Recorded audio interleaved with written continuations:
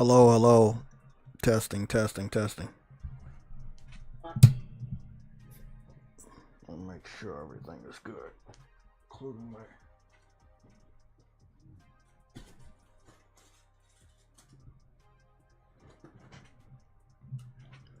my remote control. Turn down the volume.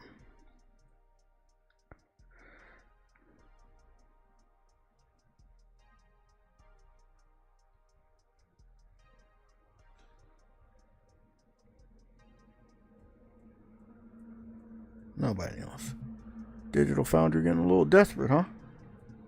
Asking those weird content creators questions that say what will Grand Theft Auto 6 look like on Xbox Series S and PS5 Pro. The world won't know until next year, and if you're on PC, all you can do is wonder what they're going to look like on different consoles. You won't be wondering shit on PC because that won't be the main focus of Grand Theft Auto 6. Consoles will be. Let's see. So many games. It looked like Shiya Yoshida did another interview with Colin Moriarty with the Sacred Symbols.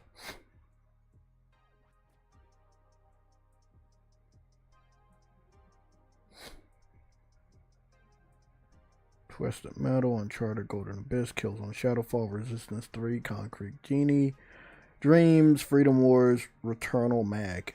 So he was... Those were the games they're remembering. Okay, cool.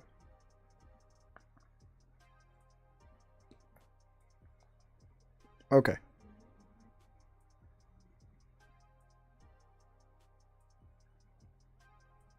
I'm just looking around on YouTube, make sure I ain't miss anything.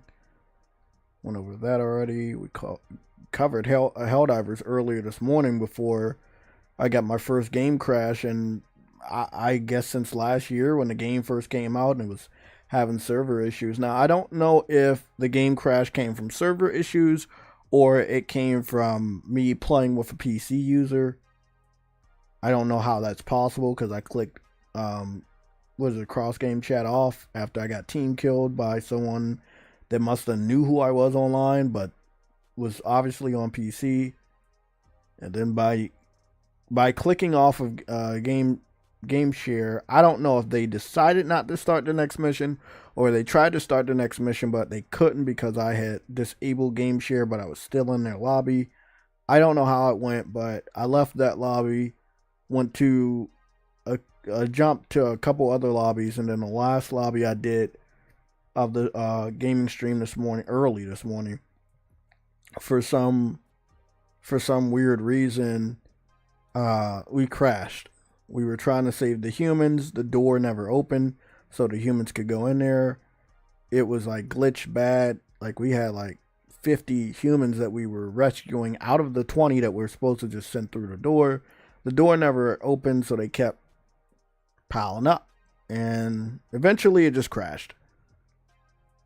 And I thought I was gonna have to turn the game off, and then it fixed itself and it put me back on my ship. But then not too long after that, the game actually did crash. And then that's when I was like, no, we're not gonna do the stream.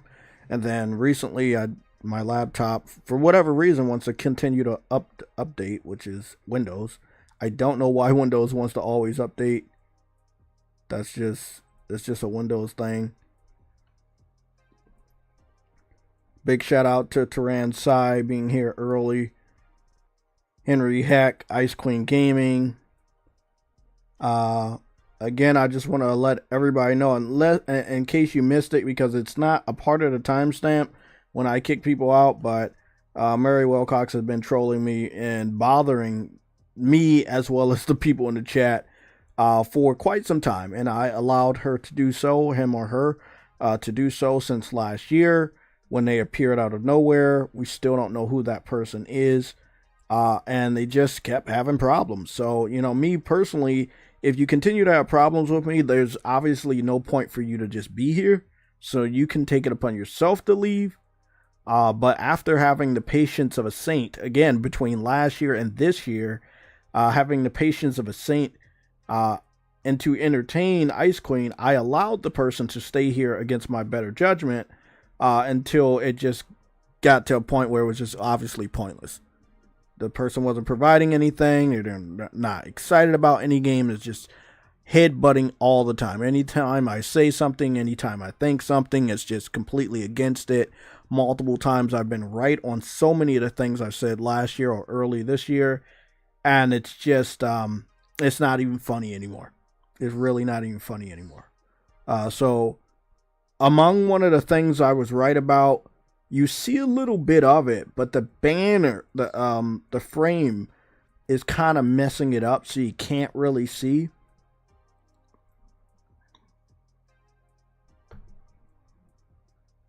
I want to see what I can do with this.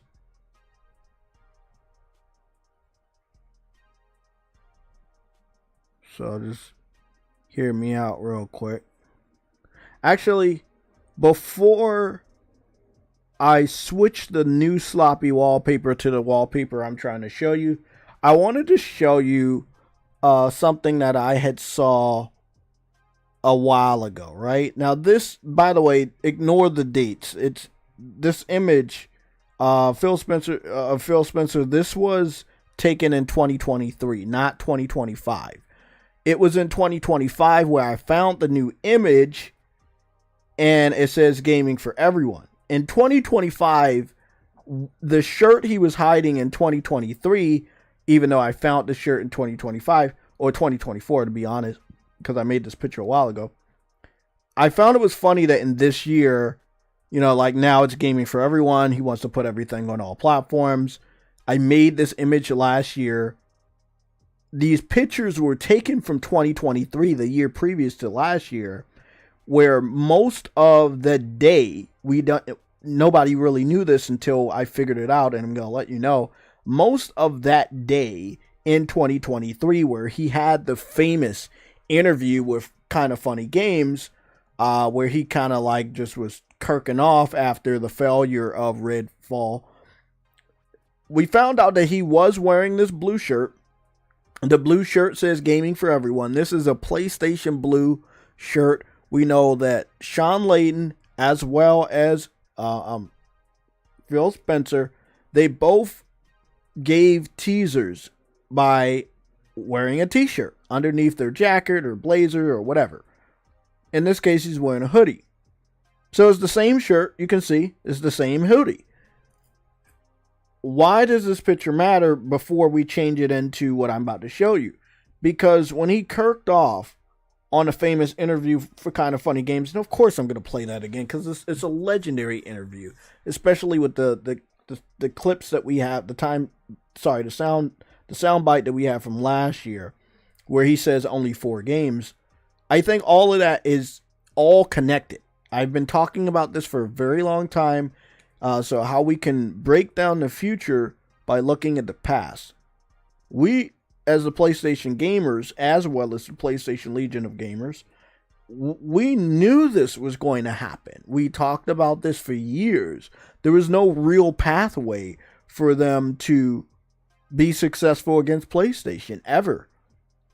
So what they had to do was they had to put these games on a platform where they could be successful.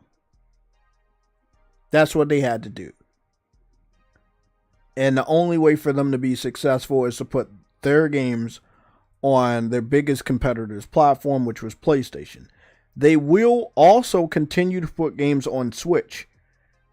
It's just going to take a little bit longer because they have to really work on the Switch ports, which means they're going to have to downgrade pretty much all of their games to be put on the Switch. From what I'm hearing from the Switch, especially pertaining to Cyberpunk 2077, it is all but confirmed that the Switch is in so many cases weaker than PS4, but definitely weaker than the Xbox Series S. It's not something that we want to hear, but it's something that we pretty much knew. Again, there's a lot of spec details that Nintendo is keeping secret. Their console launches in the beginning of next month. We are officially at the end of this month. Not the very end, but we are at the end. I think this month goes to the 30th or 31st. Somebody will correct me. But outside of that, we're looking at we're looking at the 21st right now.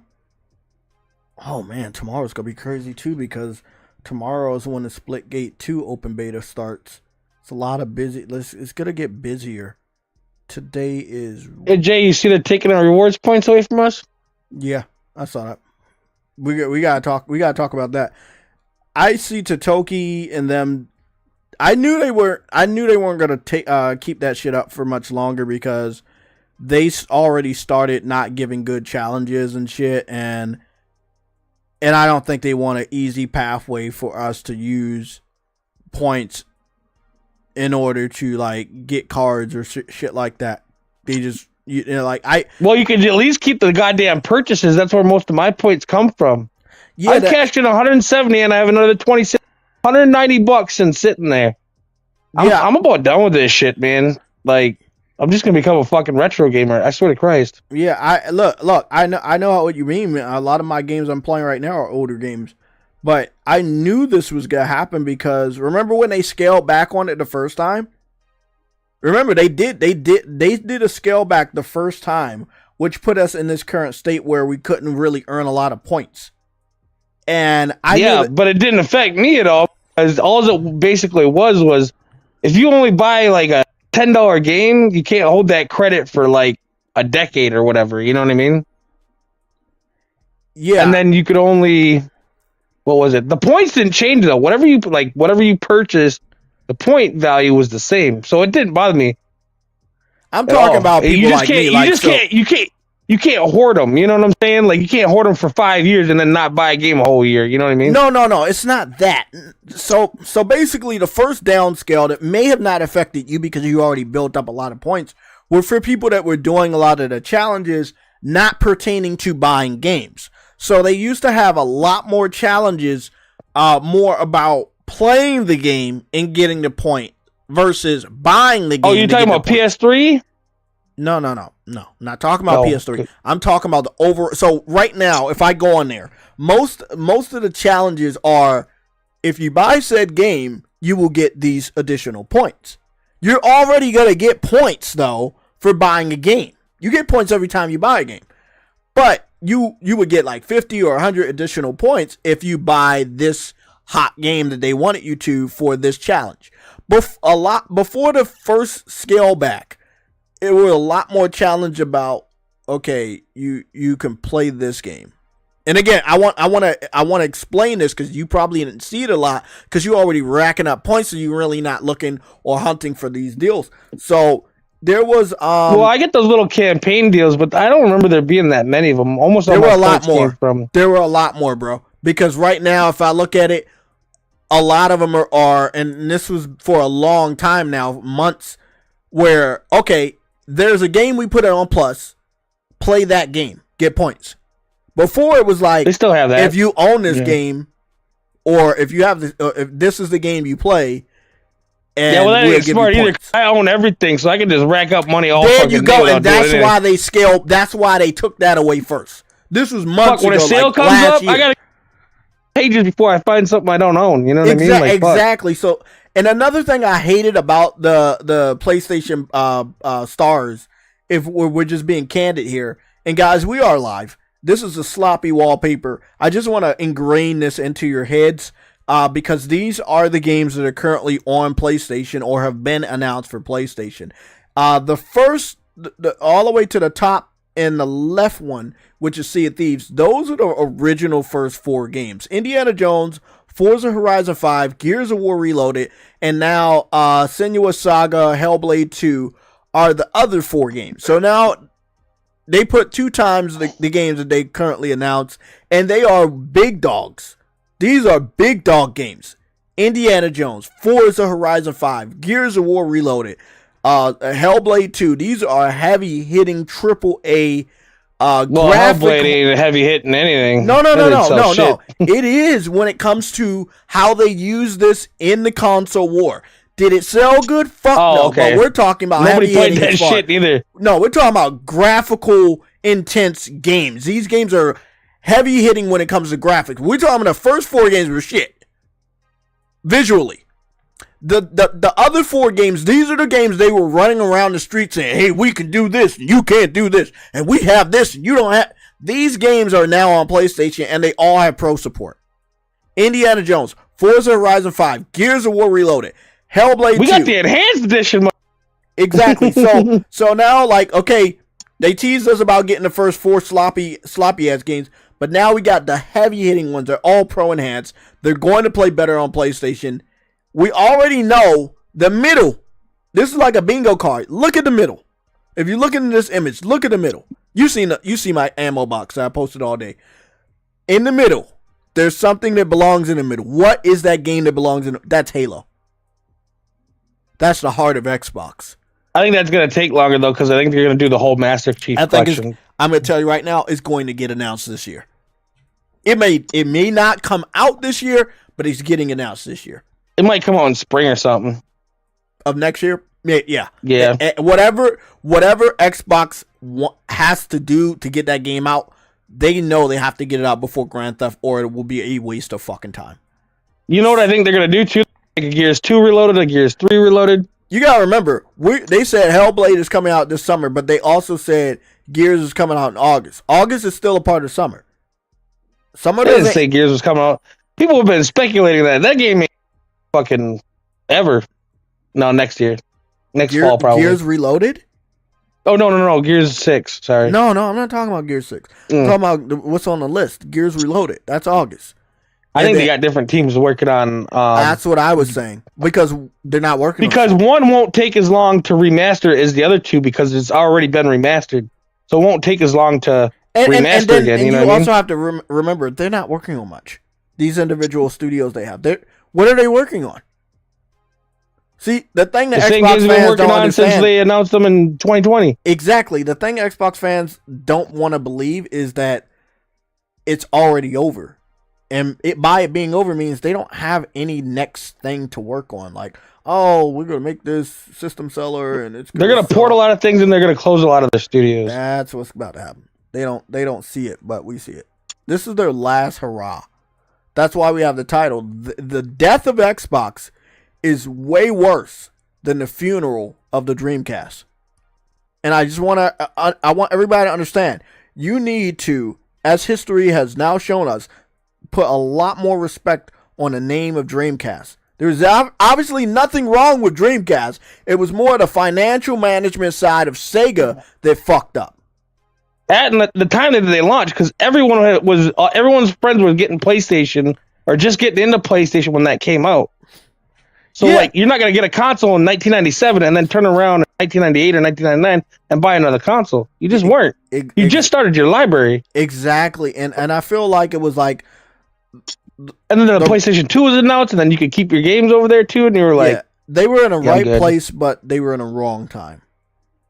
Right? Yeah. They were doing everything right, but they just... If they didn't come up with the Saturn and the if they would have made something in between the Saturn and the Dreamcast, not as powerful, obviously, because the technology wasn't there yet, they could have competed with PlayStation, but... It's funny because Nintendo's original vision was to use Sony to kill Sega, and it ended up happening anyway by default. Because if Nintendo didn't backstab Sony, they wouldn't have made a new console, which would have, did what it did that fucked up the timeline of Sega. And when they released their Dreamcast, and then again, of course, they had to come head to head with Sony anyway. But not like on a competitive level. It's just like Sony was so big, like you said, people are creating their catalogs. It's in the late 90s. The PS2 hasn't came out yet. What are you gonna do? Oh, PS2. We're hearing a PS2 is coming out. Well, I'm just gonna go to a PS2 as a gamer with a PS1 library, and then you hear, and this is where it gets real bad, and a lot of people don't talk about this, backwards compatibility. The real first console fuck Xbox, the real first console with backwards compatibility that was a financial threat to competitors. You had the whole PS1 library that could be played on your PS2. When you get your PS2, you didn't really need a lot of games. If you were still in the middle of other games, you were good. Dreamcast couldn't say that. And Nintendo couldn't say that. Yeah, and the generation was shorter. PlayStation didn't really take off till 1997. Exactly. So people didn't have it that long. Yeah. Yeah, that's exactly. I definitely have mine. Generations weren't 7, 8, 10 years like they are now. Yeah, I think I got mine 98. I got mine holiday season 98. Yep. Well, back to it. PlayStation Stars was like dead for a while. And again, me and you and other people would have racked up a lot more points if they didn't scale back the first time. Where they were like, well, if you play this game, you get points. Well, they changed it like, if you play this game inside of Plus, you get points. Now, they had a lot of the challenges were like, oh, if you play this game inside of Plus, you get points. But a lot more of them were like, if you play this game inside of Plus, you get points, which was kind of lame because they only gave you 50. And then they had this other dumb shit like, oh, well, if you buy this game. They had a lot more challenges if you buy this game. And what I hated about it was like, they don't give you points if you brought the game that was on the list that did not come out. I know. They said the challenge it always came out the month after. It was like for second wave. So I pre-ordered a game that's supposed to be pre-ordered for the challenge, but I pre-ordered it too early because I had no idea the challenge was coming out. So I missed out on those bonus points. I did it every time. Yeah, me too. Because if I bought it day one, it'd be like, say it came out April 26th. It would come out in the May.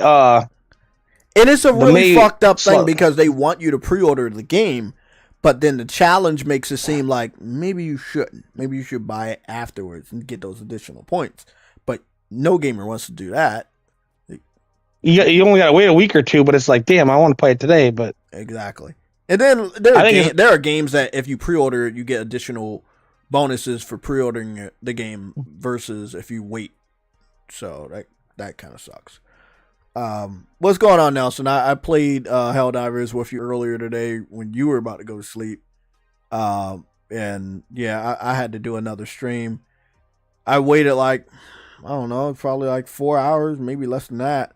After you logged off, about an hour after you logged off, my shit crashed. And then 2-3 hours after that, we got the news about Hellblade 2. I was wondering when this one was going to come up. There's still 2 other major ones. I'll say Starfield. Yeah, Starfield and Halo. When is that going to happen? I don't know. My list is going to start edging out the weaker games. So the first game that gets edged out will be Pentiment. So if Starfield gets announced, Pentiment gets off the list. And then I'll put Starfield there. But the one in the middle is always going to be Halo. I don't know which one they're giving us. One Reloaded, like Gears. They might give us Halo Reloaded 1. And just try to make a lot of Master Chief Collection Remastered. No, I mean, they can. But somebody told me this. If they give us Gears 1, they can make money off of us that 10. Then they can Reload 2 and make money off of us that 10. Yeah, they might do that too. Yeah. And I feel like that is what they're going to do because it's not our gullibleness. It's us being real gamers. We will buy games. There was a version of a list that I never finalized it where I did fill in one of the gaps with Doom. But then I was like, nah, that's not a good one because although they said, the fanboys said we weren't going to get that one, that was a legacy game and it was always going to come over even though they thought it wasn't going to be. I feel this is surreal. It's funny, but now it's getting to the point just like the PC fans felt where there's not much more of a surprise going forward. Like the PC fans got so many games from PlayStation that the novelty of the shock value just wore off. It was like, we already know we gotta get one. And the sales are drying up for PlayStation on PC. I feel like Xbox has a longer way to deal with that because the first 4 games were dog shit, but the next 4 games were actually serious. And of the next 4 games, we have 2 of them currently, and the other 2 have just been announced, but they haven't dropped yet. So that would be Gears and Hellblade 2. I definitely believe Hellblade 2 has absolutely no chance of actually selling good over here, but Gears does. A lot of Xbox fans are going to migrate to PlayStation and get Gears. And then again, Starfield and Halo. Unless I'm missing one, there's some small ones like South of Midnight and Avowed and shit, but I don't know when they want to bring those over or if they feel they could or should. They sold really bad. South of Midnight is obscure as fuck. Same with Avowed. So we already got Elder Scrolls Oblivion. Should have been on the list, but again, it's a legacy title. Xbox fans said if that game ever got remade, it was never going to come over to PlayStation. That was bullshit. Yeah, man, this is where we're at, guys. This is the full list of the 8 games that are currently on PlayStation and announced. This is a sloppy wallpaper. I just want to know what you guys think about that. I know that's a casual question to ask, but what do you guys think? There's obviously absolutely no reason to buy an Xbox, especially knowing that Grand Theft Auto 6 is going to play better on PlayStation, but I feel like there's absolutely no reason to not say Xbox is dead.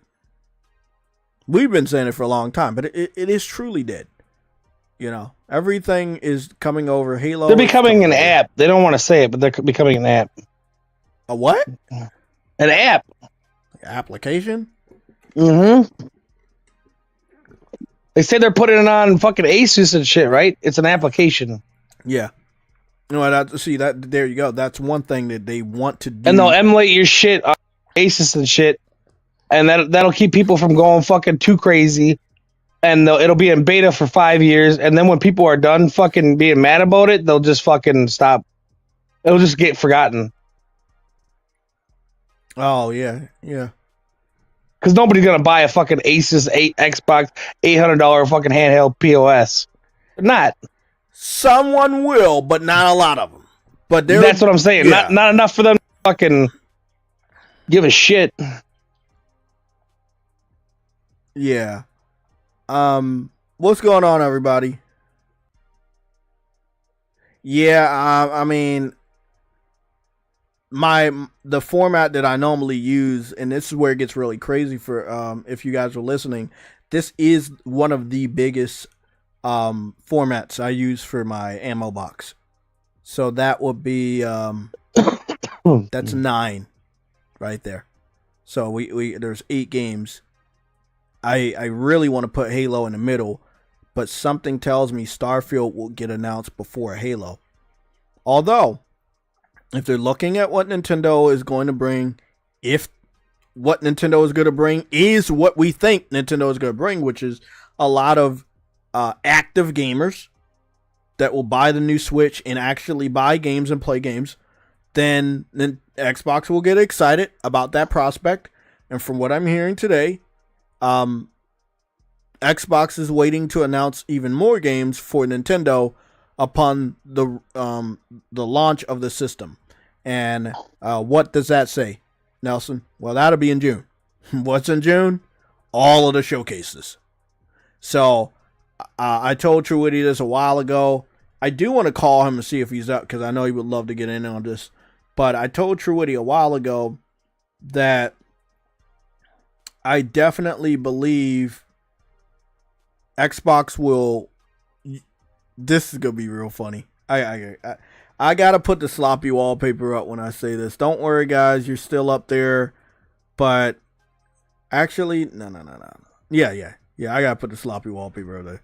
This shit's probably funny. They canceled the Fan Fest this year because of this.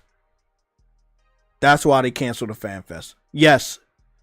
They did this like a month or 2 ago. They announced that they are not having a Fan Fest this year. And they're probably never going to have the Fan Fest again. Xbox is dead. There are so many signs. There's so many things they've done that would confirm that they're dead. If you're a crazy fanboy, either you ignore this on purpose or you sweep it to the side like it's not a big deal. It is a big deal. This is the first Xbox Fan Fest, I think, since the pandemic that they canceled. But there's no reason to cancel it. See, there's no pandemic right now. There's absolutely no reason to cancel the Fan Fest outside of you're planning on releasing more major Xbox exclusives that will upset the fans. So, yes, they may still be stupid enough to go over to California this year, but they won't be excited.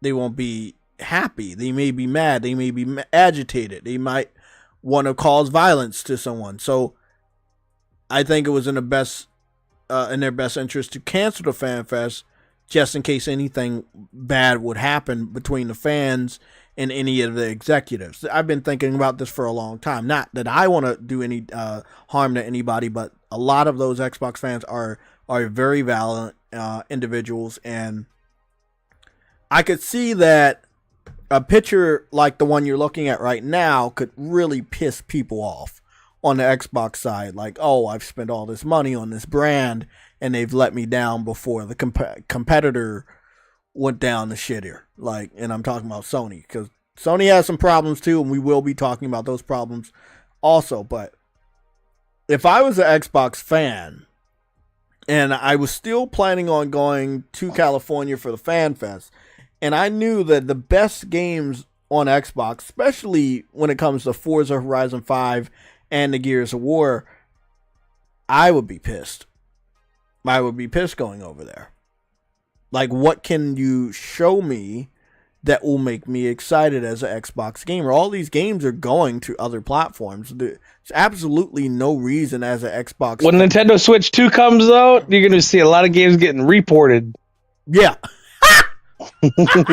He said reported, but you're not wrong. Which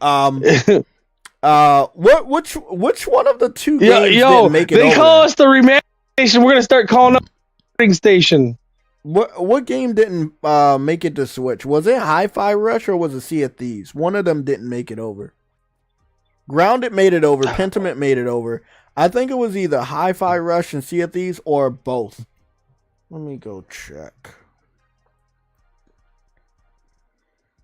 Is Hi-Fi Rush on Nintendo Switch? No. That's the one that didn't make it over?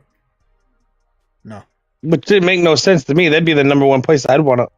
Nah, I think it was a little bit too demanding. Switch is very weak. It can play Hi-Fi Rush. They can play on a goddamn PS3. It's a pixel game. It's a PS2 game. Did Sea of Thieves go to Nintendo Switch? I don't know. Just asking Google. No. Okay, so those were the two that didn't go over. So they got the weaker of the two. Yeah, they got Pentiment and Grounded. They didn't get Hi-Fi Rush and Sea of Thieves. Because they didn't want to downgrade. Like, they didn't want to, they didn't want to downgrade. So, I'll see Hi-Fi Rush and Sea of Thieves will be available on the Nintendo Switch. And then, if they're feeling froggy, they can put the even bigger ones over. I just don't think that they are going to do it. I think Hi-Fi Rush and Sea of Thieves will be on Switch. If they really, really want to get froggy, do Indiana Jones and maybe Forza. But it's going to be significant downgrades. Remember, from what we're looking at with Nintendo Switch 2, it looks to be much weaker than the Xbox Series S. And in some cases, it's also weaker than the PS4. Not 5, PS4. Yep, you heard that right. So, it's really going to be up to the developers, the first party, to show off any type of power for the Switch. But at the end of the day, it is what I didn't want from Nintendo, but what we should expect from Nintendo going forward. Like, it is what it is. So yeah, Hi-Fi Rush. Well, could you imagine if they did something more powerful? People are already complaining about 450. You wanted that thing to actually be powerful with a deck? That shit would be $1,000. Well, that's the sad thing. It's not worth it. Like, Sony gave us a powerful system for as low as $400. My first PS5 was $400. My PS5 Pro was $400. My PS4 was $400. You see what I'm saying? Like, they were giving systems for $400. Sony from 2013 all the way to 2020. You could buy a PlayStation console for $400. Yeah, well, the PS4 was less than the fucking Switch a lot of the times, and Switch still outsold it. So yeah, that handheld and that Nintendo. There you go. There you go. It's that handheld aspect, and they knew they could, because that's all you buy a Nintendo. Yeah, they can't be. You're not buying anything but Nintendo and indies on, because it's your. I'm taking a shit, going on a train, going on a plane. They remember when they used to call, was it PS4 in the beginning? They called it the indie station. I love that. In reality, it was Nintendo that was the indie station, because that was the only type of games they could play. And we're not talking about those heavy duty indie games. We're talking about the fucking obscure ones, the very, very the side scrolling ones, the pixelated ones. Like, maybe with the Switch 2, you're gonna get the much more demanding indie games. The ones I'll be looking for, but I'll see. We'll see. I think the only people that are really gonna come to the table first would be the indie crowd, But hey, they got the most games of any console ever made. There's got to be a lot of indies going there. Exactly. So I'll look at it this way: a lot of they get a lot of those classic throwbacks. I like that shit though. Yeah, those major third party developers, the AAA ones. They're going to look at Nintendo in the first year, second year, maybe even the third. They're like, hey, a lot of people are buying this system. Let's put our games over there, and it's going to blow up and people are going to buy it. But I think that after the second year of them seeing that, and I'm talking about the major AAA third party developers, once they see, okay, these games are selling well, let's pull out, and we have to do additional work to downgrade, let's pull out. That's when, again, every indie developer to put their games on the Switch 2, year 1 and 2, they're going to still be there year 3 and year 4 and year 5. And it's kind of what happened with the original Switch, where there were AAA developers that were trying, but at the end of the day, they just were like, man, I'm not going to keep doing this year after year, downgrading my project just for the little bit of sales. Well, that's why they always came out later. It's like, yeah, it's worth it to make it for Switch, but we're going to have to do that after we release. We got to fucking focus on cutting this bitch down to get it to work. That's why they always came later. The only, like I said, the only really good thing about the Switch 2 right now is that it's a little bit more powerful, so the developers are not going to have that much of a headache. But then at the end of the day, and I don't think a lot of people are even saying this, you're basically making a PC port, because you're scaling down to the lowest denominator for the Switch 2. It is weak as fuck in comparison to big boy consoles. Even PS4 in some cases is very, very weak. Very weak.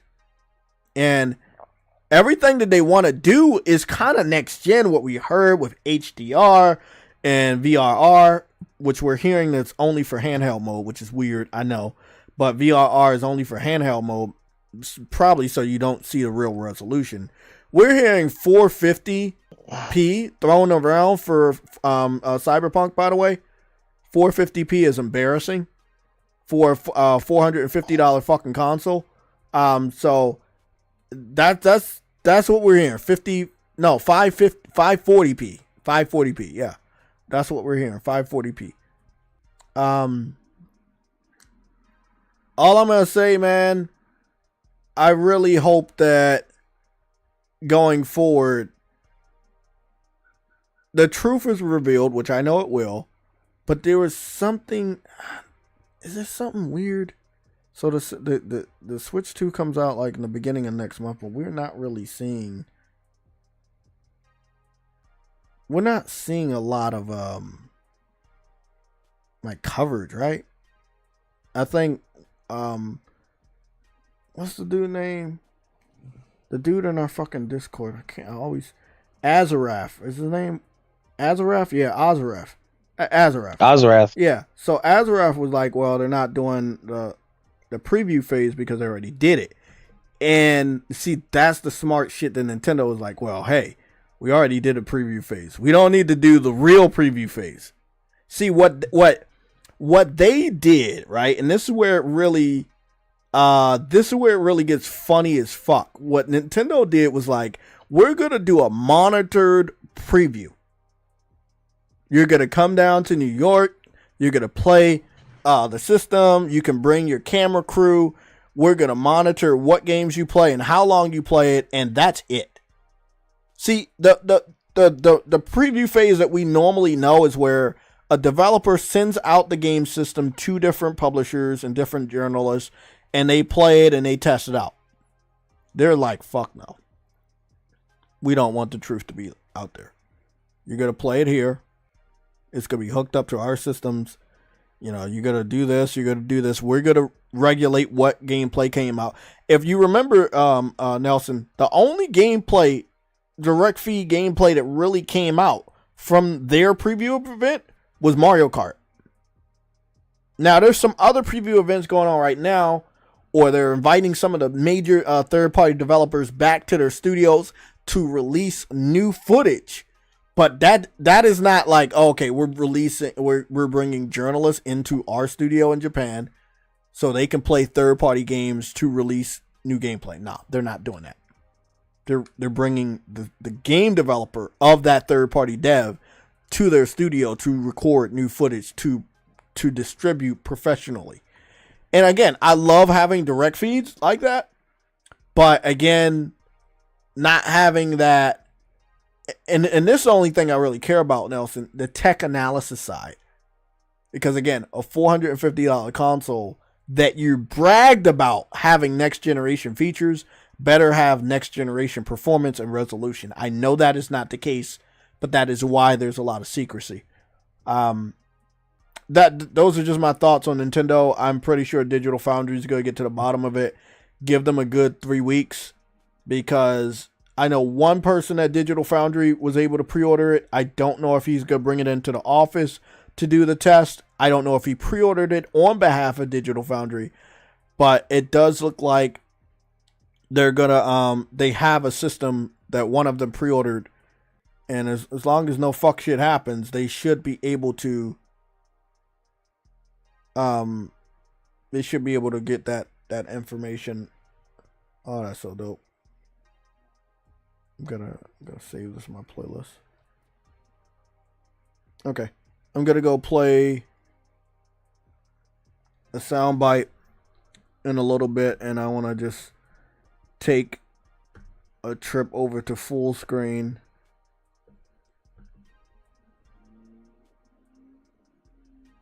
And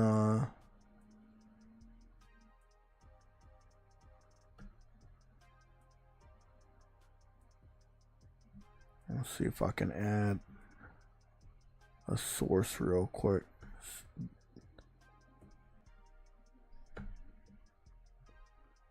Oh, fucking Harvester got me. You talking about Death Stranding? I mean, not Death Stranding. Yeah, no. Helldivers. Helldivers, yeah.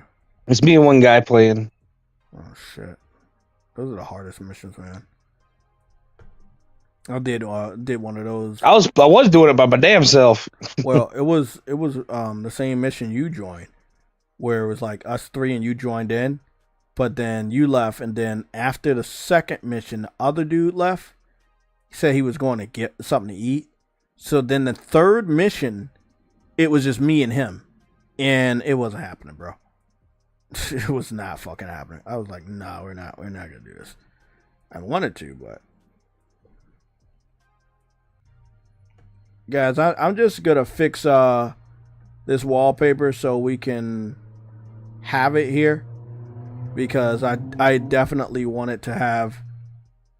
Do we have it? We're good. Okay, we have it here. So again, this is our little wallpaper right here. I'm calling it the new 2025 overpaper. We'll have some important news on this, but this is what's going on. Xbox it's disrespectful to say what I'm about to say, but they are the new Sega, but no disrespect to Sega. And I know that's weird. And the reason why I'll say that is because when you think of Sega, you think of them dying, but not being dead. And also releasing their games on their most harshest competitors like Nintendo and Sony. They released their games on the air, put Sonic on there and shit like that. And it was just so weird to see after they died. Not too long after they died, they put the games over there. But Xbox is worse because they didn't exit the competitive console market before they started putting the games over there. I hope that every Xbox fan knows there is no comeback next gen. Don't get excited about whatever hardware they're creating as if it's going to defeat PlayStation and things are going to go back. It's just going to be $1,000 handheld that does a little more than the Switch. Come on. I don't know if that's going to be the case, but I believe that they're working on some sort of a handheld or PC style device that will have access to Steam, the Steam store, and which makes no sense in the first place because ain't nobody using the fucking Xbox. Nobody. I know, but it's just a last-ditch effort. They don't know which direction to go to. They don't know how to get people excited. Right now, and who would buy that shit? And it don't make no sense. I want everybody to understand, no disrespect to President Trump, but I remember when President Trump, he got a lot of cues from his fans. You know, what the American public wanted is what he ran on. And he won because he ran on what we wanted, right? And I feel like Xbox has been doing this over the last 5 years. You've seen it, where when the Xbox fans kept saying, buy studios, 3 years after I really saw that whole movement pass in the console war, they actually started buying studios. This wasn't like, oh, they're doing it because they're there's nothing else to do. No, their fans were literally complaining and begging them time and time again to buy studios. Where the hell's A? There he is.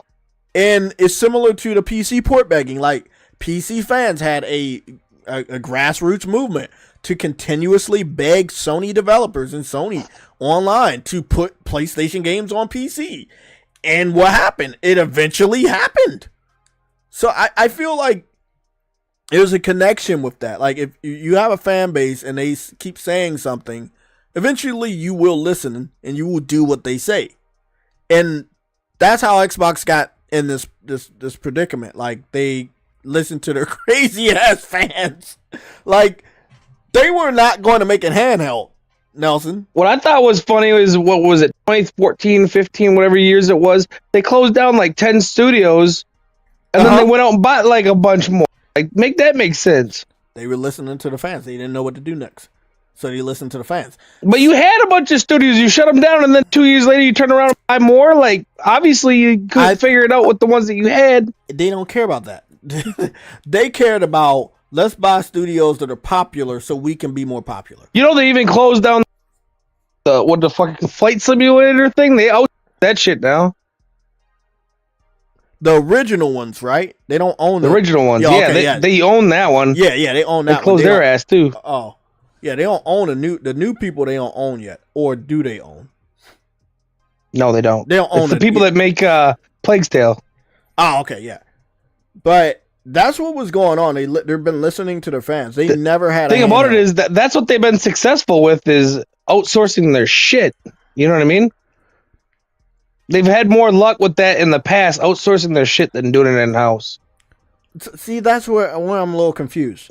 You want to be a publisher, but you're going to be, like, outsourcing your shit. But I guess as a publisher, you can do that, because if you're a big enough publisher, you can do that. But, again, the question here is, why keep the box? Like, what is the point of... They want to make money without putting any of their own effort in and losing money on consoles, but they still want people to play Fortnite and shit on their shit. That and people that have on Game Pass. That's it. You know, because they're not going to make games. You're not going to make games for a fucking Xbox handheld. It's got to be a PC fucking whatever. You know what I'm saying? Yeah, it's got to be a PC build device. Yeah, they're not going to make it for fucking 3 million motherfucking people. It don't make no goddamn sense. So, like, it's basically a Steam Deck. Or maybe like a Steam machine. That's what it is. A Steam machine. So, it's an Asus. Yeah. POS that ain't even sold 1 million yet. The question here is, and again, I know Xbox fans better than they know themselves. If they make a handheld, Xbox fans will reject it because they know it's weaker. If they make a console, they're going to expect it to be super powerful. But I don't think Microsoft, and they're not going to take a lot. They're not. The fucking PS6 is $800. Theirs is $1,000. If they did it, you know that's why they jacked the prices. The PS5 cost at or around. I don't know the exact number. I just know it was right in line with the PS4, which would cost $419 to get to consumer when it first launched. $419. They only took a $19 loss on that console. The fucking PS5 is at or around that. So let's just say $520. Lost $20. The fucking Xbox, we found out in court, that motherfucker, they lost $200 on every Series X out there. You know what your odds of making that money on the majority of your consumers? No. Me, sure, yeah. Me, yeah. But the average person? Nah, dog. That's why do you think PS3 lost so much money? They were taking a $246, $49 hit on the 500 model and like $264 on the fucking, and they went negative $4 billion for that console gen. Because they didn't sell no console games, you can't take that kind of hit and recoup it on the majority of people that play. Yeah, because a lot of people buy 2-3 of them. Think of you got in your house, you got 3 of them, but you only buy 10 games. You took a fucking $750 loss and you only made back $150 or $200. You know what I mean? That's one of the things that a lot of people need to understand. Like when it came to PS3, there were a lot of consoles that sold, and I'm here on the ground. I know this. A lot of the consoles sold, but a lot of people that brought the PS4, PS3, and you have to listen to this, Nelson. They were buying like Call of Duty, Madden, Assassin's Creed, shit like that. What Sony really needed to make a lot more of their money back is for them to invest in those first party that Sony kept spending a lot of money on. And they were, I will never stop saying this, PS3 had the most unique first party games you're ever going to see from Sony ever again. Yes, that was the most diversity. That diversity didn't sell though, so that's why everyone's like, "Oh, PlayStation ain't got diversity." Yeah, because nobody buys the shit. Exactly. We had tons of great multiplayer games. We had tons of great single player games, but people, like you said, people weren't buying it. They just like, well, you know, I'm one of them, mostly because I didn't buy much because I was in the army. I had like a couple games because fuck, half the time I was working 7 days a week and fucking, or I was drunk. Or I'll get an ass. But so I was like super selective, you know what I mean? I mean, that much. And we do have to look at that generation. We have to look at where we were. We were younger. A lot of people just didn't have the time. I didn't have that much money. Yeah. I had my Mustang GT that needed premium fuel, like $4 a gallon, which with inflation is like fucking $7 a gallon nowadays. Fuck. But still a great generation, better than fucking Xbox One. I bought a lot more towards the end of the generation when I was home. I had more time. I was out and, you know. Yeah, I mean, and that's when a lot of gamers were doing it. They were. That's what I think. That's what I think. Games they found out. And too, a lot of the reason, like MotorStorm, that shit didn't sell a lot. You didn't have the player base really yet. You know what I mean? Mm-hmm. Most people were on Xbox 360. Exactly. I've said that so many times. So many PS2 veterans went to 360. They didn't get off that system until the PS4 came out. This is where it sucks. And I've always said this. I think they were in a wrong fucking generation. A lot of those great PS3 games would have did so much. If they would have done really PS4. Yeah. Like that whole multiplayer push, they were like 4 years, 5 years ahead of schedule. PlayStation Home, you know, the little globe thing folding home, even the themes. Like they were so ahead of their time, and they pulled back.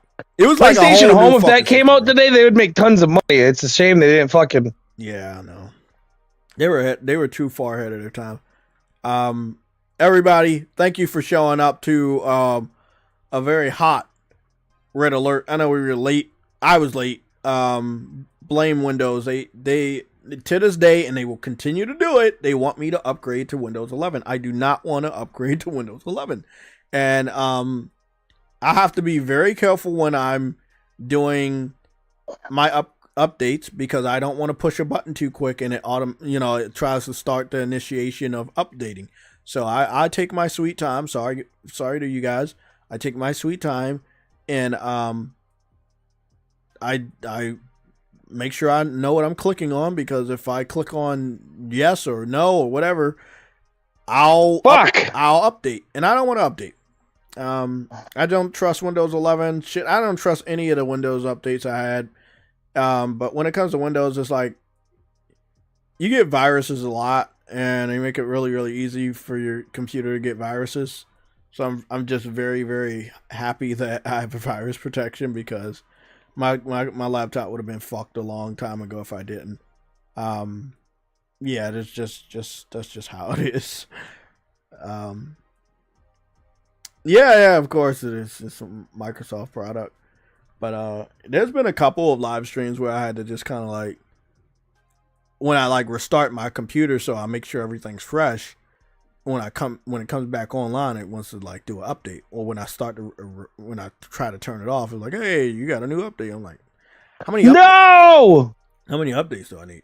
I don't know how many updates I need, but they seem that they want to update the shit every fucking 3 times a week.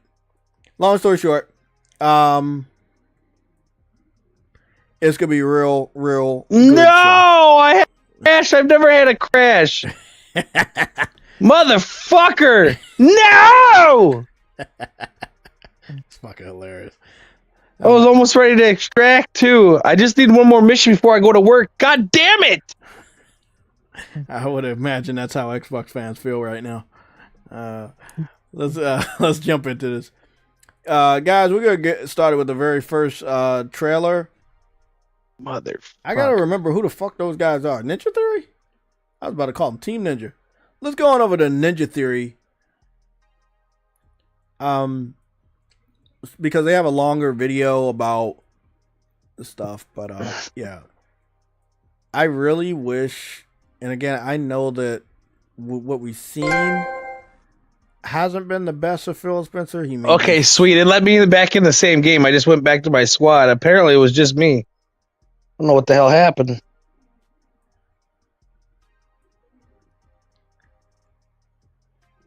There you go. It's not even something that like automatically pops up. That's not even good, bro. Like they only got 87,000 subscribers. That's pretty fucking low, you know? So like, it is what it is. Damn, bro. I know that game so like that dog shit. And it's Hellblade 2. I feel like, well, so did Indiana Jones. So yeah, and we talked about this. They've lost a lot of money on their exclusives because they sell like shit. They do not make that money back. The Indiana Jones by far, because you had to cut Disney in on that. Like Spider-Man was 300 something mil. Mm-hmm. That Indiana Jones wasn't as that, but I bet you it was 250, and they made probably back what, 5? They haven't made. Listen to this. They haven't made a video since 8 months, bro. In 8 months, they haven't said anything. They were supposed to be working on this. What is it called? The mission or whatever. This fucking, that one shit with the staircase. It's like they working on some new fucking shit. They're never gonna bring that shit out.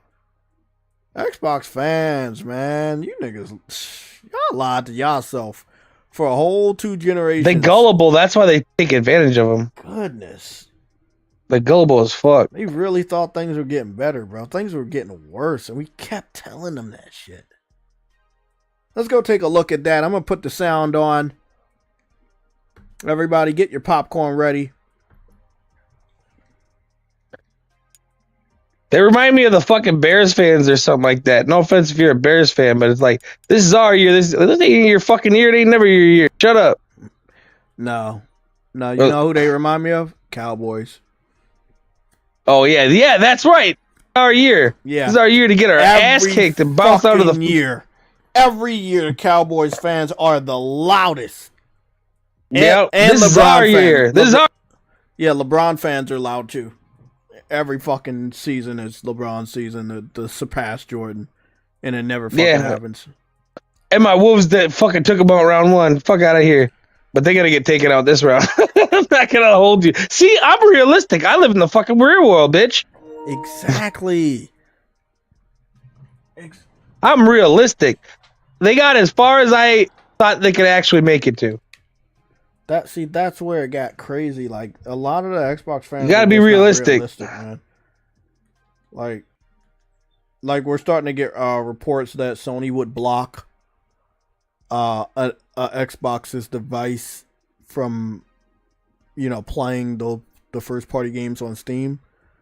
But again, they would have never had this problem if they never put the games on Steam in the first place. If Sony had the real research that the PC fans are not a financial viable platform. But now they're learning. After 5 years of financial failure on PC, they've learned that they're not really making shit. We'll see what happens going forward, because Nintendo does not care about Xbox or PlayStation. They are going to continue to pay developers to make games exclusively for their system, even if it's time exclusives when it comes to third party. So Sony does need to make sure that in the court of public opinion, they look good for having real exclusives. Other than that, like, you're going down the same path of Xbox. It's just you're way more popular. So you're not like dying right now, but you're still on the same path of Xbox of putting games on that PC and thinking they're actually doing good. That was one of the major steps in the downfall of Xbox. Is Microsoft thought the PC community would save the Xbox brand, and it didn't. Prime example, and it's where it gets really funny. Microsoft buys Bethesda on behalf of Xbox. Bethesda releases, from what they hyped up, one of their best Doom games. It is the lowest selling Doom game ever of the trilogy. It has the lowest player base on PC of the trilogy. Like, no one outside of the graphics, no one is favorably saying this is a good game. And people immediately, with the new update of Helldivers, went to Helldivers, which is not as graphically superior to Doom, but is, again, on a fun factor, people are having a lot of fun. The game is not a single-player story-driven game, by the way, when it comes to Helldivers. And people still said, fuck it. What they're doing here, I like this better than Doom. I'm going back. Or I'm going to buy the game. So, there's that. We're going to be featuring Helldivers gameplay. We may get a little bit into Monster Hunter, but I can't hold you on either one or the other. But we're going to get some gameplay up. Let's see what this trailer's all about. Today, on the 1-year anniversary of the release of Senua's Saga Hellblade 2, we're excited to share some news with you on the game. We're so happy to tell you, our fans, that Hellblade 2 will be coming to PlayStation 5. One more day of work after today, and then it's fucking 4-day weekend. Yes, sir.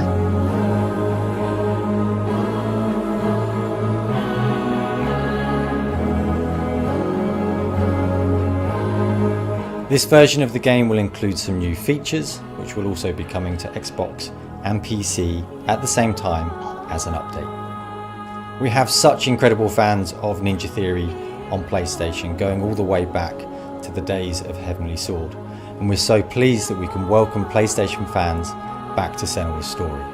And so the team have been working hard to optimize Hellblade 2 for both PlayStation 5 and PlayStation 5 Pro to give you the very best experience we can, and we look forward to sharing more details with you soon.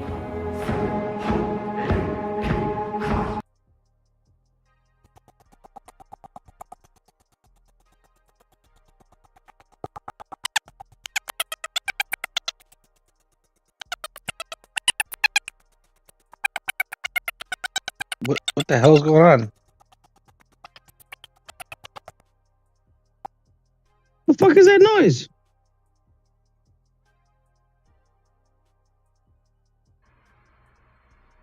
My headphone jack. Sometimes it falls out. Oh shit. So yeah, the announcement was basically to announce that they're bringing it over It's a small one. I think that we'll get more, like they said, more information as time goes on. It does look like they said it's on the wish list. So we'll go take a look at that. I don't think I care much about this game. I did try my best to play and get enthralled in the first Hellblade, but I just wasn't feeling it. I feel that the combat was very repetitive. And the poison, the puzzles sucked. Like, they really, really sucked. I remember Hellblade 2 coming out around the same time as Helldivers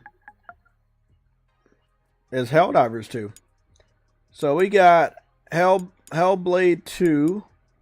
I'm searching it and it's not popping up.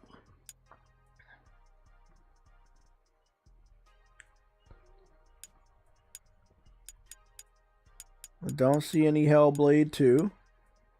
I might have to go on the What's New page. People are probably going to tell me that. Yeah, I'm going to go to the What's New page and see if it's there.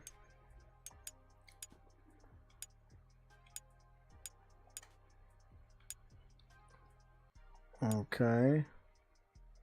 Most anticipated. Nope, that's not going to be over there. RPG, greatest hits, robot games. No, that's not it. Discover, get creative and capture. Okay, photo mode section, don't care. Galaxy Chronicle.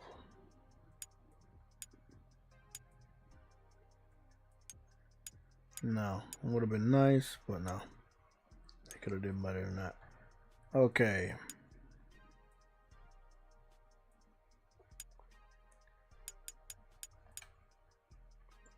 At Atomfall, nope.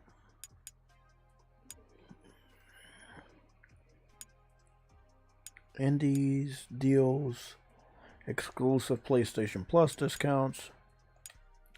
Does anybody know where I may be able to find this game? Maybe it's in the latest section, top games in your country. What's hot? New games, pre-orders, demos, Discovery, PlayStation Studios, free to play.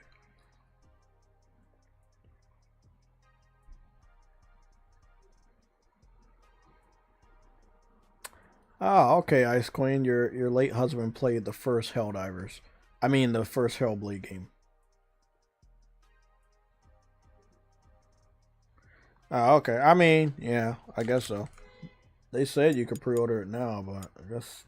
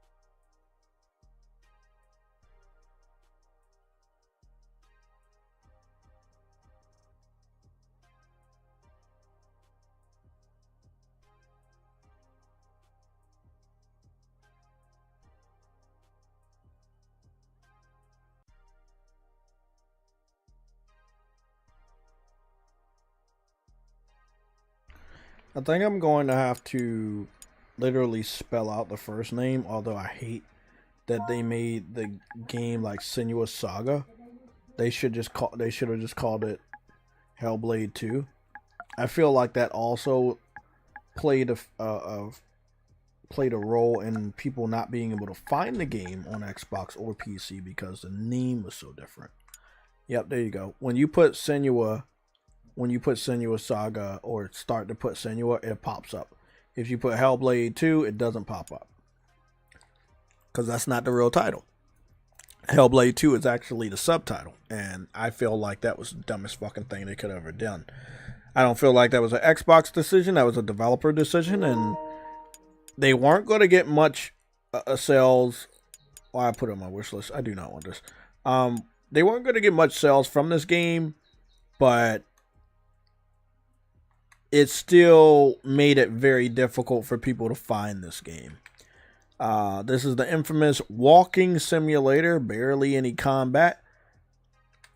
And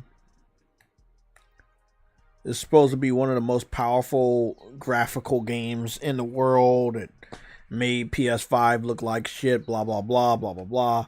And now the game is available on PlayStation 5 anyway. I will go and get this little tidbit zoomed in, make all you guys cheer. There we go. We have a confirmation that it is PS5 Pro Enhanced, so it will be better on PlayStation 5 than it is on Xbox. Boy, boy, boy. You gotta love it. This loyalty program shit says, oh, why is it bullshit? You're gonna say some shit, we're gonna come up, nothing's ever gonna fucking happen. Watch. What happened? I think that it says they're gonna like revise it and do something different or whatever. They're gonna get it for you're not gonna get shit. Yeah, they're getting rid of it. They're not gonna revise shit. Yeah, they're not gonna revise a fucking goddamn thing. I mean, the only thing they need to revise is, hey, you got a lot of games. We know you got a lot of games. Most of the real gamers signed up for this program.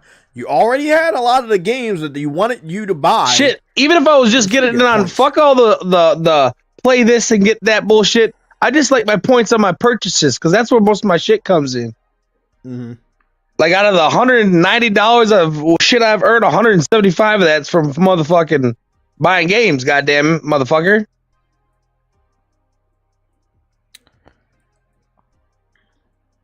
That makes sense. I'm getting closer to going retro every goddamn day.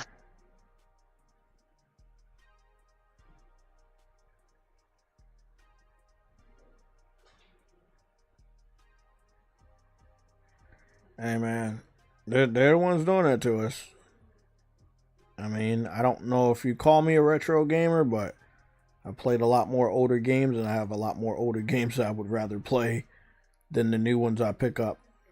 And it's not. I got more fucking games than between games I want to replay. I have access to, or I just have in my library. I can play for fucking 3 lifetimes. I don't need that shit. Hey man, I'm right there with you. I'm right there with you. I got shit around here I ain't up yet. I got a Dreamcast. They ain't that bitch up yet. They're definitely. You know why I ain't hooked it up? The fucking games are fucking expensive, bro. Like I picked it up. I was like, God damn, working Dreamcast. I'm gonna pick this up. Then I went to look at games online. I'm like, motherfucker, I thought new game prices were expensive. God damn. The best thing to do for retro gamers, which is something that a lot of people probably, if they decided to be retro gamers like 5-10 years ago, yard sales. Even now, go to a yard sale. Yeah, go to well, it's hard. It's a lot hard. People with marketplaces shit, people are going online and finding that shit. You know what I mean? You used to be able to like, $4, you know, and it's actually worth something. Now, fuck. Yeah. Like Dreamcast shit though, because it was only like really around for like 2 years.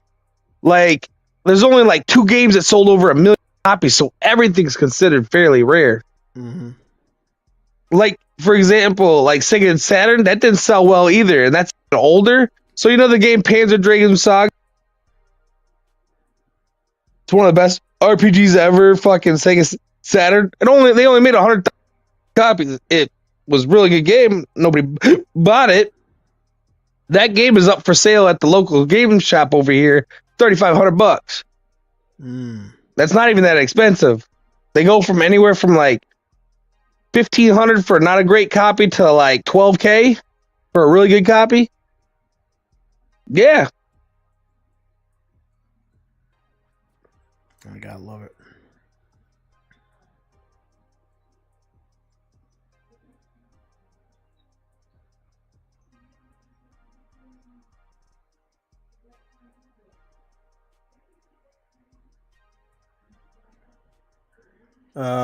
Johnny Gat, what's going on? You say Dirk Griggity is like, oh, Xbox is being pro-consumer by putting games on all platforms, unlike Sony. Yeah, that's the whole narrative now. They really at the end you gotta of the be day, shitting me. Yeah, well, see, that's the thing. PC fans were the only person. They have to, dumbass. Yeah, PC fans were the only individuals like 5-10 years ago that I saw with this phrase. Have you ever heard this phrase? All games should be on all platforms. Yeah, well, they stopped getting exclusives. Yeah, exactly. PC fans said that phrase to try to entice Sony to put games on their platforms, to make them, the developers, feel bad, like to bully them, to, you know, make them feel like, oh, we're doing the wrong thing. And it worked. It worked. But now Xbox fans are trying to do the same thing. They're like, hey, well, PlayStation, you should be pro-consumer and put your games on Xbox. But again, what's the financial benefit? For Xbox to go more in debt because you have to pay Sony a shitload of a lot to put their good games that are already selling on your system that there is no guarantee Xbox fans are going to buy those games. Let's be honest. If Xbox fans were going to buy PlayStation games, they would already own a PlayStation. And I said the same thing about PC fans. If PC fans really wanted the games that they were begging for, they would have already brought a PlayStation. The fuck they waiting 5 years for? Then they get the game, and then they say, "Oh, the price is still too high. I'm gonna wait." So you weren't serious about the game in the first place.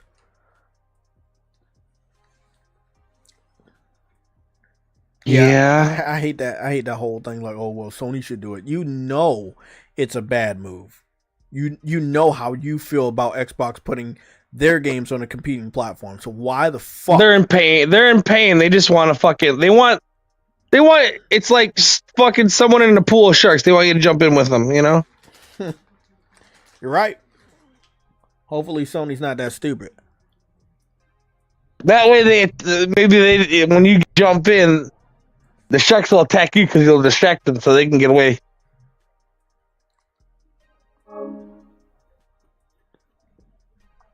Okay, we're gonna get up off of this subject. You know, it's funny. They always say this shit. Fucking all games should be everywhere. How come nobody will never say that to Nintendo?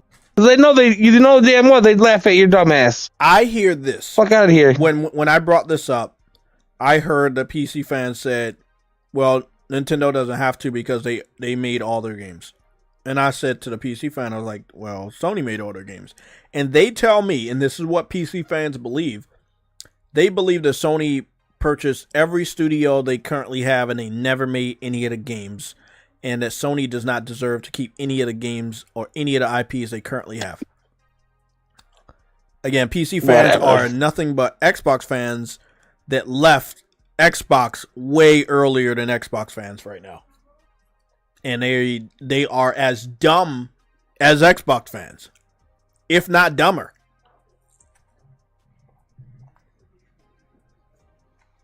Can't make it up. I don't know. You can't make it up.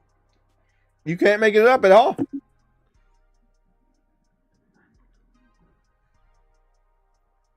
But PC fans, as much I can't wait till tomorrow though, because tomorrow is the last day of the week for me, and then I get a 4-day weekend. Yay! Oh fuck you!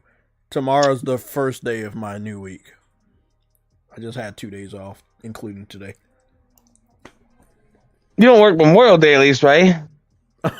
Yes, I do. But I think I'm getting done. Well, I don't. That day, so that'll be good. I'm gonna rack up as many hours. That's another reason I've been stingy. I haven't bought one single $70 game this year. I'm being stingy as fuck. I lost my overtime too, and they don't think things are gonna pick up till like September. So yeah, my job's. You're talking about with the overtime and shit that I was working. You're talking about I was kind of skimming by doing, just getting by. Mm-hmm. Luckily, I got my taxes and shit like that, but I'm gonna be making like $1,050 to $1,500, depending on how much overtime I work, $1,000 to $1,500 less a month. And I gotta, you know what I mean? I got a budget throughout the summer too. Oh, that's crazy. So I'm gonna be a real fucking stingy bastard. Yeah, I put you on that. What is it, the little gamer TV show, the one with Mega Man and shit. There was a Pac-Man episode that I really loved, and they ended up making a game about that. It's like a Metroidvania game. It's only $30, like brand new. It's $30 coming out in July, I'm picking that up. It's a whole bunch of games that I'm about to pick up that are not $60. They're like the Army Man game. I'll pick that up with you at the end of the month. Yeah, I'll be playing that with you. So if you want to play that game, I'll be there with you. Army Man, the supercharge. Yeah, the hypercharge unbox. Yeah, I'll pick that up. I'm gonna get it later. Like, I'm gonna end up getting the $35 for the premium. $35, I think. Yeah, for the premium is $35. I got so many games I want to play. That's another thing. I got fucking 10 games from last year I haven't played yet. I don't have to buy shit, bro. You better be something. They got a whole AI game with nothing but AI images of AI females. And not to mention, it's summertime. Like, my kids in the summer a lot. Like, I don't have the time, you know? I know. I mean, I really never realized how expensive we were. Because I can tell you one thing. In the summertime. When fucking, after summertime, when the summer's over and shit, my kids are back at school and I can work overtime, I'm going to be working again. So it's like, there's never time. I either got time and no money, or got money and no time. Yeah, that's how it is. That is how it is. Either you got money, but you got no time. And no time. Or you got no time, but you don't have money? Is that how it is? Yeah. You have money time, and no time, or time and no money. There you go. I don't know what type of game this is, but I do have to remember a lot of these scam games are going to look a little bit better. Think about it is when I was working a lot of those games I didn't have time for. Then when I'm going to have time to play them, it's like, I don't want to buy more games. I got about 100 fucking games I never played. Yeah, these scam games are going to look a little bit better because they're all using Unreal Engine 5, but they're still scam games at the end of the day. So this scam game is called Anime Girls Fantasy Desire. It's sitting at 2.09 stars out of 5 stars. Most of the ratings they got on this was 1 star, which means it's really bad. Now, the game doesn't look like any of the AI artwork that they premiered in the first 3 images, first 4 images. But it doesn't look bad, but I'm pretty sure the design of the game is ass. I don't see any screenshots where she's like slashing or anything like that. Probably got a pretty penny off this shit though. Yeah, all of this is AI. 2 sisters guarded the I really wish Sony would just do a better job taking one sister of monitoring what the fuck is on PlayStation Store. But death was not I don't really care. I did too. It's turning into fucking Steam, man. It is. Just random shit. Together, like, they got so much AI shit now. And again, I don't really You know how many games are released Steam every year? Fucking blow your mind. On average, 14,000 motherfucking games. 14,000 games what? Between sisters. Just released, just random fucking bullshit. Oh, yeah. Yeah, that makes sense. I watched the trailer just now for it. And that's like 14 games a day, bro. The whole trailer was AI. Wow. I mean, wow. Wait until they actually start to make games out of AI. Then this whole fucking shit's gonna be crazy. Like right here, Criminal Cleaner Simulator. The wallpaper is AI. The game looks nothing like it. Yeah, PC fans used to argue with me and say, hey, we have more games than you. I was like, yeah, sure you do, buddy. You do have more games. They're just ass. They're dog shit. They're just fucking... There's one, like, I seen one guy was creating games, and it was the same game, but, like, one was, like, cowboy hats, and you had to shoot, like, horses, and you know what I mean? They just fucking changed what they were wearing, you know what I'm saying? And they were, like, stick figure games. Like, what the fuck is this? This game looks a little... You gotta be shitting me. Big City Cat. That's like little kitty big city. Little kitty big city? Yeah, that looks fun. That looks like a real indie game. But, like, all this other bullshit, Ghost of... Tabor? Ghost of Tabor. I'm just gonna take a wild guess. It's Call of Duty. Oh, it's a VR game. Okay, I was about to say, like, why the fuck is it like $24? Okay, for a VR game, this doesn't look bad. It doesn't look that good, but it's a VR game, so it gets a pass. Okay, that makes sense. Let's see.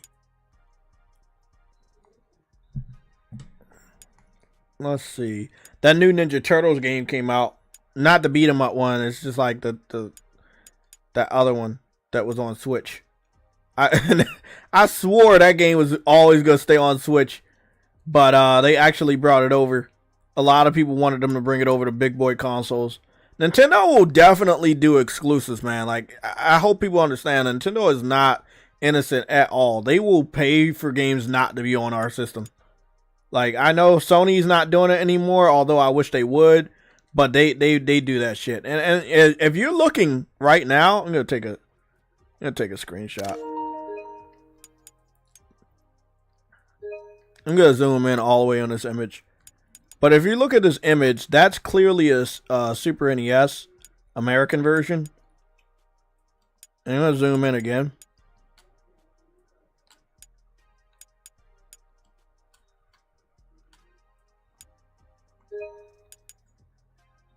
That's definitely a Super NES game console. And you see that? I'm gonna zoom in all the way again. That's a Super NES right there on the table. So, I mean, we don't really care that we play this game and it's a Super NES on the table, but I'm just letting you know, most game developers, they kind of like throw a nice little Easter egg in a game on either their favorite platform, the platform that was the lead development platform, or the platform that is popular. And in this case, this is not the most powerful platform. This is a very old platform, but it is connected to the major platform that they were using. And that would have been the Nintendo Legacy platform, which is Super NES, which is probably around the time, like almost around the time when Ninja Turtles really got really popular. I'll say one thing. I like that April O'Neil looks like April O'Neil. She has the slim waist, nice hips, chest, and she looks like April O'Neil again. This kind of reminds me of... She don't look like the hobo new one? Nope, she looks like classic April O'Neil. Now, the only difference is she doesn't have that tight one-piece yellow suit, but she does have like a yellow jacket, and then she has like a blouse top, but tight blue jeans and just some ankle-high tennis shoes or boots. But this game reminds me of... You remember this game called X-Men Legends? Ended up turning into Marvel. Was that PS2? Yeah. So it's like X-Men Legends with Ninja Turtles, but just not that many characters to pick from, obviously. But it's like X-Men Legends, and I didn't see the comparison or the similarities, but now I do, and I think I'm gonna have to pick this up. Yeah, it is only 20. There you go. This is another one. This one's only $23.99. When does this come out? Oh, it already came out. Oh, yeah, it already came out. Okay, I need to put this on the list. And Hypercharge Unbox, I need to put that on the list. And I think I'm going to pay off both of those games tomorrow just for the fuck of it. Get those out. Damn, did you see the major order? We got to kill 2.5 billion Unlimited. Yeah, we were like at 1 billion. Like, are we getting closer? 1.329 billion. Yeah. There's only a day and a half left. You know, I said this live earlier today. I wish they would extend that through the weekend. That's man, what I was about to say. I was like, bro, you put it in the middle in the fucking week, bro. Oh, the middle of the week. Like, yeah. People are still working. People are still in school. People got kids fucking sports and shit after school or practice or goddamn. Hey, bro, even if you're not gonna pick up this Ninja Turtles game, you need to go to. I will eventually. I wait for sales on almost everything now. I'm so backlogged. It's no. It's all right. Ridiculous. It's all right. I'm just telling you to go confirm the Casey Jones DLC. They said they were giving it to PlayStation fans for free for a limited time. So all you got to do is go confirm it. It's already free, and then it's gonna stay in your purchases. Because when you do want to buy it, you already have the Casey Jones. Other than that, you have to pay for it. But it's $23.99 with Plus, so it's not bad. It's 20% off.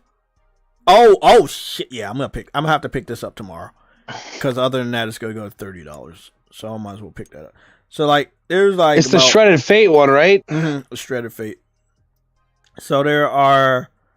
That's like. Let's see, where is it? 3 games. Right Right there. Character right there. There's about 3 Casey games. Jones and Junkyard Jam. Mm-hmm. Claimed. Look at that. There's like 4 and the Captain Blood. That's 4 games right there that are like $30 or less. Like Captain Blood, the Ninja Turtles game, the Pac-Man game based off of a TV show, and then what was the other one? Hypercharge Unbox. They're all $30 or less. So I think that if you don't have to be like a real retro gamer, you should be playing more older style games. And it's much cheaper than all the big ones. Like Doom? Come on, man. I told y'all. This shitty arcade game, which I've played it before, Wrath of the Mutants, is already down to $12. It must not done very good. Wrath of the Mutants? It's bad. It's new style. Like it's not good. It's not a good game. I played it. I played it in the arcade because everything they got in arcade now it fucking sucks. Oh. Yeah, I don't like the art. Like, I just wanted the shit to go back the way the 80s and 90s were, man. That shit fucking dog shit. They said it was because of TV screens we were using, and it made it look much better. And now when they kind of like try to simulate that art style, it's because they use fucking. I don't know, but they're trying to simulate it, and they're not. Like, I feel like with all the technology you currently have, you should be able to simulate it more. Wait up, what? Hold on, Spartan, you gotta look at this. You gotta look at this. So there's 2 shark indie games with AI. Both of the sharks have shoes on their fins.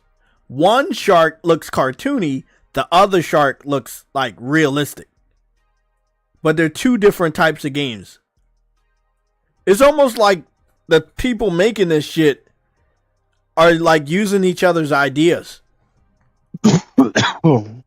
What the fuck? Supermarket simulator with a shark. Bro, the whole game's AI. Are you on PC or what? It's got to be. There's a banana, right? But instead of a banana coming out of the peel, it's a monkey. It's like deformity times 11. Look at this shit. What is Sony doing? Bro, do you guys see this? That's scary as shit. What is Sony really doing, bro? What is he? Look, man. I understand you gotta keep. It's on PlayStation? Yeah, it's on PlayStation. It's called Tang good. Sahar Simulator, supermarket simulator. It must be India, cause I don't. Is that new games or what? It's in new games. It'll be on the left side with a cartoon shark, and then I'm looking at the one underneath. Oh, this is one of them backroom games. Okay, this might actually be cool. It's a backroom game, but you're running from a shark. It's not like a shitload of water, but it's not like enough water. God damn, this game's $70. Fantasy Life, the girl who steals time. Yes, I know. I saw that. I was like, God damn, bro. I know. That's. I was looking at that game. I was like, y'all niggas don't be mad when that shit don't sell. That's all I'm gonna say. Do not be mad when that shit doesn't sell. I was like, there is. You gotta no be shitting me. This should be a $19.99 motherfucking game. This ain't even a $30 game. I think that the original price might be. Wow. Let me see. Damn. No, that's the deluxe edition. That's the deluxe edition. Oh, okay. The original price is. It's still $60, bro. Yeah, that's still too much. This is one of those Nintendo Switch games. From 3DS or something like that, and I'm looking at them like, did Nintendo trick you guys into believing people will pay for this? Because I'm gonna be honest, I wouldn't pay for this shit even if I was rich. If I had money flowing from my eyeballs, I would not pay for this. There is no. I want to get keyboard eventually too. I like keyboard. Keyboard what? Kyborg, like Kiborg. Look at I know what you're talking about. I played the demo. I liked it. There you go. There's another. The only thing is, I wish it had a story and I went through levels. Yeah, I'm putting. The game's great. I like the combat. I just wish you went through. Instead of like, it's just basically a horde fighter. Bro, I wish you went through stages and fought. You know what I mean? Yeah. So the game launched in like in April. damn, it was very silent. It was just a lot going on. I mean, like Grand Theft Auto. Too many damn games, man. Yeah, just announcements. That's why you're seeing a lot of layoffs. Too many games, not enough time. Like exactly, and I'll say this: the cheaper games. And games are longer these days. And a lot of games used to be complete in like 5, 6, 7, 8 hours. Now it takes fucking goddamn, you know. This game looks so much fun. Yeah, this gets picked up later. So the good thing is all the games I was just talking about, they're all like $30 or less. That means when they ever go on sale, they're gonna be much cheaper than that, which is gonna be like $20 or less. Again, I'm not expecting... Bro, remember retroness has hit me. I kind of want this Final Zone game. It's $7. Hold, $6. Hold on. What line did you see that on? Final Zone? Yeah. It reminds me of NES, man. Just fucking... Final Zone. Like an old school Mech Warrior game. What's the screenshot? Like really old, like NES. A dude with like a gun and a chick with blonde hair. It's on row, I don't know, 12, 15 on the far right. Far right. Okay. Oh, I see. I just saw it. I just moved down to it. Oh, wow, this does look retro. Oh, shit. I think I played a game similar to this on Super NES. It was a helicopter game. And you shoot. Not Warhawk. Thunderstrike or whatever the hell it's called. You know what I'm talking about? Yeah, probably something like that. Something strike. Air Jet Fighter Sky Domination. That sounds like an AI title. And it's AI artwork. And the gameplay looks like something from PS2. Doesn't look bad though. You see, this is where they get you. It doesn't look bad because, again, like I said, they're using Unreal Engine 4 and Unreal Engine 5 for some of these AI games. So they're not bad, but they're still bad, right? Like, you can tell, look at this. You can tell that it's a shitty game. You can see right here. Actually, this might not even be gameplay. This may just be AI. And let me see the reviews. The reviews at 1.5 stars. Like, I remember when Sony took Cyberpunk off of the store because it was broken and bad. And in comparison to all of this stuff going on, it's like, what the fuck? Oh, this is one of those story anime type of games, I guess. One of those little story games. The question is it one of those AI types? Oh, never mind. It's a real one. It's got to be a real game because it has like... No, it's got 20 people that reviewed it, but they all reviewed it 4.60. So I'm not sure if they're just horny or it's a real good game. I don't know. We got a lot of fake games here, man. A lot of fake games. Look at this right here. You can tell this is AI. Recycle Master. You can tell that's AI. Look, the game doesn't even look much like that. Look at that. I mean, how the fuck are they getting away with this? Look at this. What is this called? Sim Market. Cloth Store Simulator. Like, the title is AI. It's supposed to be Clothes Store. And the game is as shitty as I would think.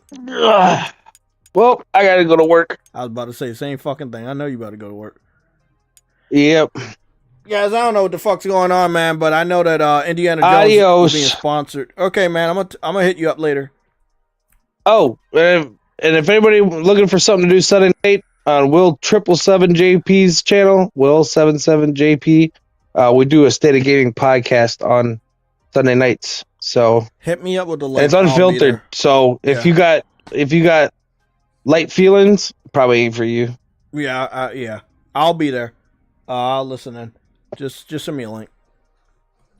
Okay. Later. No problem. Guys, big shout out to my boy Nelson, always stopping by, chopping it up with me. Don't know where True Woody is. He may be woke. He may be asleep. But fact of the matter is, if you are an Xbox fan, it's not looking good. Now, if you're a PlayStation fan, we're doing better than them, but not by much. You know, like, PlayStation really needs to get this quality control under. Is this a good game or bad game? I can't tell. It looks like something I would play on my PSP. I don't think it's necessarily bad, but art style's older. I play a game like this. Yeah, I don't know where True Woody is. Yeah, I played a game like this on my PSP back in the day. Similar art style to Joan d'Arc, which was a turn-based strategy game on PSP. Really good game. I mean, out of all the games I've looked at, I think most of all of them are either fake or graphics or art style is not as advertised. Not at all. Like, the art style does not match the box art, which is something I haven't seen in so long. Like, back in the day when we all started gaming with the Super NES, NES, even, you know, PlayStation games, those titles, those games didn't match the box art, like the quality of the game.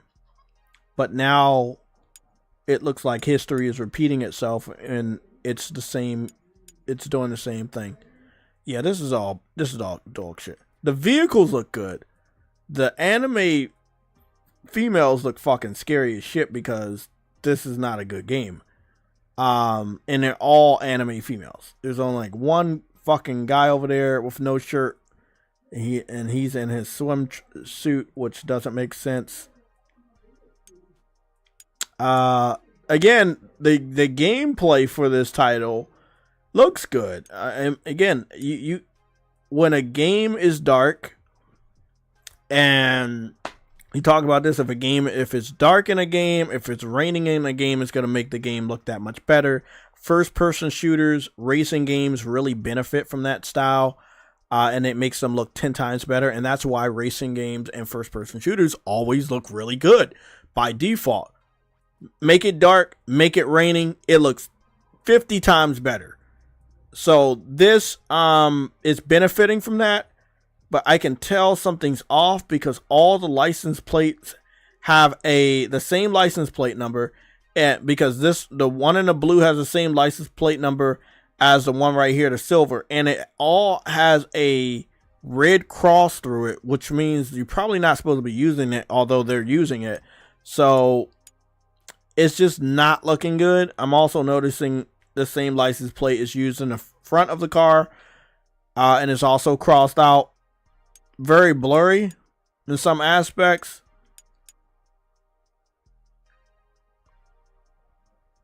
Yeah, that doesn't look right. You can tell that doesn't look right. What is Sony doing out here, man?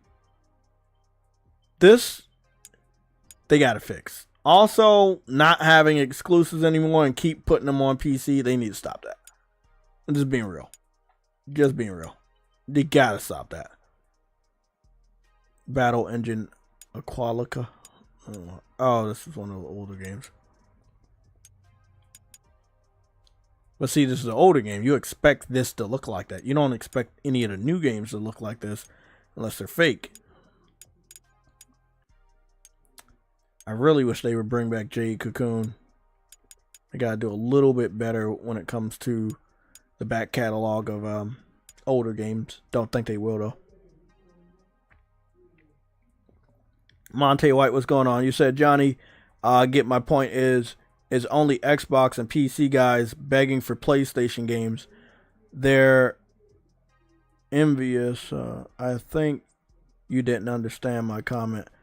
Yeah, I don't see Nintendo fans begging for PlayStation games, except for Ratchet and Clank, Sly Cooper, Jak and Daxter. Nintendo fans I did catch those guys begging for those games. Astrobot as well. But outside of the more colorful games that kind of match the Nintendo fan speed, I don't really see them engaging in as much as port begging as Xbox fans and PC fans. I think PC fans are the worst. Xbox fans have now did it only because they want Sony to follow their lead so they can like not be so far ahead of them when it comes to exclusives. Big shout out to Frostbite. We covered this earlier, but Frostbite posted earlier this morning that Microsoft are also working on some Xbox ports for Nintendo's Switch 2, which I expect we'll hear about soon. So again, Xbox is going to make sure that all these games that flopped, they're going to be re-released on PlayStation very soon. And Nintendo Switch. They want to make their money back. I don't know what's real or fake here when it comes to these games. So me personally, I'm starting to give up on some of this. If I know the game, I'll pick it up. If I've done my research, I'll pick it up. All of these games, like spontaneously buying a game that I see here, obviously I'm doing my research. Obviously I'm going to take a look at these games and see if they look good. Nobody should be tricked by any of these games. It takes nothing more than a few seconds to just pop in, look at some screenshots and see, hey, is this a real game? Does this look like a real game? Does it look like a cash grab of something that's not real? Yeah, it does. I mean, look at the visuals. It looks pretty fucking bad. So, it's really sad that like 19 people still picked up this game. You can see that it is a bad game. Like even this game right here. What is this? Wait up. Lilliput Hero Miniature World. Okay, wait up. This one may be this may be a real one. This looks fun. Please don't break my heart.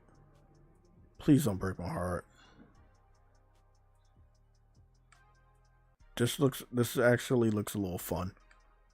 I hope this is not a fake game, man.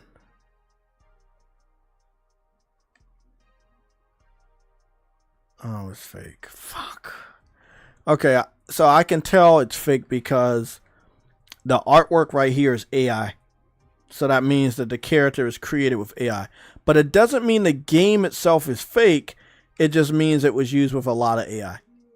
The character model looks a lot too perfect. Like, you don't really ever see him turn around. But the book bag and everything like that, it looks good. Shoes and everything looks really good animated.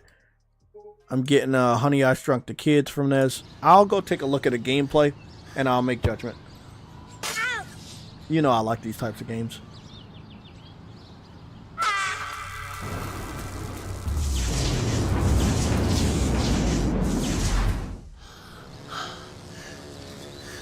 I'm a sucker for the Honey, I Shrunk the Kids games, and only because I love that movie. Especially the first one. The first one is fucking perfect. Okay.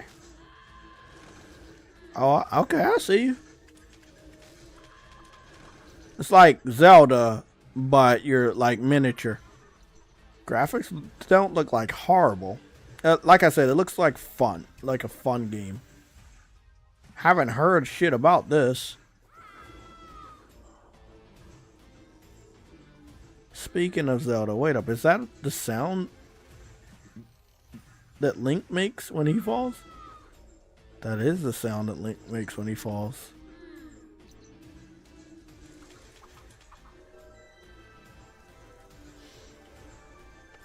Oh yeah, this game was heavily used with AI and a lot of other people's assets.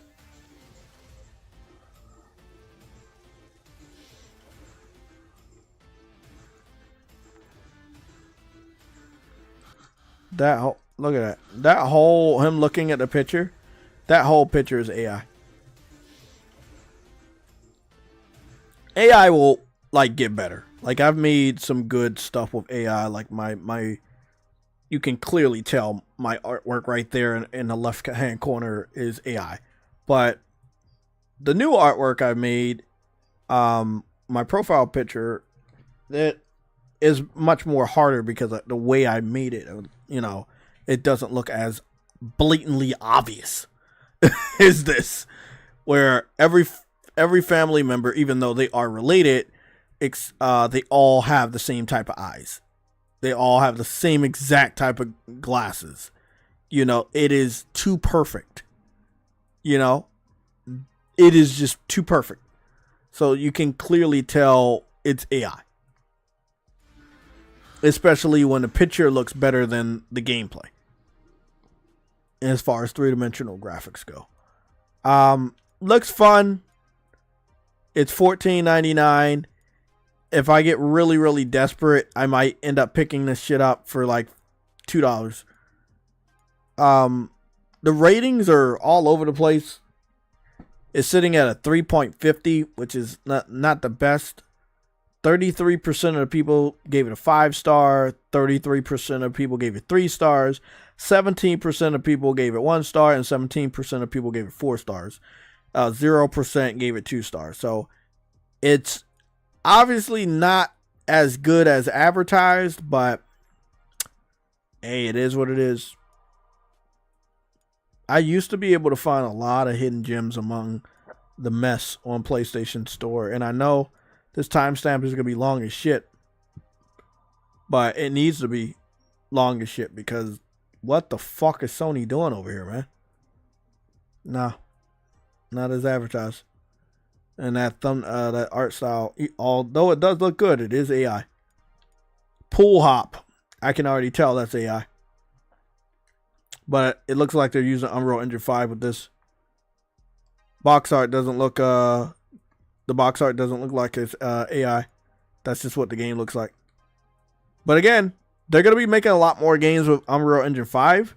So that's not going to be a bad looking games, but they're still not going to be real games. How much do they want for this? Oh, they want $199. Okay. I can see why. I can see why 74 people gave it a rating, and it's a female with a fucking G-string in it, just jumping. Okay, and it's running on Unreal Engine 5. Female character doesn't look too bad.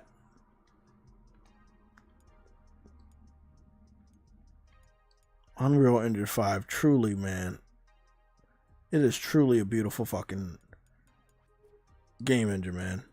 Oh, they don't have any like gameplay. Yeah, I'm not paying that $199 to show you guys what the gameplay looks like.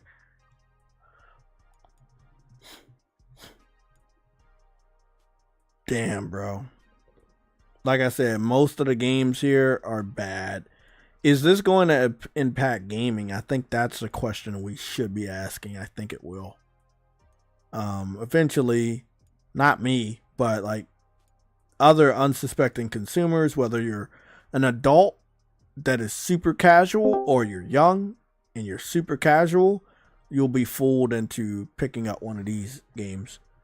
But me, I'm always gonna check one of these games out, or all of them out, to see what the fuck they are. You see how I go from up here where the price is all the way down to the screenshots to take a look at what I would be playing, and then making a judgment on it. That's easy. It is easy for me. Again, I can't say it's easy for everybody. What's going on, Azaraf? I can't say that's easy for everyone.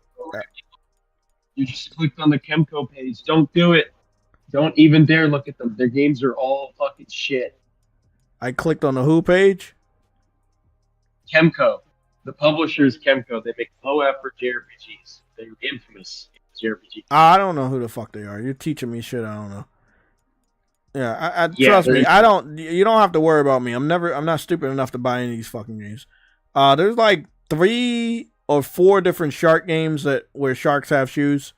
I think that's just something that the AI automatically makes for them. And I don't even know if these developers are related. Are they related? Because it looks like it's the same shark. No, I mean, I think that they are related, but there's like one person that has multiple different like studios or whatever. I think they are related, or they're using each other's assets or whatever. But I mean, they must believe that we're stupid enough to continue to make these types of games, so they're gonna keep putting them out.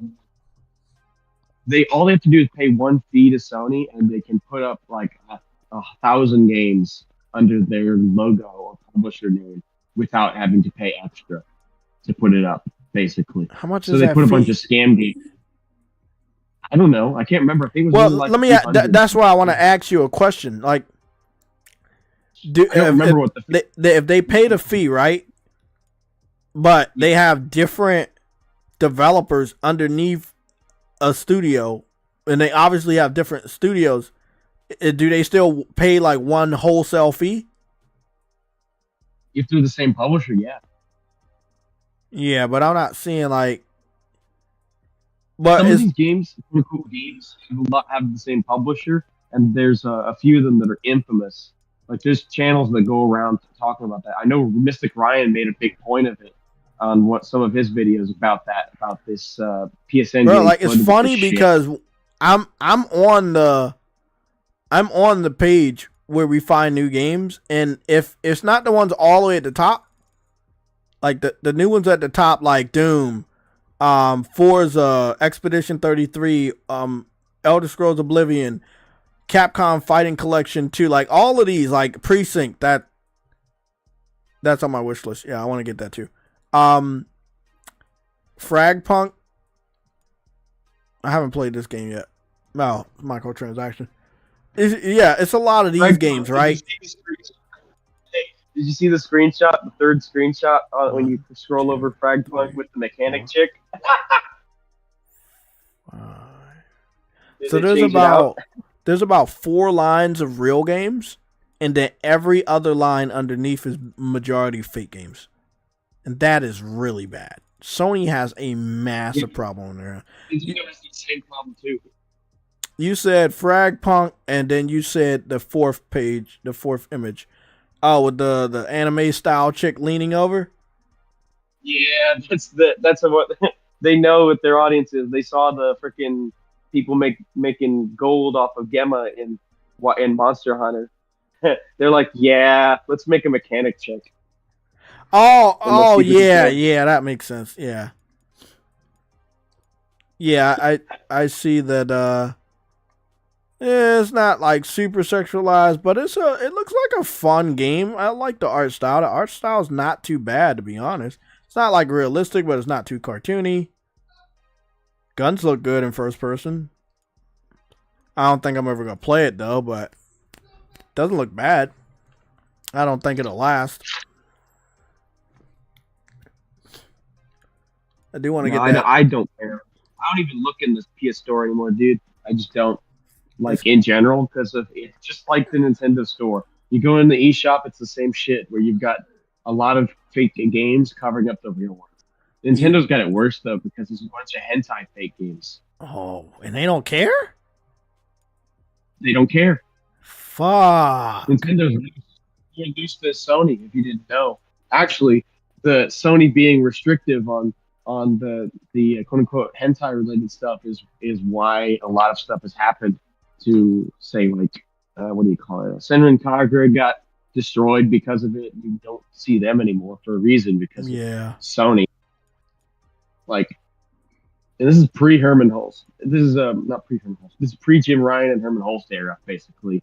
Even kind of Sony. Where in 2019, they started becoming prudes. It's like no more Senran Kagura for you guys. Okay. So who greenlit it? Who helped besides Shinya Yoshida? Who like made Stellar Blade possible? Because there would have had to been other people between Jim Ryan and Herman that had that shit passed. Not Jim. Sure, shit isn't Jim that didn't like that game. That's for sure. But they still allowed it to come out. That's why I'm wondering who allowed it to come out. Because it goes against what Sony used to stand for when it came to gaming. Like that game made a lot of people like they kept saying, "Hey, Sony's prudes." It was like, well, yeah, maybe they were in past tense. We don't know where their stance is now when they allow a game like Stellar Blade to be out, so it's kind of like are they changing? Are they not changing? If they're not changing, So why? what happened is that Sony of Japan was no longer able to be the place you submitted your Japanese games over in Japan. They made it so you had to submit it with America in California, and it had language barriers. Oh, okay. So whoever's running in California at the time, basically, like not even the CEOs, it'd be whoever's like basically the person to go to, basically at Sony in California, and their political census tells them, no, you have to remove this, and this for your Center and Conquer game or your whatever to come out, and that's why even Sony's own Fate games. There's a Fate game that came out on Nintendo Switch and PS5. And this Fate game that's under Sony Music got censored on the PlayStation version, but not on the Switch version. Sony's own published game, basically, under the Sony Music label. Because if you didn't know, the Fate series is under the Sony Music label. Basically. Yep, the Fate Stay Night, Fate Grand Order, etc., etc., etc. All that stuff is under that label.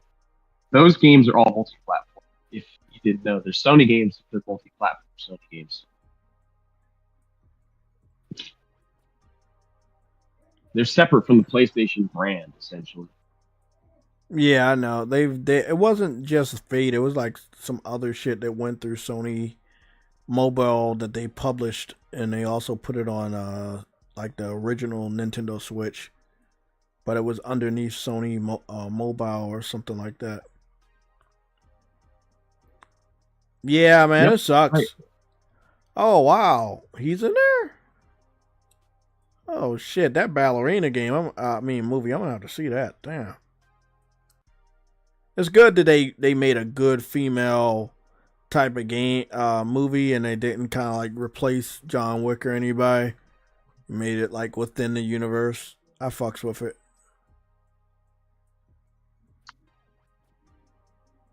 It would have been nice if that Witcher 3 Wild Hunt 10th anniversary announcement was like a proper remaster or a proper remake. That would have been nice, but it's too good to be true. I know the studio's not that big. I'm curious, what is Xbox YouTube channel looking like these days? So we're just talking about classics. What's this? Retro classics with Game Pass? Oh, is it the Antstream stuff that they just did an update for? I don't know. I'm just watching. It's like a montage of like old school games, or what look to be like old school, like old school games like Pitfall from Activision and shit like that. Weekly global tournaments. Grand Prix, Build a Collection, Commando. It's basically a lot of Activision games from Atari because they do have a lot of retro games. Yeah, they have this service on freaking. Oh, I know this. I know what you're talking about. Damn, what is the name of that shit? Wasn't that coming to PlayStation 2? That service that was like. I have no idea. Retro? No. The developer said that it was coming to PlayStation. Okay. Yeah, cool. I just don't know how you sign up for it or anything, or if it's gonna be released on PlayStation Store somewhere. Let me see. Train Sport. All I know is that's kind of last week's saying how expensive Panzer Dragoon is. Yeah. You gotta say that again. You're breaking up, man. You gotta say that again. I couldn't hear you. Oh, did it break up? Yeah, I couldn't hear you. You said something about Panzer Dragon or something? Yeah, remember what's his name? The other guy who was here earlier. Mm-hmm. Yeah, he was talking about Panzer Dragoon Saga and how expensive that game is, and there's a reason why people pirate that game, because you can't physically spend thousands of dollars to play it. You physically can't, because Sega lost the code for that game, so it's never been re-released. And what game are we talking about again? Panzer Dragoon Saga for the Sega Saturn. It's a classic JRPG that was never released outside of that platform.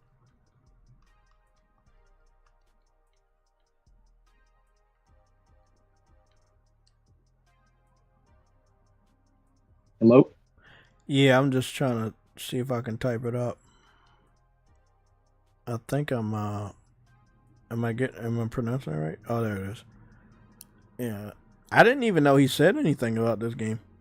I know he was talking about retro games, but I don't know if he said anything about this game. He talked about that game being like $1,200 at the cheapest and $3,500 at the higher end. Basically, it's a perfect copy. Didn't they try to make like a spiritual successor to this on Xbox or something?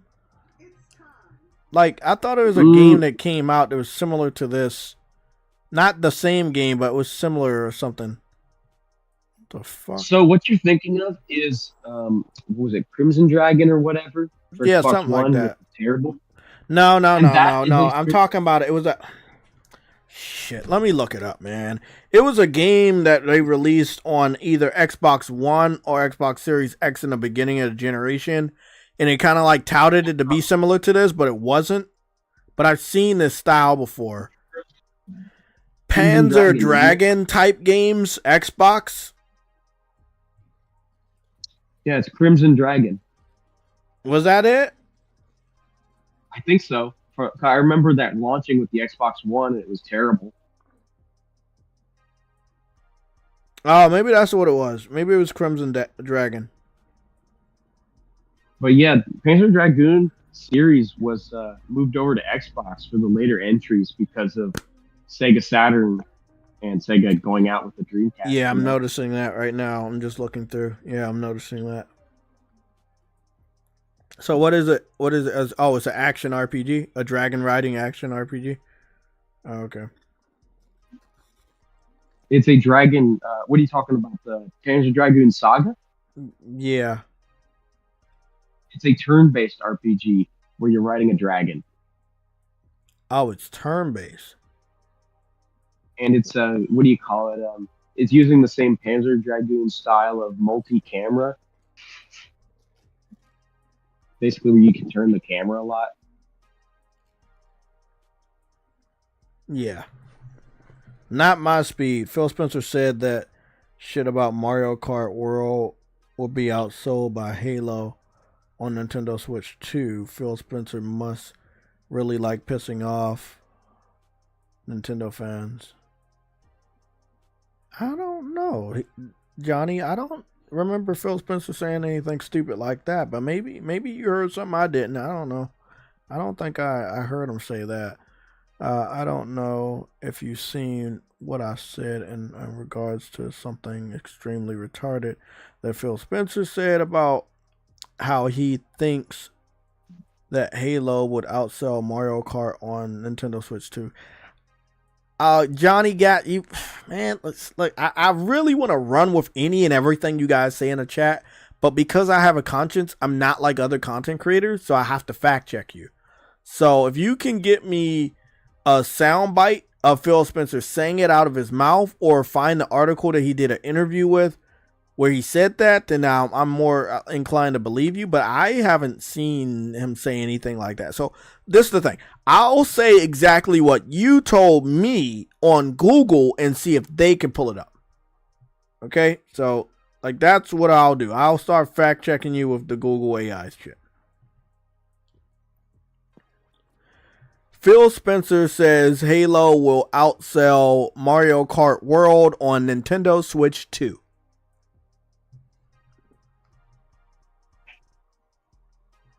There are no credible reports of Phil Spencer stating that Halo will outsell Mario Kart World on the Nintendo Switch 2. While Phil Spencer, CEO of Microsoft Gaming, has expressed strong support for the Nintendo Switch 2 and has indicated that Xbox games, including potentially Halo, could come to the platform, he has not made any direct sales predictions comparing Halo to a new Mario Kart title on the Switch 2.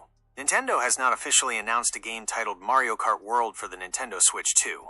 However, there are some speculative or bundle listings mentioning Mario Kart World in conjunction with the Switch 2. which is rumored to be released around June 5th, 2025. It's likely that a new Mario Kart game would be a significant title for the Switch too, given the franchise's consistent popularity. Reports indicate that Microsoft is moving towards a multi-platform strategy, bringing some of its major franchises to other consoles, including potentially the Switch 2. This could include games like Halo the Master Chief Collection or even future Halo titles. However, any statement about Halo outselling a new Mario Kart on a Nintendo console would be a highly speculative and potentially controversial claim, and there's no evidence that Phil Spencer has made such a statement. Okay, so this is what I'm going to do. This is going to be real fun. I'm going to start fact-checking you guys with Google in their new Android AI. That sounds crazy, what you just said. Like, it sounds batshit crazy that Phil Spencer said that, and every other news organization isn't covering it right now. So, I don't know where you heard it from. I don't know who told you they heard it. I don't know who told them, but it doesn't seem like that's the case. I will, please, if you got a sound bite of Phil Spencer saying that out of his mouth, please get that to me immediately. I want to see what's going on with that. Mario Kart World. Here are some matching news articles. They changed the AI voice too. Or the Google voice. She didn't used to sound like that. She sounds different now.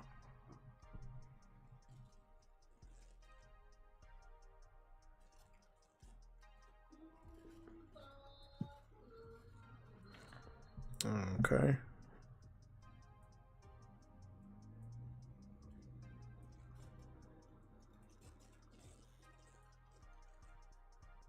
It looks like Helldivers is doing a live stream tomorrow. They said, don't miss our live stream tomorrow. Join us as we play the game, talk about the development of the heart of democracy, and answer your questions. Wow, they've never done that before. I know we're in for a treat this weekend if the war doesn't go in our favor.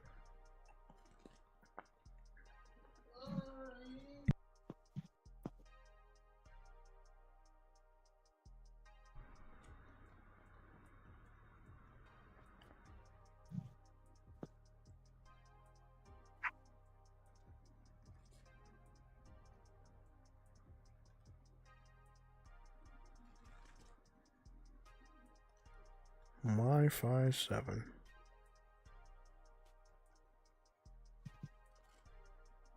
What? Are you serious? They say I don't even know if this is true, but this just came out. Roman Reigns is set to play Akuma in the new Street Fighter. I'm not sure if it's a new movie or a TV show, but they say Roman Reigns is gonna play Akuma. I can see the vibes.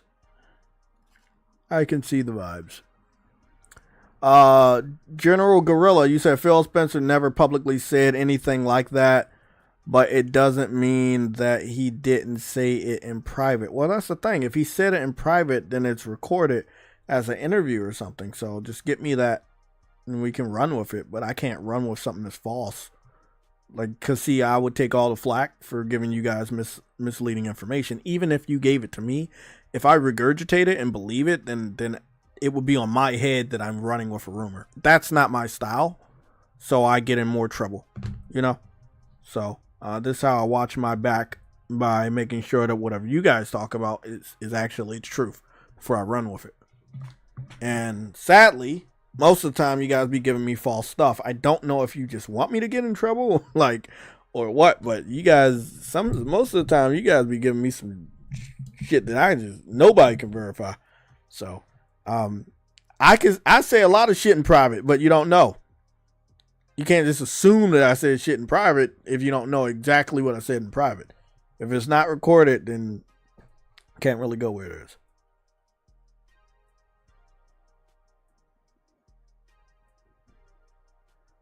I don't know.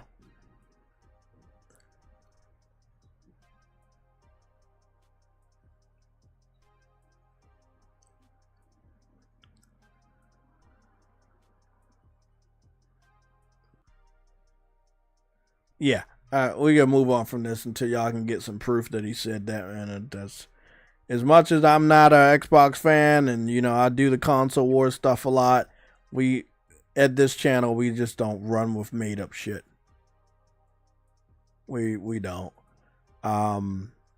It's fun to do the console war shit, but I have like major like limits to it, where I don't like to like blatantly just mislead people and lie to people about shit. Sorry, just don't do that. It's easy. It's easy to run with lies and just talk about lies all day. It's very easy. That's the easiest thing to do. It's hard to be honest and make sure that you guys are given correct information from this specific channel. Like, there's tons of channels that will run with something like that, and they don't get any blowback from their fans or the rest of the community. But me, if I start like running with lies and misleading information right now, you don't know how many people will call me out, and I'll lose credibility, that I lose on average just telling you guys the truth anyway. I made a video last year saying the Gears of War is coming over. People were like, well, you're wrong. I was like, well, I can see where this is leading. He said that 4 games are coming over, but there were already more games on PlayStation from Xbox's Microsoft Studios that they currently owned. So I already knew that statement was wrong. And then there were more games coming out over after he said 4 games. So, and now we're at 8 major games. The 4 that he announced when he talked about the interview, and then 4 additional games: Indiana Jones, Forza Horizon 5, Gears of War Reloaded, and now Hellblade 2, the Enhanced Edition. Yeah, we know Halo's coming. What's the point of not bringing Halo over when you got Gears and Forza over? Absolutely no point.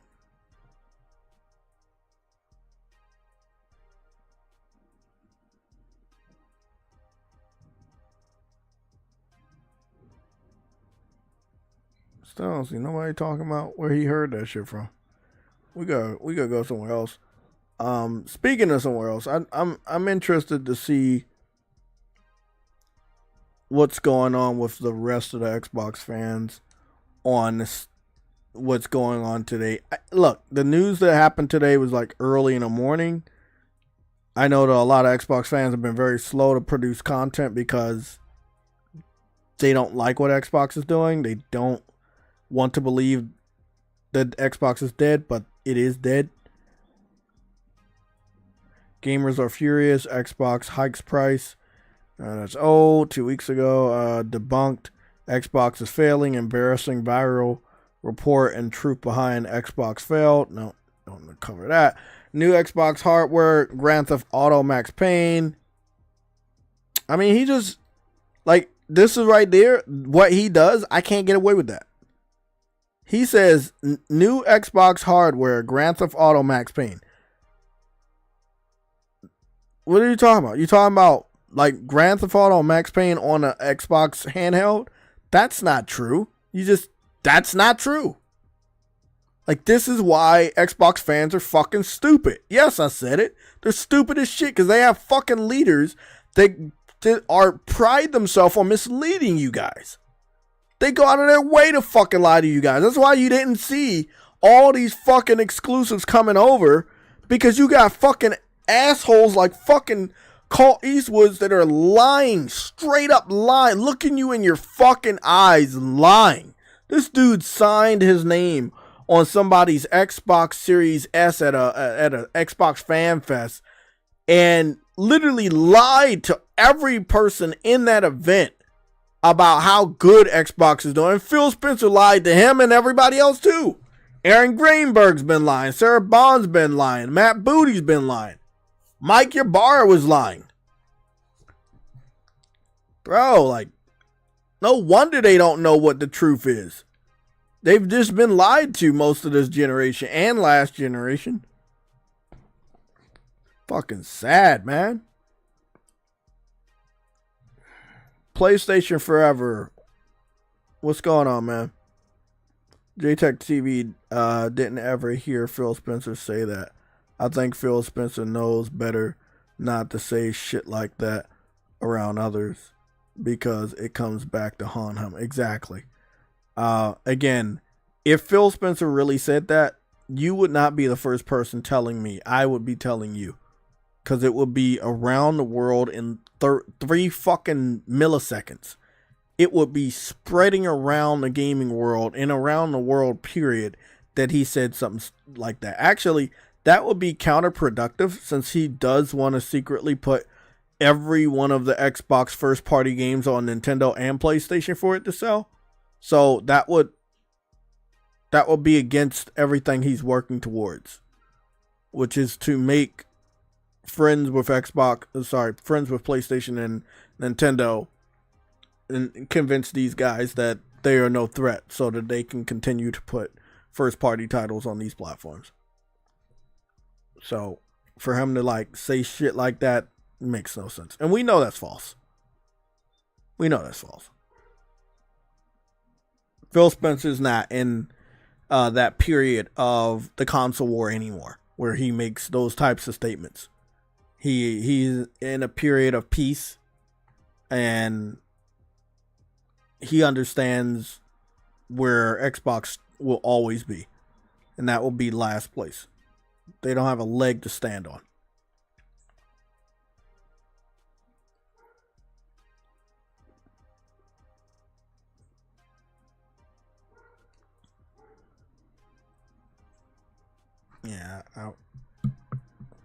Yeah, that's not Phil Spencer. Not anymore. I hope you guys like this wallpaper. I made probably 8 different versions of this wallpaper. Anytime I ever see an Xbox fan, I will use this wallpaper. I don't really need to care about their feelings anymore. Because if they've believed Xbox, I'm telling you right now, if that's the new what's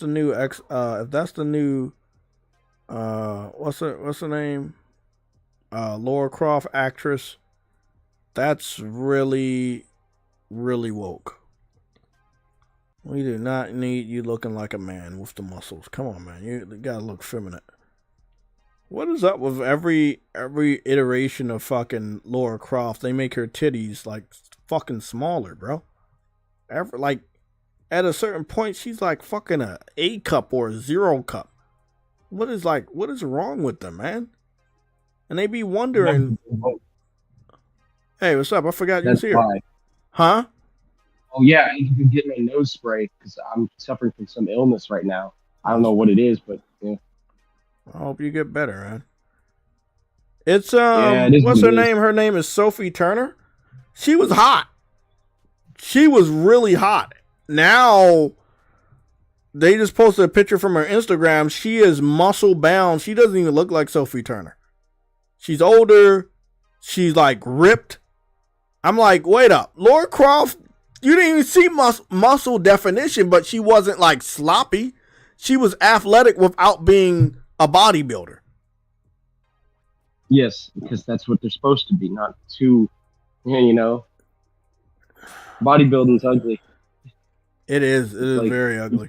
I've seen females like go from bodybuilding to not, and they look way better not being bodybuilding. And let's be honest, they're more happy with their body after they're done competing in bodybuilding. They're like, wow, I have a more, again, a feminine body. That is wild. Look, man, they want to continue to keep losing money. If they want to continue to lose money, just keep going down that road. Keep going down that road. You're fine. You're fine. You'll lose all the money you want to lose.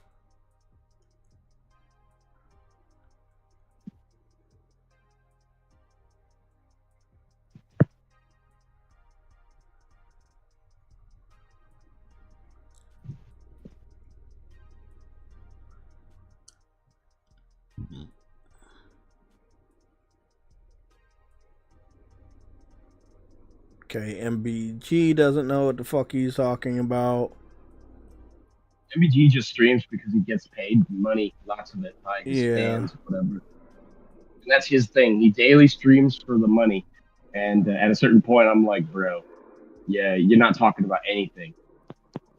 Yeah, I mean, he doesn't know shit, man. Like, yesterday, in all honesty, I was just gaming and chilling, and there wasn't any real gaming news. Like, it's very rare when the gaming news doesn't start on Tuesday, but I did tell you guys that because we're getting so close to the showcases, a lot more developers may be stingy with their news, and they may start like either aligning themselves with Xbox, PlayStation, or Jeff Keighley.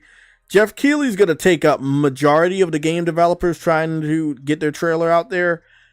PlayStation, I think, can get some good people. Xbox probably not going to get anybody except for their own. So any developers underneath the Bethesda or Activision umbrella, you know, I mean, if I was Microsoft, I would just, you know, make sure that those things are at my showcase. But now that Microsoft doesn't really have a system to sell, maybe they share it. It's confusing because they did cancel the Xbox Fan Fest, so maybe their showcase is even shorter this year.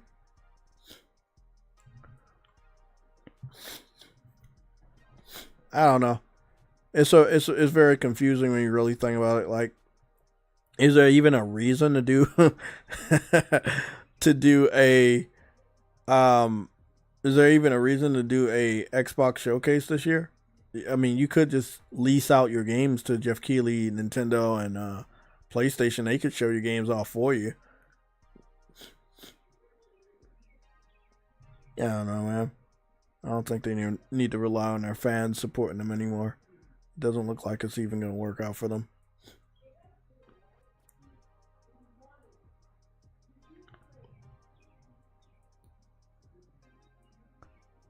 Jade is hot in her own way because she still has really good shape, right?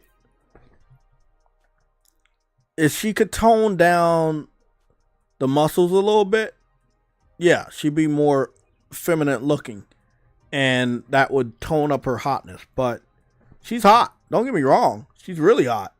But, you know, me personally and a lot of other men, we don't really go for a lot of females that are super muscle bound, because that is something that men were always and still are known for.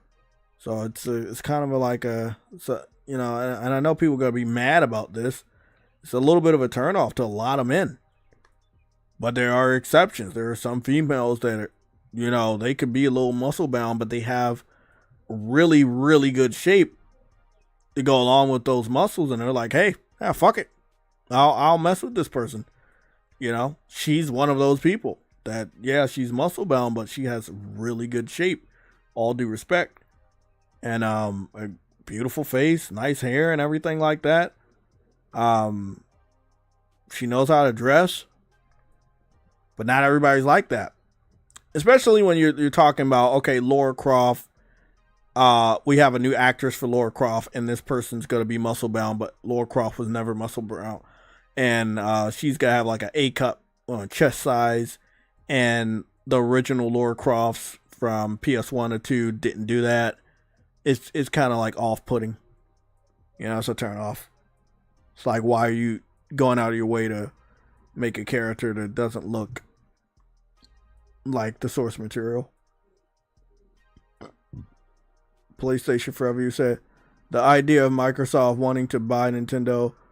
Look, man, I don't know what you guys are trying to do in the comment section. We know Xbox is dead and we know they're bad, but I'm not going to peddle like falsehoods. Like, we already know they wanted to buy Nintendo and shit like that.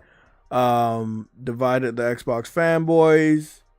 You had one side with people like Dirk Griggity saying to do it, and then you had the other side of people like said not to do it.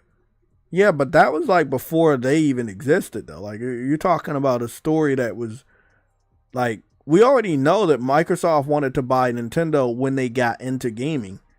This would have been around the the 64 and or first PlayStation.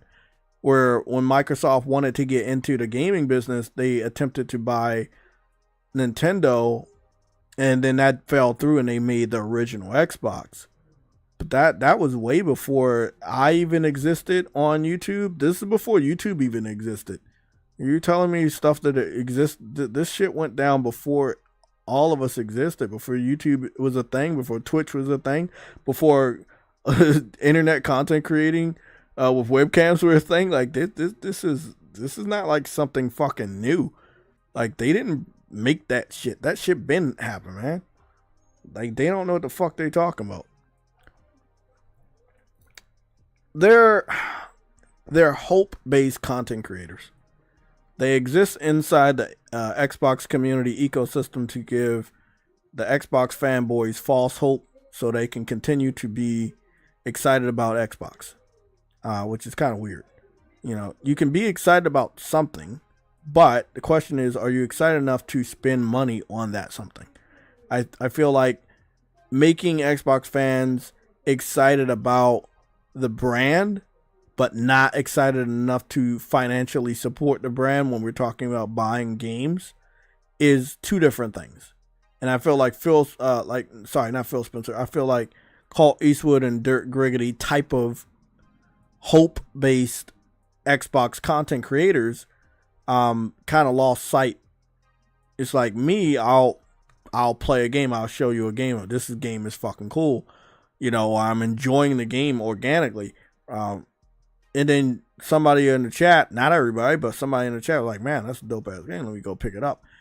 A couple weeks go by and I get a message from somebody, and this has happened on multiple occasions. They hit me up and they're like, man, thanks for showing off that game. I went out and picked it up and I've been having a lot of fun with it. Well, Xbox fans, it's different. It's like, well, they don't have any content creators showing off any new games, even if they're in Game Pass.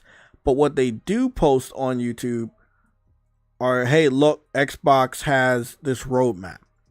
This should get you excited and hyped to be an Xbox fan. But that's it. That's where it ends. That's their type of content. Hope-based content creation. Giving you hope that things will get better, but not showing you anything. Hey, look at the roadmap. I'm not going to play any games for you. Again, this is an example.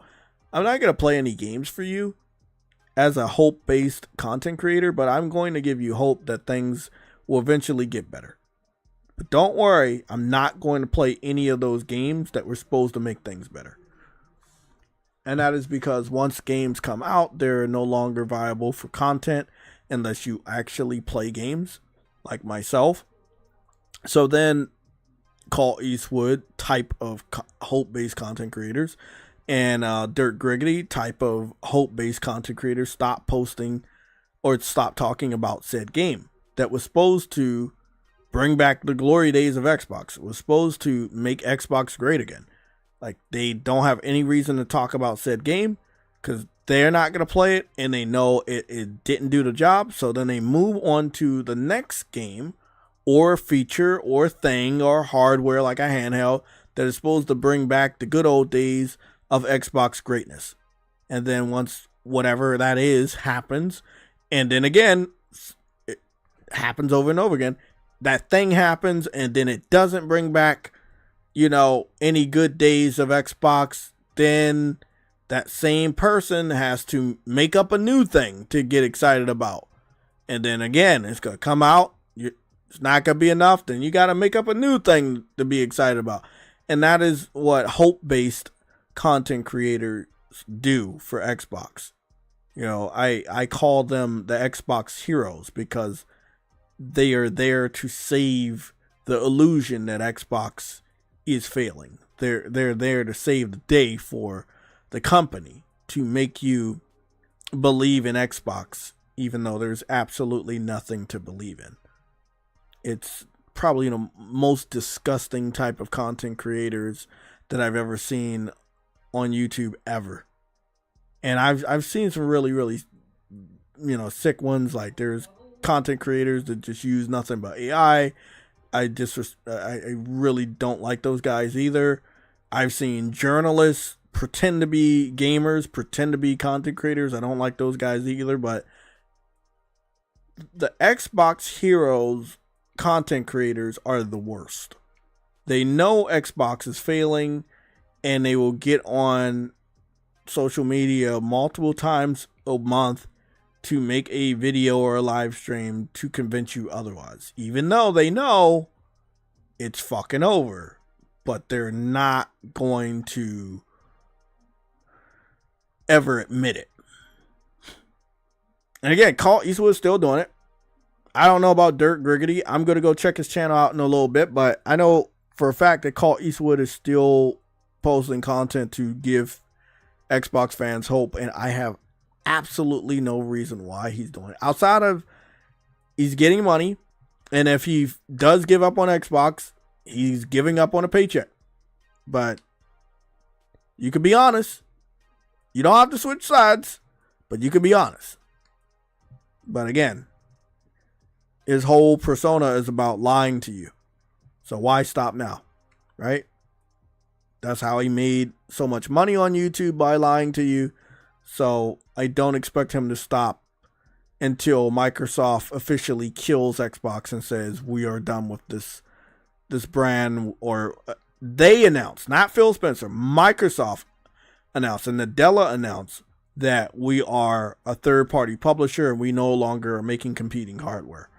Once they get around to doing that, possibly next generation, that's when the Xbox heroes or the quote-unquote hope-based content creators for the Xbox community will cease to exist completely.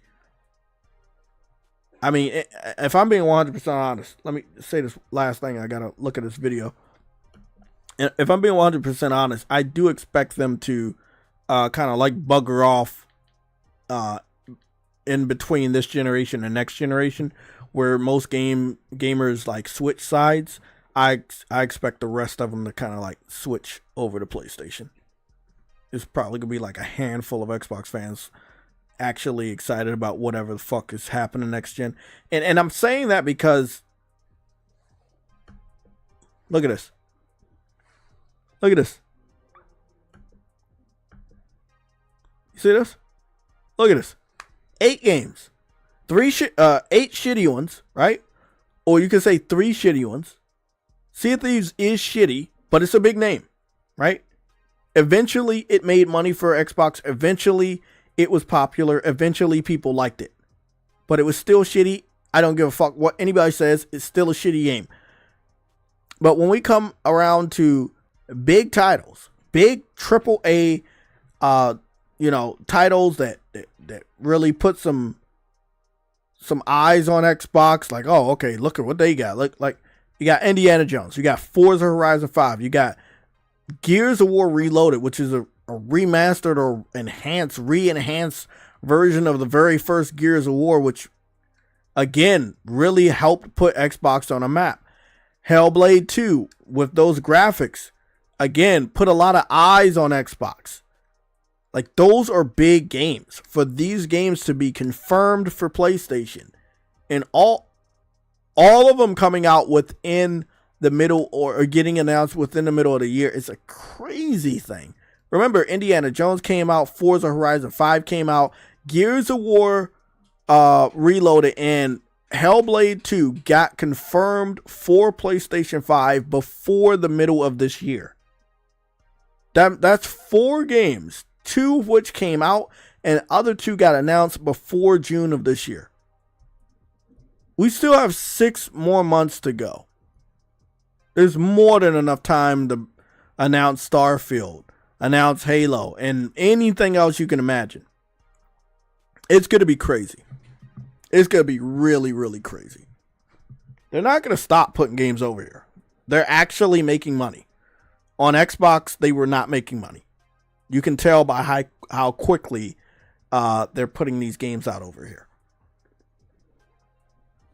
This right here is the reason why whatever type of hardware they make for the next generation, a lot of Xbox fans are going to switch over. This right here is why they're going to switch over. There's absolutely no reason for you to believe in Xbox. There's absolutely no reason for you to invest in any type of hardware that has Xbox on it, because there's absolutely no reason. There's no exclusives.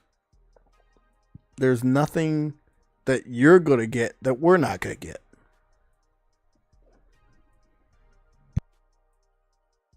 Let me go take a look at this trailer real quick.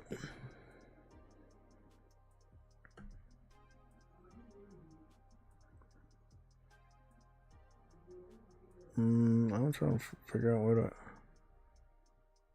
Is this it? Oh, there it is. So this is Mandalorian Rising, Fortnite Galactic War. So what is this? So I guess you like get to have Mandalorian armor in Fortnite. If I had a lot more time on my hands and I didn't have a lot of other games to be playing, I would be on Fortnite right now for the Star Wars shit. I might peek my head on over there, but I know it's grindy as fuck. Like really grindy. It looks fun. Don't get me wrong. It looks really, really fun. I wonder if it's difficult to get the lightsaber. I don't know. Y'all might catch me playing Fortnite like later on today or tonight. I might play Fortnite, and I'm talking about like I might do an individual JTech stream for Fortnite. Yeah, because I haven't played it in a while. I don't know. I know I'm not gonna be like the best in it or anything, but I really want to know about the where's my controller? Want to know how to get the lightsaber.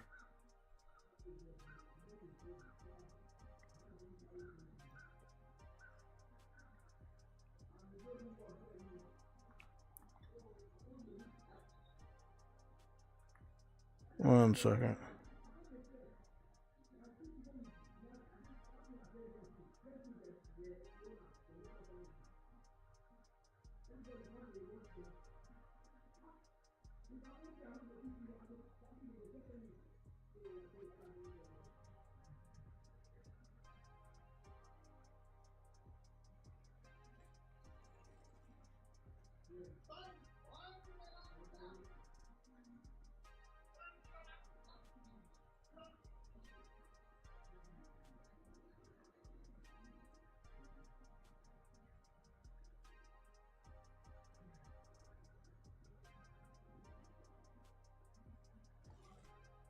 Oh boy, I really wish this one dude in the Xbox community, his name is Goat Gaming. I am Cloudman. He uses nothing but AI. I think he uses AI generated text or whatever. I don't know, man. Like that dude, he's like the worst type of hope content creator I've ever seen. Everything he says is fake. Yeah, everything he says is fake, man, and I just can't fucking stand it. He is the worst, bro. I mean, any Xbox fan that is lying to the Xbox community about how good Xbox is doing or how bad PlayStation is doing by default, Xbox, quote unquote, can make a comeback because PlayStation doing so bad. I'll say one thing, man. You guys are the worst type of humans in the world. You're lying to your own community for absolutely no reason. Giving them false hope for absolutely no reason.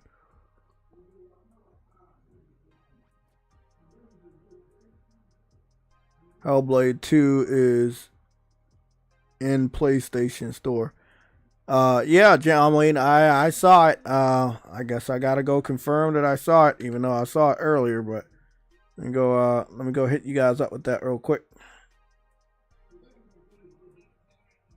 Okay. So I believe it's available for wish listing. Yeah. So if you guys didn't catch this earlier in the stream, I'm letting you know. I'll probably have to stay here for 10 minutes. just so people don't continue to remind me about it, because I do know about it. Hellblade 2 is currently on the PlayStation Store. You can wishlist it. You cannot buy it. You can't pre-order it. But it is currently on the PlayStation Store. They claim that the game is coming over this summer. It is PS5 Pro enhanced. So let me zoom in here and show you guys that. I'm just going to move the chat out the way real quick. No. I'm going to keep you guys there. But yeah, it's right there. So if anybody wanted to know, Hellblade, we talked about it earlier in the stream. Hellblade 2 Enhanced Edition, that's what they're calling it, Hellblade 2 Enhanced. It is currently available on the PlayStation Store for the PlayStation 5. It will be enhanced for the PlayStation 5 Pro. All of that has been confirmed. Release is coming soon. They're going to try to make some money off of us. Me personally, you can miss me with that shit. I didn't even get Forza. I'm not here to save Xbox. I didn't become a PlayStation gamer to save Xbox. I make jokes about Game Pass all the time, but I'm not here to save them. So that's not happening. Gears is gonna be $40. I'll pick it up. Play the game with my boy Afro and Next Gen 720 and people like that. Halo, that's getting skipped. Sunset Overdrive, if it actually does come back out, it'll get picked up. And Fable. If the original Fable comes over, and if the new Fable comes over, I'll pick it up. Other than that, that's it. I don't want anything else from Xbox. If they were to make a new Forza, which takes place in the United States, or it goes back to the UK, I'll pick it up. That's it. That's my list. I'm not changing it. That's it. So I'm picking up the new Gears Award day one. I'm hearing it's $40. So I'm be picking that shit up. When it comes to a Forza game, it has to be a brand new Forza that's taking place in the United States or UK, and I'll pick it up day one. And then if they bring over Fable, the original first game, or they remaster it anyway, the first one, I'll pick that up. And then the new Fable, if they bring that over, I'll pick that up. Starfield, when it gets announced, it's getting skipped. Halo, when it gets announced, depending on how it looks and everything, it probably is going to get skipped. I'll just be honest. It's probably going to get skipped. God forbid they give us Halo Infinite. That's just automatic. That's going to get ignored. I'll talk about it and tease them about it, but I'm not picking that shit up. I'm not here to save them, bro. I'm not here to buy their games because they didn't buy it. Everybody else over here, y'all can do that. I'm not stopping y'all. But I'm not picking up every game Xbox throws over here, bro. That shit is not happening. Nope.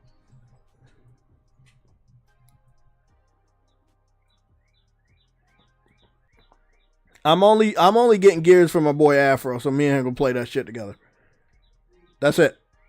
And also because I know that's the manliest man game for Xbox fans, and it's going to hurt them. I think Gears being on PlayStation is going to hurt them more than Halo, but Halo's going to confirm the reality that things are pretty much shit. It is completely over. When Halo gets announced, it's going to be completely over. That's the last. I think that they may be saving that for last. There's not much left though. Again, Hellblade 2 just got announced. Like Starfield's next, and then what else? Like, bro, they don't have a lot. Maybe the Banjo-Kazooie games start coming over here. I don't know. I mean, it's a little bit left, but it's not a lot.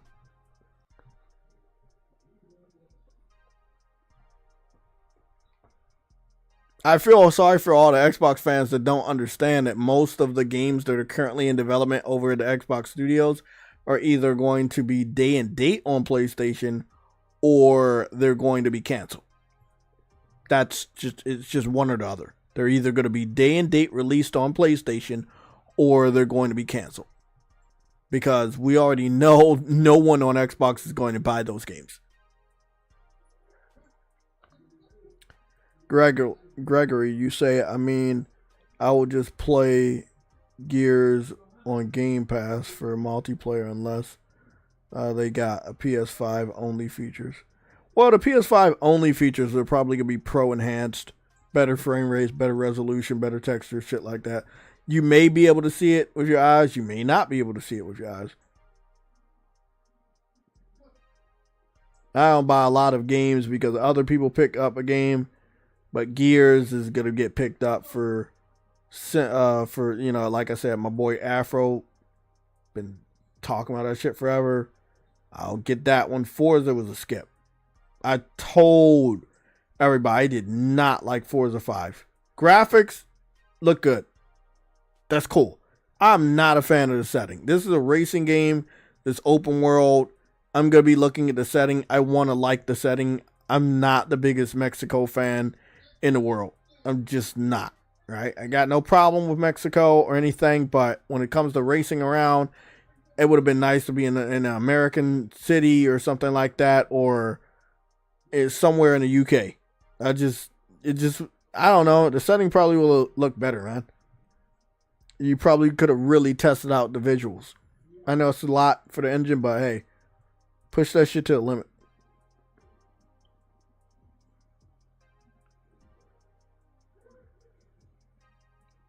Oh, you talking about Hellblade? Yeah. Nintendo got Splatoon, which is currently the best shooter in my opinion. I don't know who said that. Who said that? Did Gregory say that? Gregory, I completely disagree with you on that one. But yeah, to each their own, man. But that's good for you, not to me. Fuck that shit. Splatoon too much on that kiddie shit for me. Nintendo fans don't want Halo on Nintendo Switch 2. The only thing from Xbox that Nintendo fans want is Banjo-Kazooie. Yeah, you're right about that. That's all they want. And they already got a good Banjo-Kazooie, the one that they added in Smash Brothers. If they can make a game based around that art style and those visuals, like a remake or something, that'd be good. But again, Xbox doesn't see any value in Banjo-Kazooie, so that's not going to happen. But now that you do have PlayStation and Nintendo community to have a game like Banjo-Kazooie actually sell, maybe they do make a remake. It just won't do good on Xbox.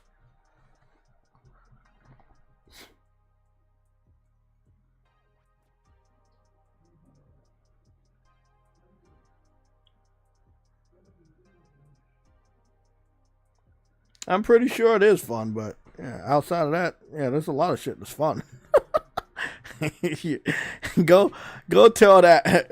You know, let's go take a look at let's go take a look at something. You know, you're talking about like one game or other. You guys already know I've always picked the opposite. Like, if what you guys like, I'm gonna go completely against. I don't do mainstream. I do what I like. Normally what everybody likes is not as good as what everybody misses.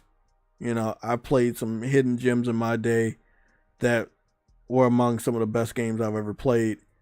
And then I've taken steps to play more casual games that everybody and their mother plays. And I just still walk away like not understanding why you guys like these games. Like Call of Duty versus Battlefield. Right? Not all of the Battlefield games were good. But when I got into Battlefield with Bad Company 1 and 2 and Battlefield 4 and even 5 to a degree, the gunplay, the visuals were just fucking amazing. The destruction was amazing. So I saw the new leaked gameplay. Now, I don't know if they wanted it to be leaked, if it was scheduled to be leaked. But what I found funny about the leak, it was not immediately taken down. And I don't know what that's all about.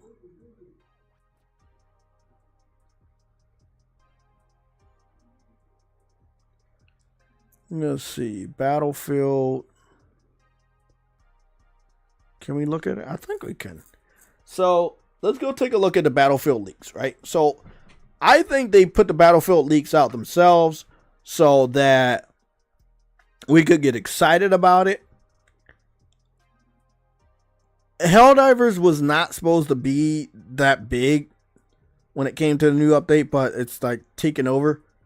I think that destruction wise, visual wise, gunplay wise, Battlefield will be a better game than Helldivers, obviously. But Helldivers is great for what it's doing with the storytelling. Even though it's not like a story driven game, I like what they're doing with these updates and how, you know, seemingly what we do matters. And we have a reason to get back on the game. And it's not just, oh, we got new DLC outfits. No, it's like we're getting back because, hey, we got to fight these dudes. If we lose, we're not going to like the outcome of what they tell us for the story. So it's different. You don't have a lot of games like that will get a huge group of gamers back to the game for just that reason versus a skin or crossover. So it's pretty dope. Let's go take a look. So I didn't get to see any of this. I did sign up today for the new playtest. I signed up for this playtest, but I didn't get accepted. All I know is this game may be $70. It may be $80. I'm going to try my best to make sure I get this shit day one. Just despite Call of Duty. Not because, you know, despite Call of Duty and the game's going to be bad. I have great faith that this game is going to do what it's supposed to do. I know that the guns will feel good. I know the guns will look good. I know the action will be fucking awesome. I know the graphics will be great. And that is what I want from a fucking shooter. Everything else to come in to play when those fundamental aspects of the game are done right. And if you are a real shooter gamer with these types of games, you know that I'm telling you the fucking truth.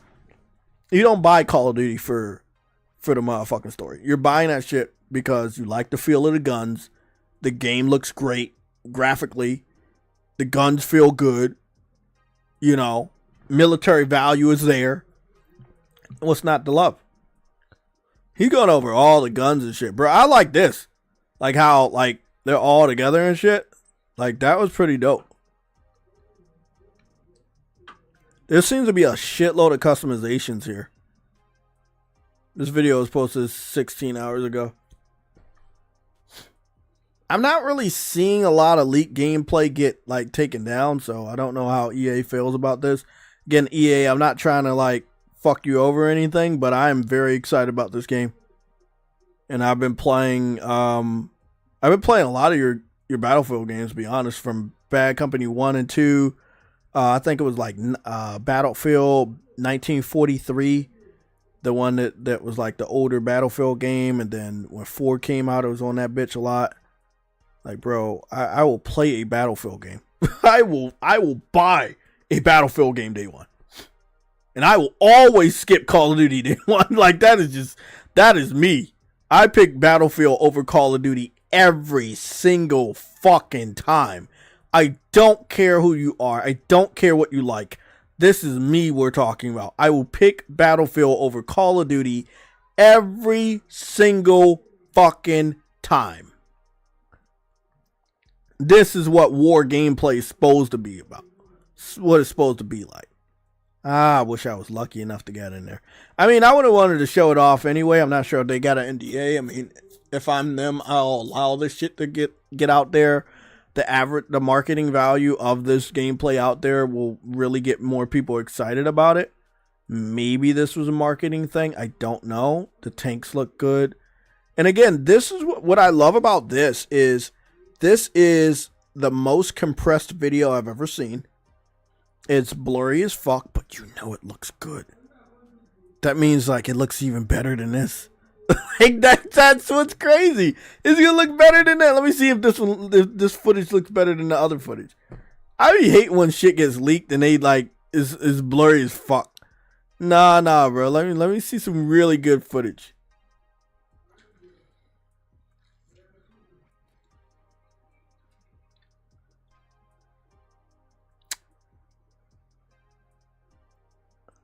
PlayStation Forever, I completely disagree with you on that one. I do not want fucking Call of Duty. I don't want Fallout. I could care less about Doom. I think I can live without Wolfenstein. I can live without Prototype.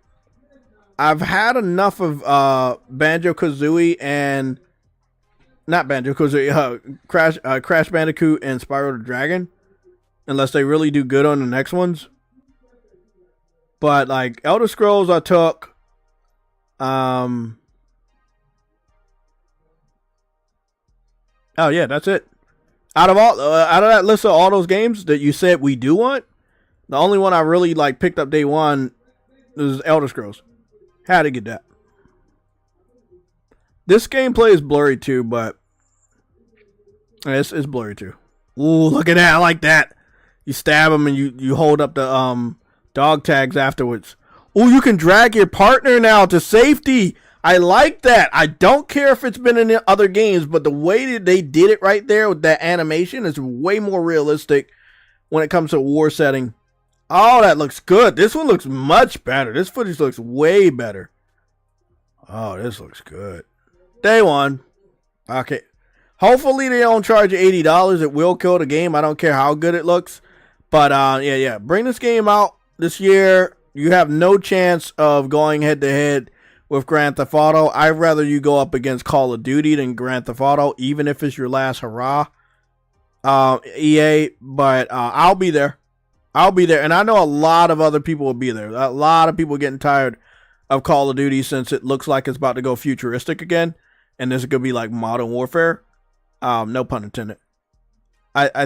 Yeah, he's destroying all the buildings, all the walls. Oh, yeah, you got some good detail on those buildings too. Refrigerator, dining room table, good shit. Nice. So what I'm seeing, this game is taking it back to Bad Company. That's what this is reminding me of. This is like they might as well just call it Battlefield Bad Company, and they will get at least a good 3 million additional sales if they put that title there. If they put the title Bad Company, they will get additional 3 million sales, because this is what this is reminding me of. It is reminding me of Battlefield Bad Company. This action is intense. This footage right here looks way better than all the other footage. Oh, wow. All the buildings coming out. Look at that. Look at that. That tank is really trying to fuck him up. Oh, wow. Day one. Yeah, this is day one. It's absolutely... This footage looks better, too. This looks better, too. Nah, it's a little blurry right here. The footage before this would look way better. I wonder what's... I mean, it's good marketing. Don't get me wrong. Really, really good marketing. Let me go see... I'm going to go put up another leak. See how much footage is up here. So we got this footage. We saw that one. 14 hours, the biggest Battlefield 6 playtest yet. Even more leaks. Battlefield 6 leaked 14 hours ago. Let me check this one. The thumbnail makes it seem as though this looks... this one looks way clearer.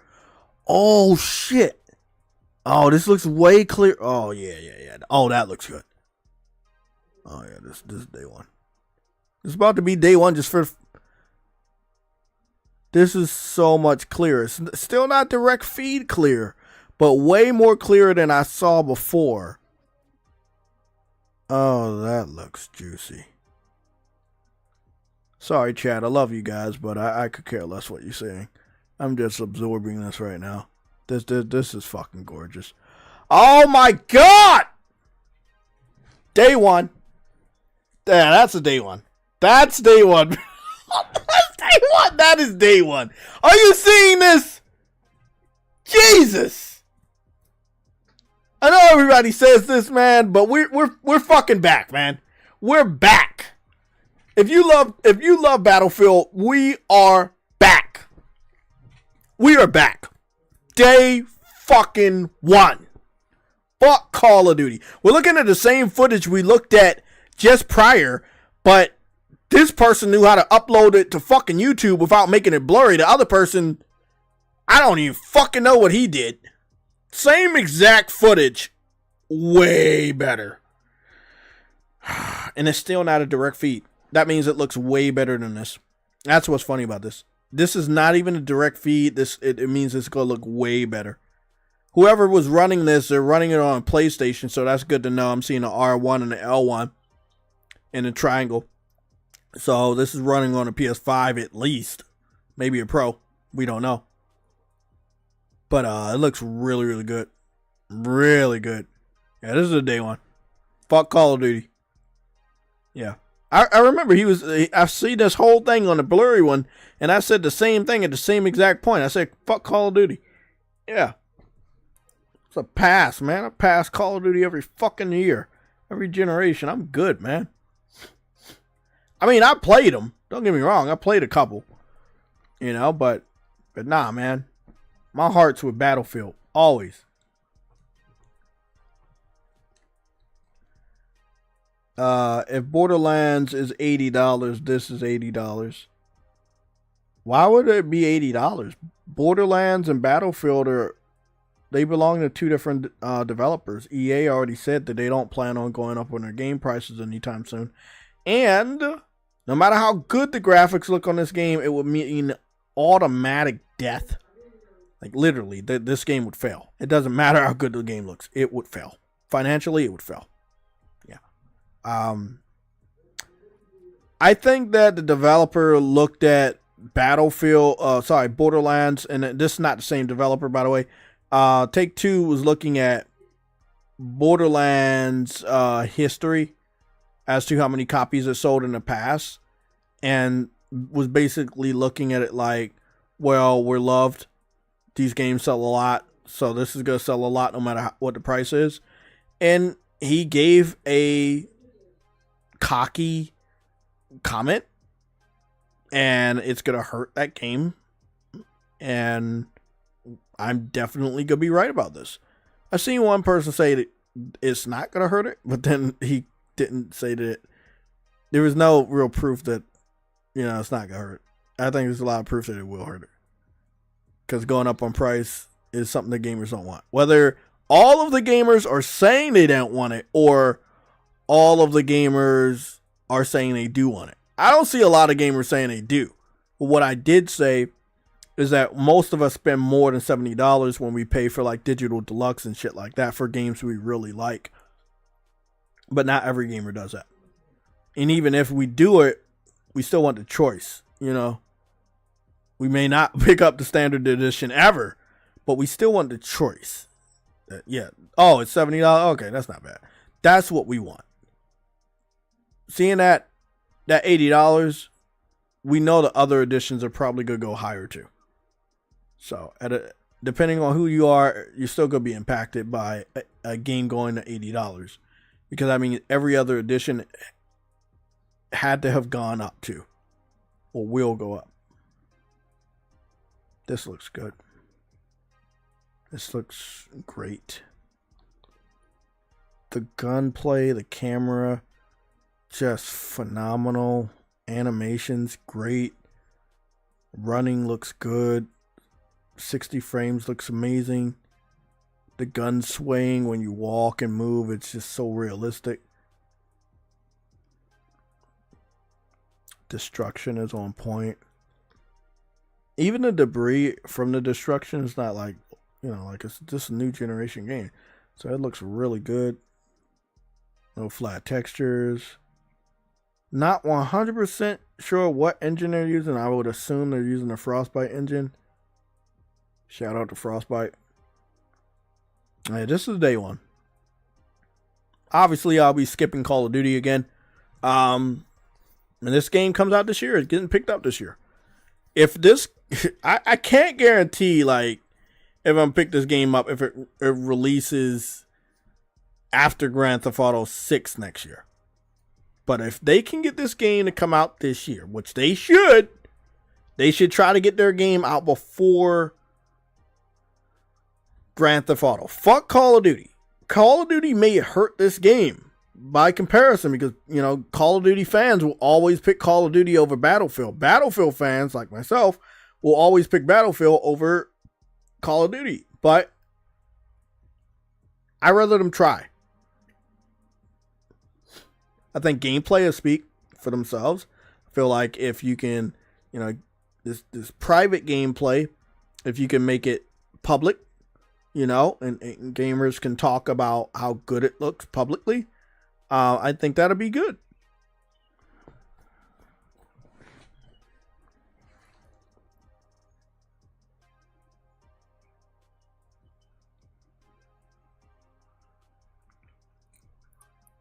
Bro, I don't know who some of the people in the chat are, but I'm about to start looking at y'all PSNs.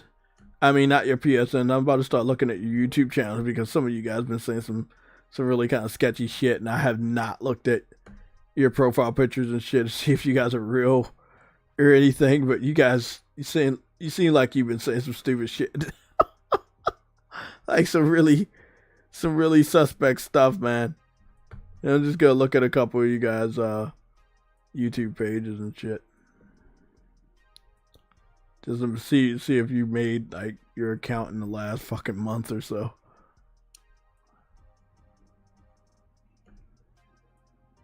Okay, who else we got? We got John Wayne.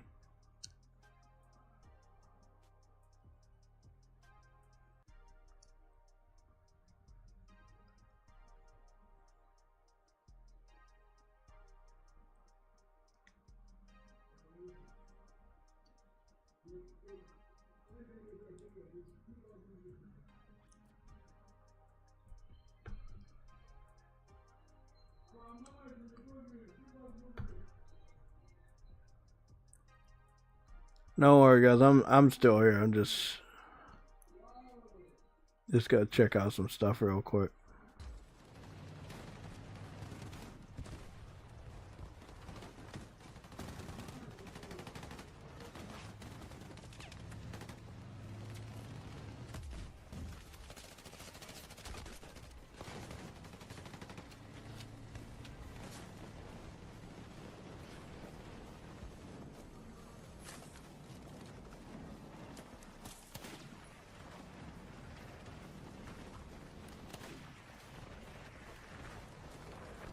So Johnny Gat, you got a Dark Side Phil video up on your YouTube channel from 9 years ago, which is weird.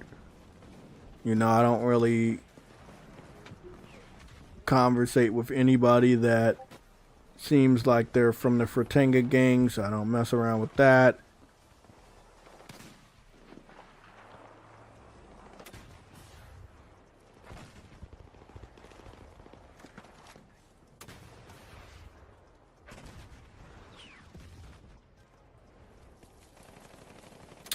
And then it also looks like General Gorilla is also a Fratanga gang individual. He also has a Dark Side Phil video. How many Dark Side Phil videos do you have? You have 2 Dark Side Phil videos.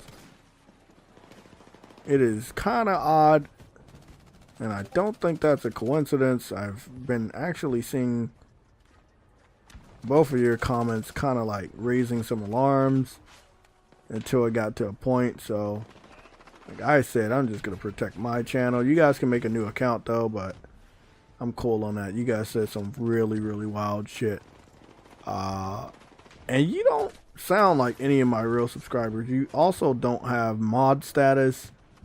You're not even a member of the channel, so we're just gonna get both of you guys up out of here. So you guys had a nice fun time here saying wild shit.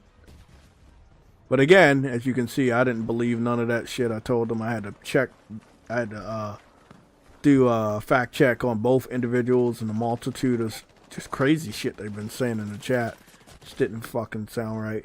Also, this PlayStation Forever individual, that name is just like giving me a red flag. Like it's like a generic PlayStation fake account, so I'll be checking out your account also right now. And let me go see. You made your account April 23rd of 2024, last year. There's absolutely nothing on your channel. There's no content here. And your @name is PlayStation Forever OR6VF. So you didn't really like try to make a legitimate like name or anything like that. It just seems like another dummy account. So I'll be helping you out also. I kind of figured that looked a little suspect. So just gonna get these 3 individuals out of here. Look, man, I want to talk to real people. You know, if you gotta like do that trolling shit to see, hey, is Jay crazy enough to run with some fake rumors that I've set up to kind of catch him? Then hey, maybe we can catch Jay in this. No, I'm smarter than that. I fact check my subscribers all the time, no matter what they say. So, you know, you 3 individuals saying wild ass shit in my chat, you come on, man. You kind of knew I was gonna have to check your account eventually. So, 3 individuals today. 3. Don't know what reason you guys try to mislead me on multiple occasions with falsehoods, but yeah, man, it's kind of weird.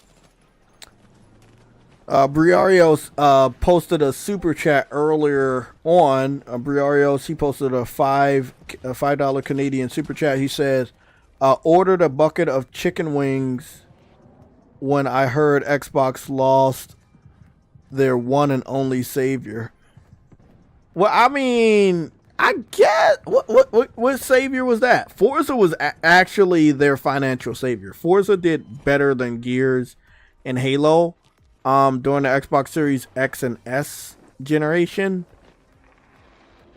I think like when Halo gets announced, man, I'm getting on camera. I'm gonna get some liquor or something. I might do a stream under the influence. I don't know, man. I might. I don't think I'm allowed to, but I might open a bottle, man. Like when Halo gets announced, possibly next month, it's gonna be interesting. It's gonna be so interesting.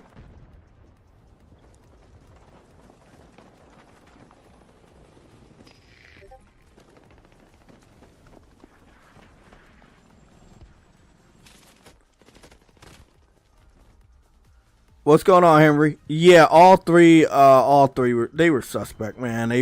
They were saying some of the wildest things, like trying to get me to go along with just saying random shit. One individual said that Phil Spencer said that Halo is gonna do better than Mario Kart World, and I was like, that sounds crazy. Like, he really thought saying something so crazy wouldn't be caught on my radar. And I knew it sounds so batshit crazy that I asked Google, and then I had the AI speak to this individual in the chat through the microphone, and it was like another PlayStation gamer in the chat. He was like, man, yeah, that sounds like bullshit, man. He never said that.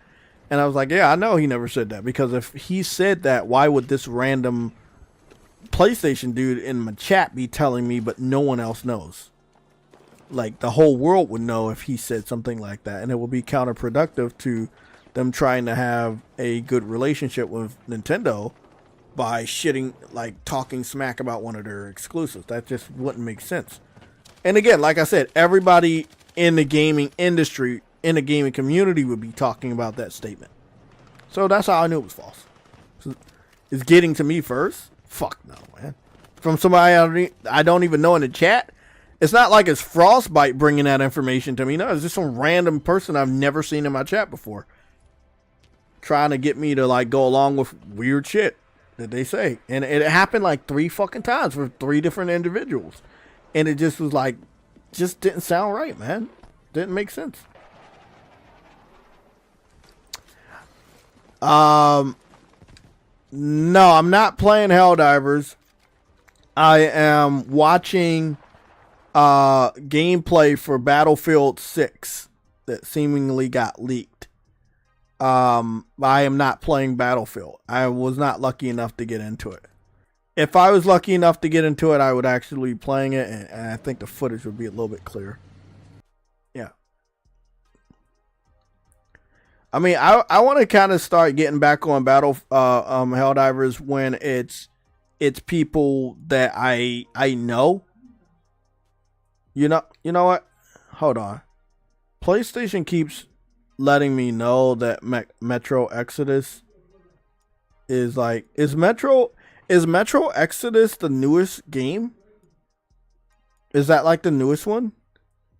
Like, why do they keep reminding me? They keep reminding me that it's like marked down. It's like $5.99. But they reminded me like fucking 20 fucking times. I think this is the one that like really graphically looks good, huh? Metro on sale you've seen? I don't know. It's called Metro Exodus. It's $5.99. Yeah, that's the newest one. So. Oh, okay. They keep like reminding me that it's on my wish list, but I got reminded like 20 times today. Like, I already fucking know. I'll pick it up. I'll pick it up before it goes on sale. Before it goes back to $30. $5.99 ain't shit. It'll be in a backlog for a while, but let's go see what my boy Truity's sending me. He always wakes up late and gives me information that everybody knows. Let's see. Enhance, meaning they didn't have to kneecap it to run on the Xbox Series S. If not for Game Pass, I'd seriously wonder. Huh? What do you call it? You saw Metaphor going to Game Pass, right? Now they'll actually play it. Oh, yeah. If not for Game Pass, I'd seriously wonder why I bought an Xbox. Just get it over with and announce Halo for PS5 already. The knife's in so deep already. Now twist it and kill the brand off completely. Yeesh. That's an Xbox fan saying that shit. I mean, at this point in time, just already, yeah, I agree. Just get it over with. Announce Halo, and I know they're waiting to do it at their Xbox showcase, but man, that's going to be a dark day for Xbox fans. That's why they canceled the Fan Fest. That's why they canceled the Fan Fest. Oh, fucking Truity called me back like 12 minutes ago, man. What the fuck? Bro, how late can one guy be? This guy's so late, they call him late, man. Let me call this dude back and get his ass in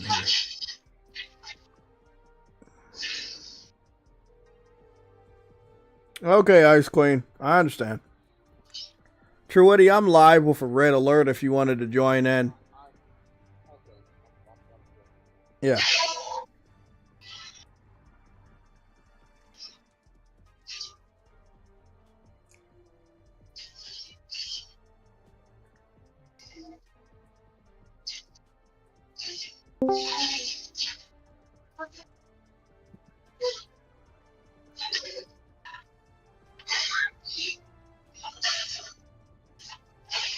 Yeah. Yeah, man, we've been here. I agree with the tweet that you sent me a screenshot of that individual going off. Yeah, I mean, I think it's going to be their last game. I think they still have to announce Starfield. I didn't even expect them to announce Hellblade, but bro, I forgot the game existed, to be honest. I do remember what you call it. Isn't the CF not the CFO. Not the CFO. What's his name? Saying that making Starfield exclusive was a mistake or something. I mean, not Starfield. Sorry, making Hellblade 2 was exclusive was a mistake. I don't know who that person is. I don't know who said that. I can't. Who's his name? It wasn't Phil Spencer. It was it was one above him. Nadella. Yeah, Nadella. He said making. He said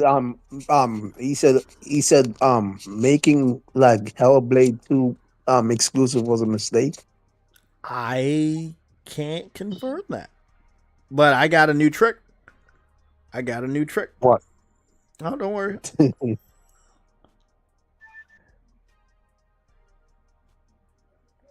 Did the head of Xbox say making Hellblade 2 an exclusive was a mistake?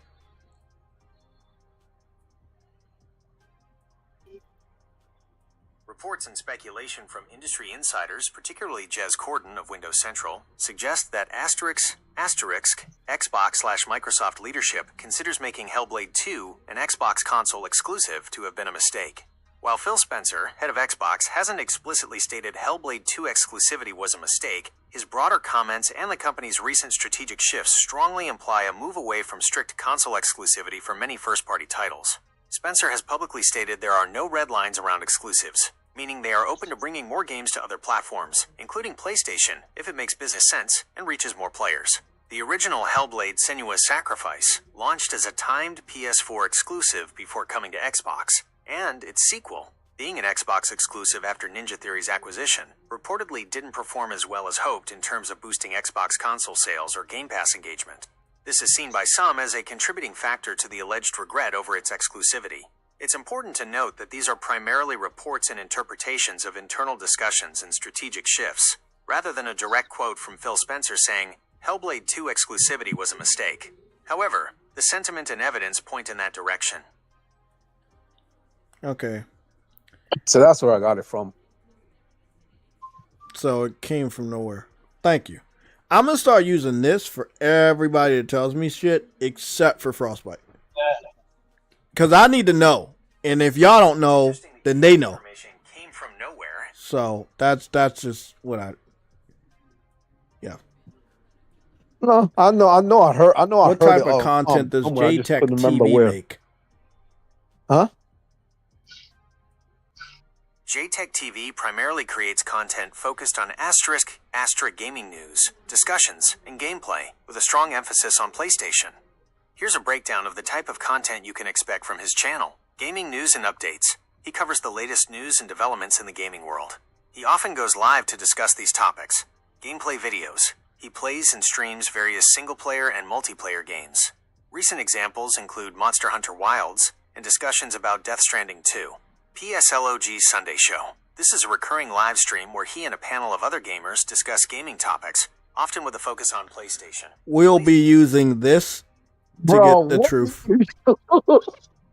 Wait, is that ChatGPT? Right. No, that's not. That's the new AI for Google shit. So you guys don't know. This is gonna help me know. I can't even trust. I'm telling you, I can't even trust people like IGN because they don't know shit. Told you exactly what your channel is and what it does and what. So when you bring something to me or anybody else in the chat that's not Frostbite, bring something to me, I will ask them what you told me to see where it came from. Because y'all never know where y'all hear shit from. And I just don't have the time to be wrong by even attempting to believe anything. Because it makes me guilty by default. While we're here, I just want to let you guys see. We're going to play like one match of Helldivers. I wanted to show you something that's very interesting here. Now, yeah, I saw you playing that this morning. Helldivers does take place on Super Earth. Super Earth, the geography of it is exactly like Earth. Africa is there. Europe is there. China is there. Russia is there. You even see the small island over there. Let me see. Let me zoom in here over here. You can see that's Japan. You can see, bro. Am I getting this planet? Is this one Australia? Something's telling me this is Australia. I think this is Australia. And then all the way over here to the Panhandle and stuff like that, you got the United States of America, and even that little dangly part we call Florida, aka Vice City. So everything's here. Even South America is here too. So that's pretty cool. The thing they randomly generate them is impressive. Randomly generated what? The planet of Earth? No, they've been working on this for a while, but I'm just saying that it's all here. Where we fight is randomly generated. I think we're in South America now. How many cities have we successfully defended? 1, 2, 3, 4. So we successfully defended 4 planets out of 7. There's Well, one. if you're saying it's super Earth, wouldn't it be countries? I guess These are countries. Yeah, these are countries. But we're going to different cities. They say super Earth cities defended. Okay. Yeah. We're attacking cities. I want to go to. Oh, and because we're on Super Earth, when you look up, you got a direct sight of your exact super destroyer, and depending on where it's at, it may have to reposition to drop down support because it might hit like a building or something. Oh, that's impressive. Now, I will say all cities seem to look exactly the same. I haven't went to a residential area, which is the area where the houses are from the CGI. I have ran into a, what is it called? The park, like where the playground. Yeah, I ran into that. But other than that, I like it. The advertisements are good. It's not like the most detailed fucking city you're ever gonna see, but it's way more detailed than I thought it was gonna be. Of course not. Destruction is not. Yeah, the destruction is like really crazy. Have you seen any of the leaked gameplay for the new Battlefield game? No, it's been leaking since yesterday. It looks amazing. We're gonna have a nice little timestamp of that for the stream. It was wow. It was beautiful. I mean, I don't see EA. You said leak gameplay? Yeah, I don't see EA like immediately running around to like get it off of the internet. So I don't know what's up with that. I feel like it's more of a good thing than a bad thing. That's just me.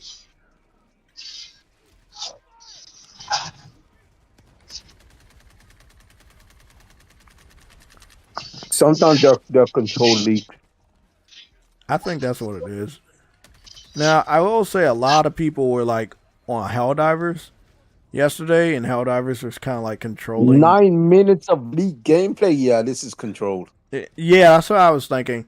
There's like a blurry version, but then somebody else has the same exact version, but it's not blurry.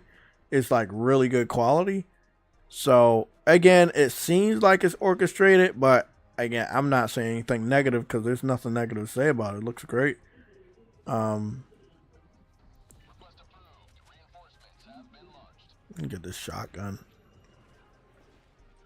It's a shotgun. Any more ammo I can pick up? No. Stems, don't need that. Oh, ammo. There we go. Get my motherfucking shotgun. And this actually looks really good. What, the Battlefield? Yeah. Yeah, it does look good. It's looking real good. Let me get this out of the way. Right over here.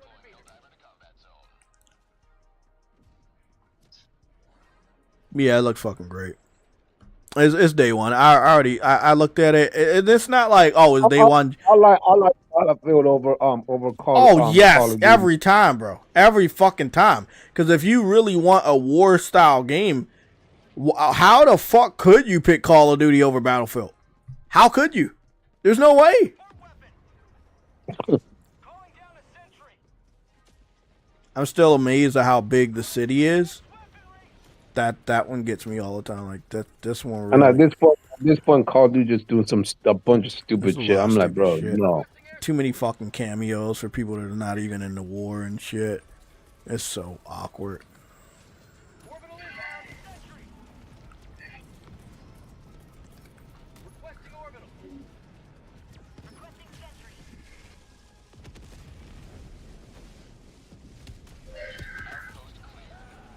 There we go, baby. There we go. Knock all that shit out. I know I'm destroying every single building out this bitch. Yeah, this ain't no leak, nigga. This is clean. Goddamn, they probably. Oh, you must be looking at the clean footage, yeah. Yeah. They must have leaked this themselves. What the fuck? Damn. You know, when you destroy the buildings, a lot of buildings, you will see like the dust and shit of the building to come down. I was kind of wondering what the fuck is all this dust? It's the debris from the building when the building collapsed, and it's like all dusty and shit. It's really nice. That's the thing. I'm like, bro, what the hell? Why is that not in Call of Duty for the longest time, bro? I'm like, oh, like destroying buildings. Yeah. Oh, Yes. I'm talking about Helldivers, but yeah, that happens too on Battlefield. I didn't know. Hey, yeah, I mean destructions in Helldivers. How the fuck is it not in Call of Duty? You got a point. It's not in Call of Duty because they want to keep you on 3-lane maps. That's what it is. that's not realistic though. No, it's not. They Like- want to keep you on 3-lane maps because that's what the Call of Duty fan base is. I've always wondered why they never did that, but Battlefield does. Like I found that annoying. Because Battlefield is exactly what it is. It's a Battlefield game. They want to keep people inside their little bubble. The 3-lane maps that they always play in Call of Duty. That's the thing. Fuck, he hit me one more time with that staff and killed me. Fuck, I should have healed. I wish we were called like super soldiers, not Helldivers, because I'm just saying, because like we are weak as shit in comparison to these people, man. Like we suck ass, man. Yeah. Like we are so weak. Like 2 fucking hits from a fucking alien and they fucking kill you, bro. I hate that shit. I need to go back over there and get my fucking samples and shit and all my other stuff.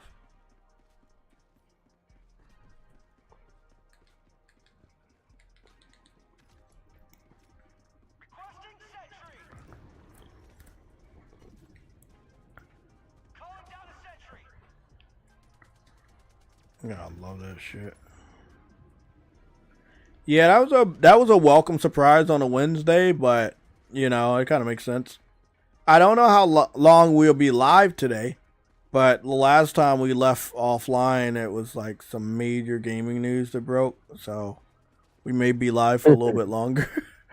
I'm just waiting for the rest of the news to come in because not everybody's on the same time zone, so that's why it's like that. And like I said before, we're getting close to the showcases, so some developers may opt to align themselves with either Jeff Keighley or they I'm gonna be honest though, Jay. I'm gonna be honest though, Jay. No one gives a shit about Hellblade 2. Like, oh no, nobody cares about that shit. Let's be real. Nobody cares about but that shit. it's just funny. It's just funny to see everything keeps oh no, it's now for PlayStation 5. I'm like, God damn, bro.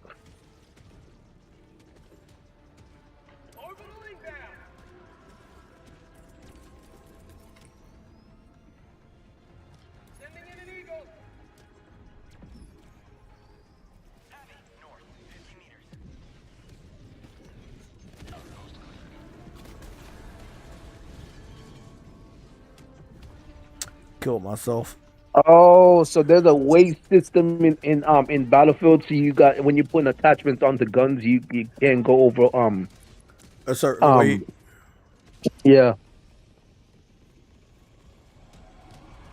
Oh, that's actually pretty impressive, actually, because nigga, you gotta be able to can still move in Battlefield. So if you're overweight because your guns are heavy, nigga, like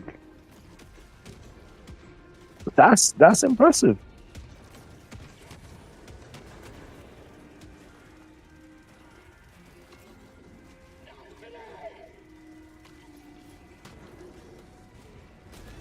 I remember how to do this shit now.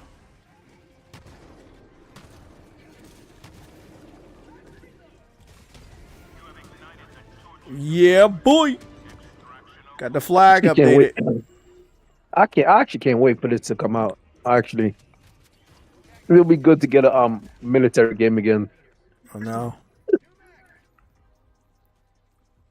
I don't really want to get my fucking shit back, man. I don't know if I can though. I'm gonna try to go get my shit.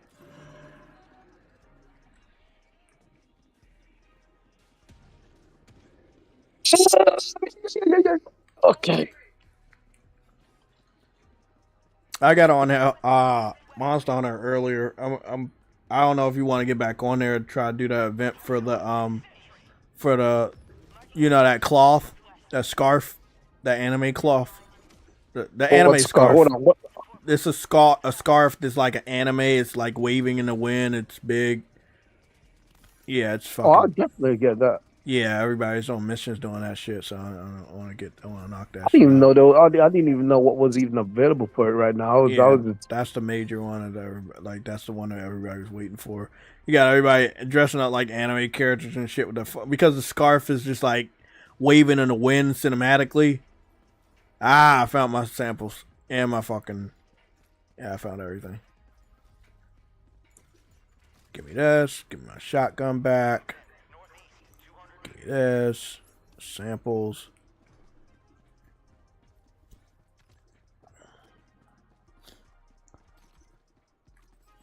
What's that looking like? We don't get that many samples.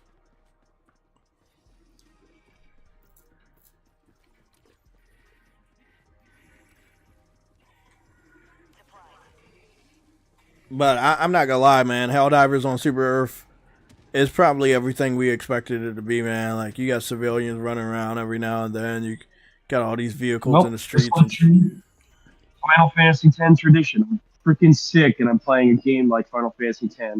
Yeah, you know, there's expeditions like Final Fantasy X. Oh, okay. It's always, and I've played Final Fantasy X like 40 times because of how many times I've been sick of them. Literally, it was my comfort game.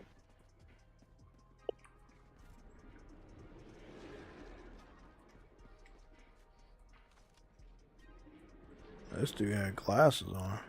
What, are you like a fucking doctor or something?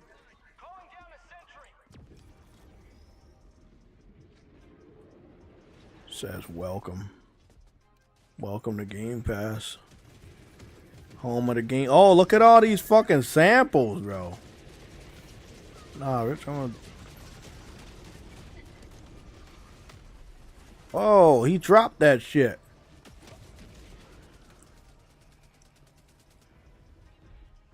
Oh, he really dropped that shit. That's wild. He was waiting for that stingray to come through and he shot the shit out of that. Out of the sky.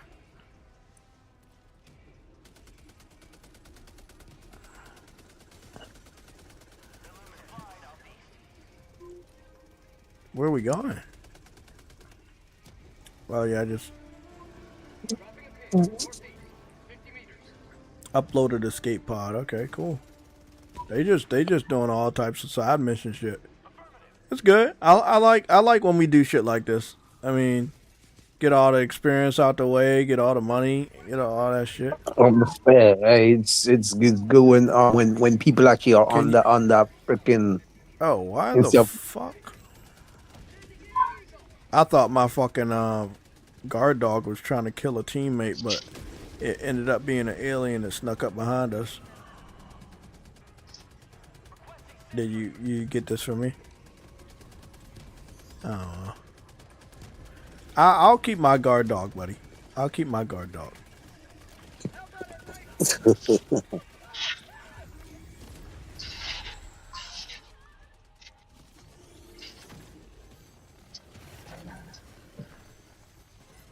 Yeah, I think it's time for us to get the fuck out of here. This dude, is he fighting with the sword?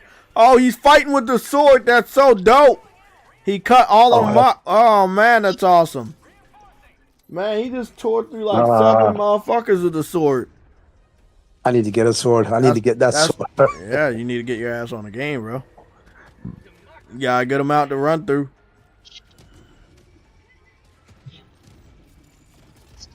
Money? Medals.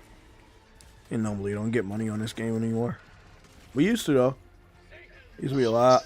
Oh shit.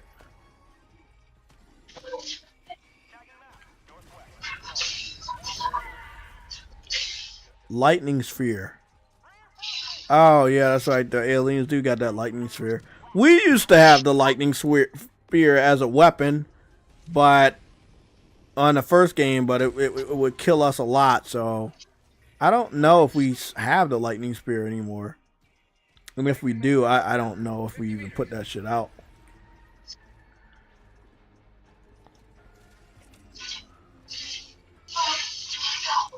Okay.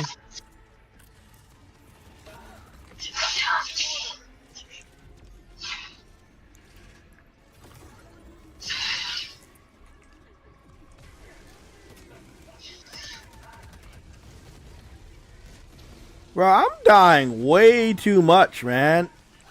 That's my only thing about Helldivers. It's like, oh, they make you feel like you're a superhero because you got the cape and everything. But in reality, you're a poser, bro. Like, you are a fucking poser, bro. Like, you are very disposable as fuck. Like, the fuck? There it is. There's my fucking shit. They make you feel like you're a soldier, but when you get out on the field, you are more like you're the food. You're the food for them, man. I can't get my motherfucking samples. Wait, why not? My samples fell down a crack that I'm too big to get. No lie. Wow. I can barely get there. Wow. I'm trying hard to get down it. Get in the crack. Okay. You gotta be fucking kidding me. I literally dropped my... Can't make this shit up. Can't make this shit up. He trying to get him too. You can't make this fucking shit up. You cannot make this shit up. Yeah, at least you got it on camera, man. Ah, fuck it. At least you it's got like it when you drop shit in the like between the car and the car seat, and your hand's not big enough to. Bruh. Yeah, they definitely put like. Oh, come on, man! Let's get the fuck out of here, bro. Let's go. My only thing is, when you stick around too much on a game like this, like that's when the fuck shit starts happening. Yeah. So it's best to like get in here and get the fuck out. I'm stuck in a wall? Yeah, I'm stuck in a wall. Plus, you're not a fucking superhero, man. This Exactly. game, you are a meatbag, which you really are. You really, truly, the fuck are a meatbag.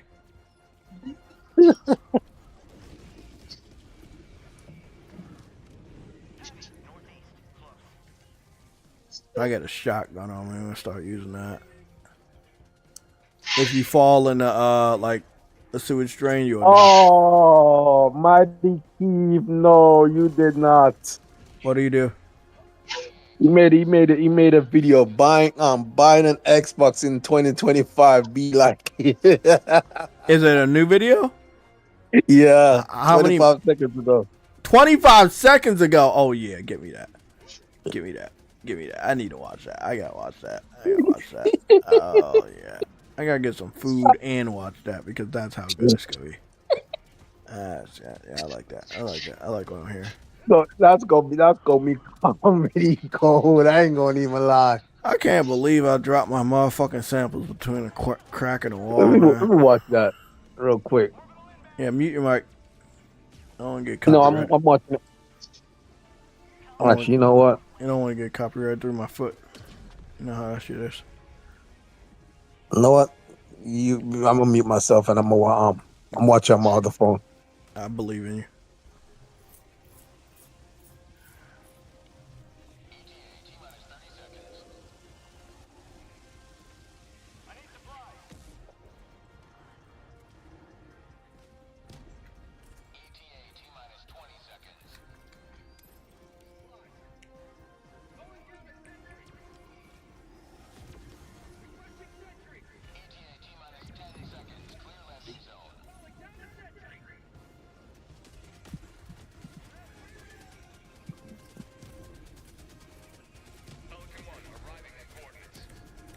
I'm about to throw all my bombs down. I hope that to God nobody's stupid enough to wait around. 5, 4, 3, 2, guns.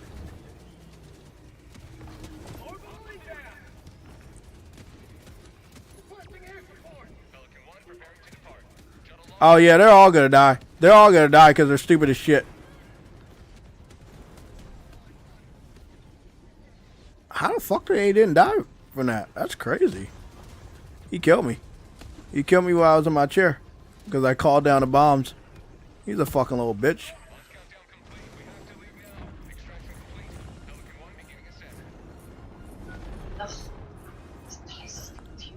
Trying to figure out who killed me. I think they got. I'm gonna report his ass. They hanging around for absolutely no reason instead of getting in the ship immediately, and that's why I threw the bomb. And I'm gonna start throwing a bomb every fucking time because of that. And they lost points because they killed me. Like, that was absolutely pointless. There was absolutely no reason to do that. None of them lost their lives, but because they killed me, they didn't get the full amount of the experience. Fucking pointless. They'll give me a notification of who did it.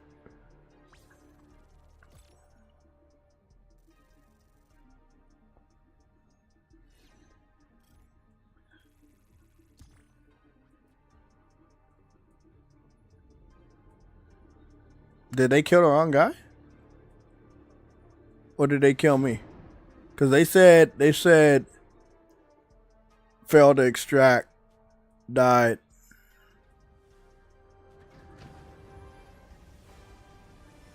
No, he killed the wrong guy. He thought he was killing me. He killed the wrong guy. He killed the wrong guy.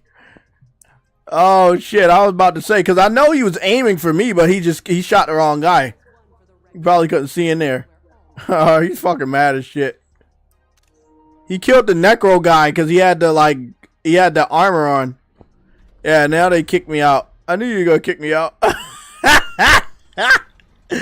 You gotta love that shit. Don't worry, I won't report him. I thought he killed me because I knew he was aiming for me. Say I got kicked. You have been kicked from the game. Of course I did. You have been kicked from the game. Of course. I knew you kicked me. You killed the wrong guy, bro. You thought you were killing me. You killed the wrong guy.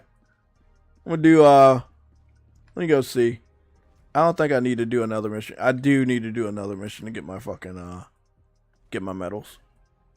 Let me go see what we got. I could get all this stuff out the way, but I don't want to. I really want to get, oh, I already got this armor. I want to get the sword. I need 40 medals to get that. I got 18 right now.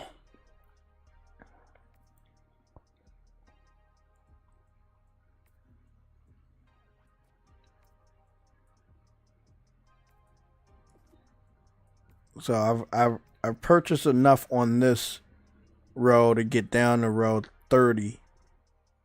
Sorry, page 3, and that's where all the really good stuff is. Oh, I forgot that I wanted this grenade. It was the grenade, the pyrotech grenade. The one, the fucking grenade that spins with fire. It has like fire, but it spins around. That might be much. Oh, wow. That might be really useful for me. Oh, shit. I forgot how useful this might be because I'll be throwing in fireballs. Okay. I want to get the sword. Ah, man. There's so much. There's so much. There's so much. Let's see what Super Earth looks like down there. Look at that. We're getting invaded like shit. We are getting invaded. Just in case y'all haven't saw Super Earth getting invaded like shit. Look at that, man. We are getting fucked. Look at that. We are fucked. I love it, man. I love that, like, they have, what is it called? It's that one word. It was like, not scenery storytelling, but visual. There it is. Visual storytelling. Yeah, they got visual storytelling here. You can see all the super destroyers. You can see the super destroyers over there from different people online. And then you can see all the aliens and shit over top of Earth. I love it. I love it. It's really nice. It's really nice. You can see the sun over there. I think that's the sun. Or that might be the ruins of Mars. It seems like they destroyed Mars. Look at that, the United States of America. Look at that.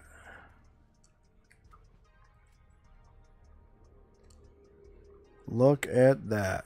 Beautiful, beautiful. That looks amazing. Just seeing the Earth through their lens. It's cool as shit.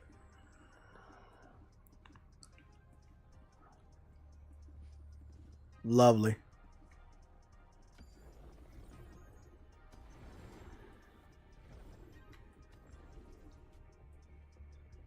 For the first time in 100 years, undemocratic forces besmirch the face of Super Earth itself. Our hallowed halls befouled, our storied pinions soiled upon the ground, desecrations most profane, indignities most foul.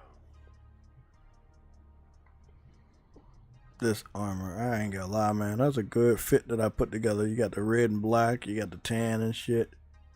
Oh yeah, I look like a fucking legend out this bitch. Got that red and black. That's so fucking fire. That's dope.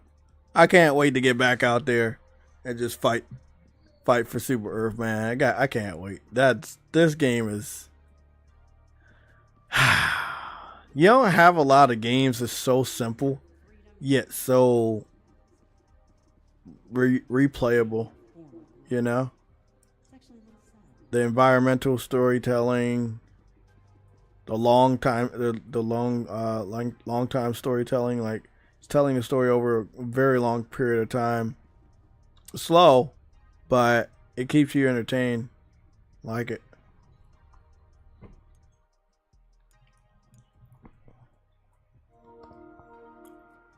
Okay, Ice Queen, you're heading off. Take a look at what's just been added to PlayStation Now. View details. They're really doing good with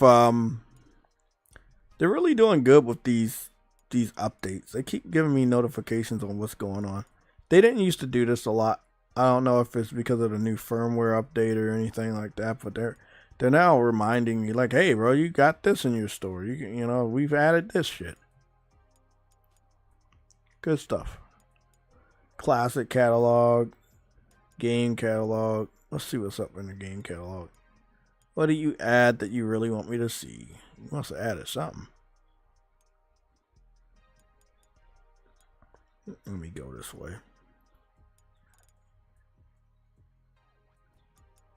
Astrobot cameos? Oh, these are just the cameos that were in Astrobot.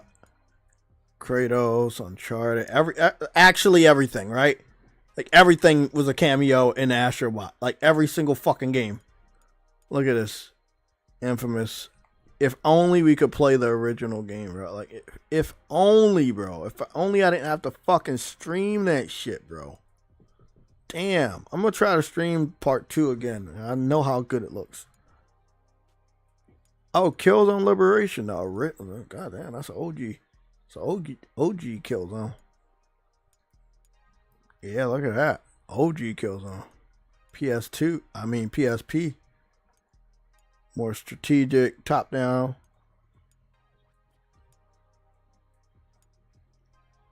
Man, gaming has came so fucking far visually. It has came so fucking far, man. Look at that. Gaming has came so fucking far. So far, bro. Castlevania Lord of the Shadows.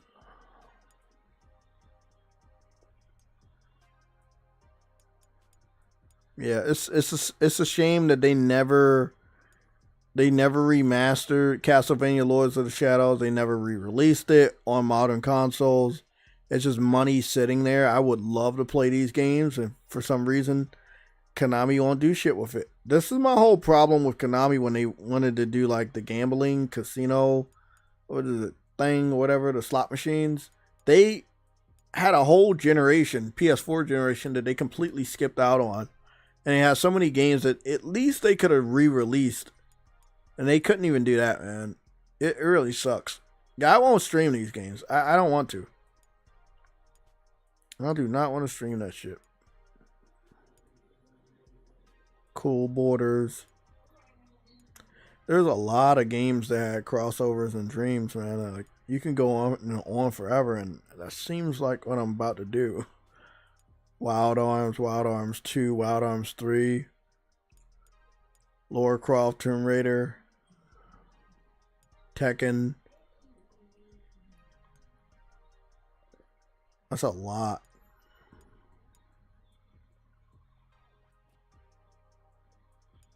I still really want to play Art. I'm going to play that one day. I'm going to have to download that. Make some room. Check out the latest games for you. I don't think they're for me, but Grand Blue Fantasy Versus Rising Standard Edition.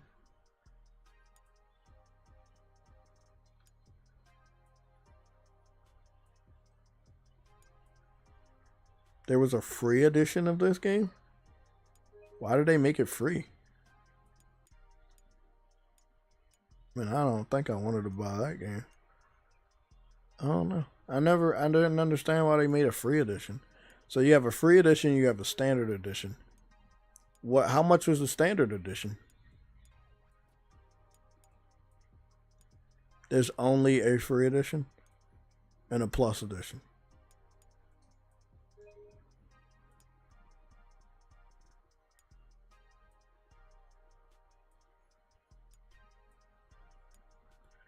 I'm so confused. Why is it free? I know it's free with like plus, but there's no price here. Oh, there it is. There is the price for standard. Okay, it's $49.99. I was about to say, man. Damn, maybe you do want to get it for free. But how toned down is it gonna be? This was one. But I don't know how long it's gonna stay on PlayStation Plus. Included with PlayStation Plus catalog. Who knows? I don't know when it's gonna leave, but this was the PS2 Harvest Moon that they remade. It looks a little bit better than I'll say it looks a lot better, softer on the visual side and the graphics. Not so rough. But this is like the PS2 Harvest Moon. It got a major upgrade in visuals back in the day. It really broke the mold. So, I don't know how much time I'll have to play that, but let's see what else they added. Gloomhaven Mercenaries Edition. I don't really know what this is all about. Oh, what was this game? Looks like some sort of PC turn-based strategy game or something.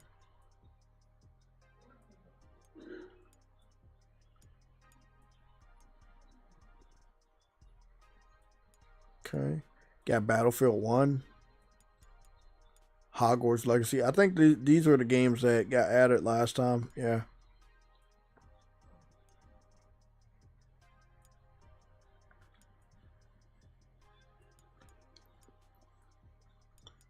Yeah, I don't need to buy this game. I already own it.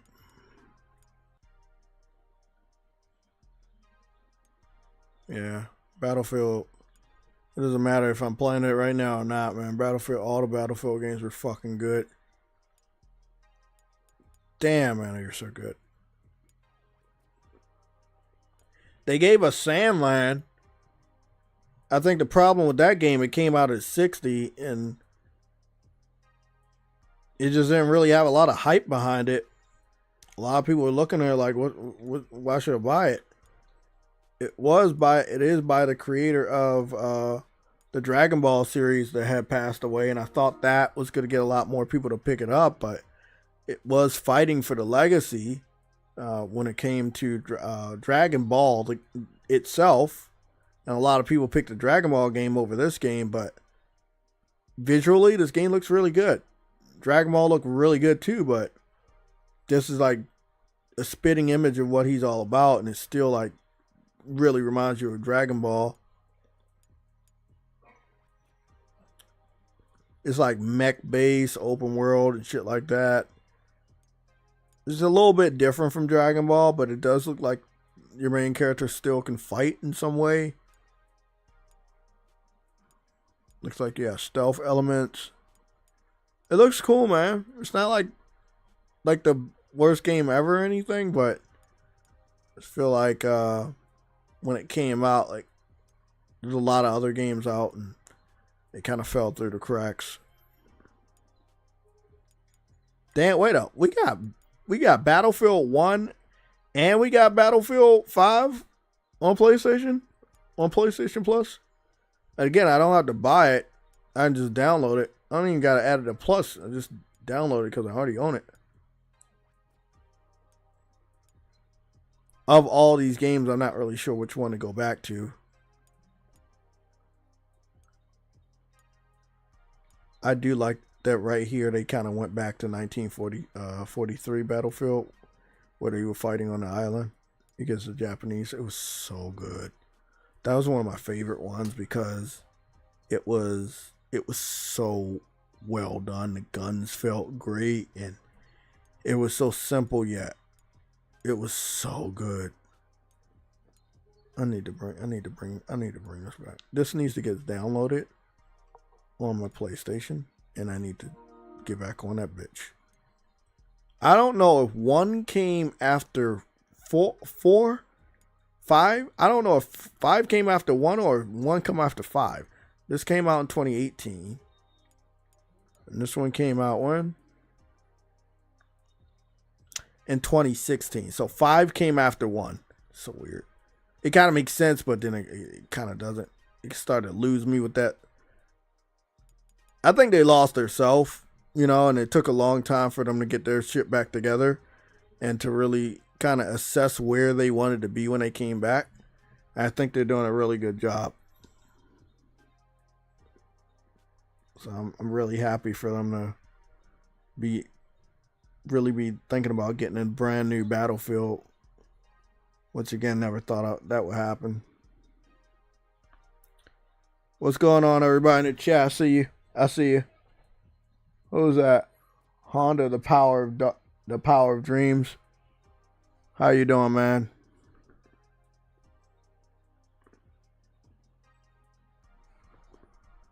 Let's see who's in the chat. Furious Gaming, Furious Legacy Gaming. What's going on? Nah, just reminiscing on Battlefield. Also being very excited it's coming back.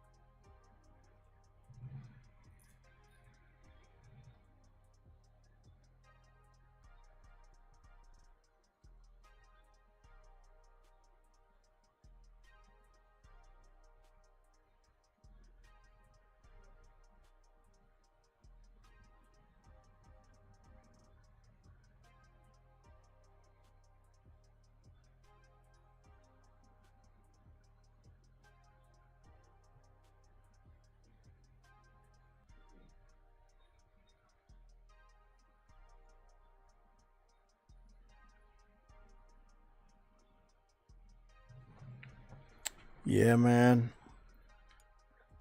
Yeah, I'm gonna download Battlefield 5 back. I know it's gonna take a while. I think it was a big ass game. They say it's only 34 gigs, but I think that they said minimum. I think it was much bigger than 34 gigs.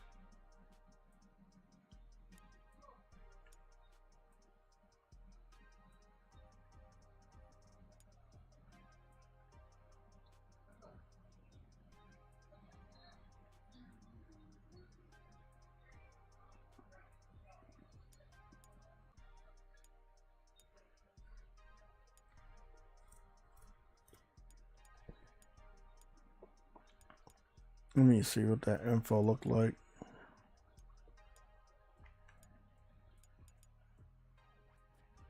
Yeah, like I thought, it's about 107 gigs. I'm not gonna be playing that for a while. Of course.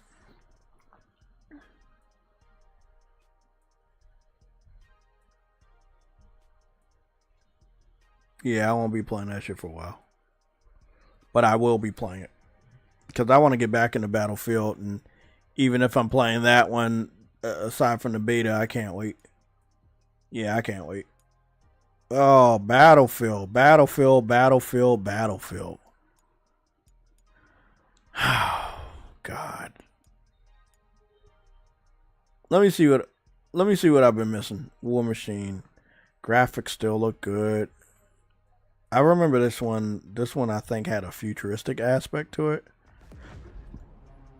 Defending that last point in breakthrough. You and your squad going together, trying to accomplish something. Look at that. That looks good.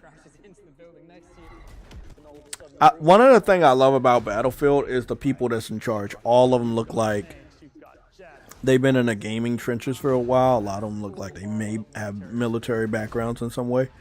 And I respect it. I really respect it. And they have such a deep love for it. And that's what I love. Look at that. Look at those awards they got. Like, people forget that Battlefield is an award-winning franchise. EA is not just going to fucking kill this shit off because Call of Duty keeps being automatically praised for doing the minimum things. I fucking love it. Give the team that space to do something just more amazing even than they've done in the past. I know they're talking about Battlefield 5, but I know they have that same passion with the new Battlefield.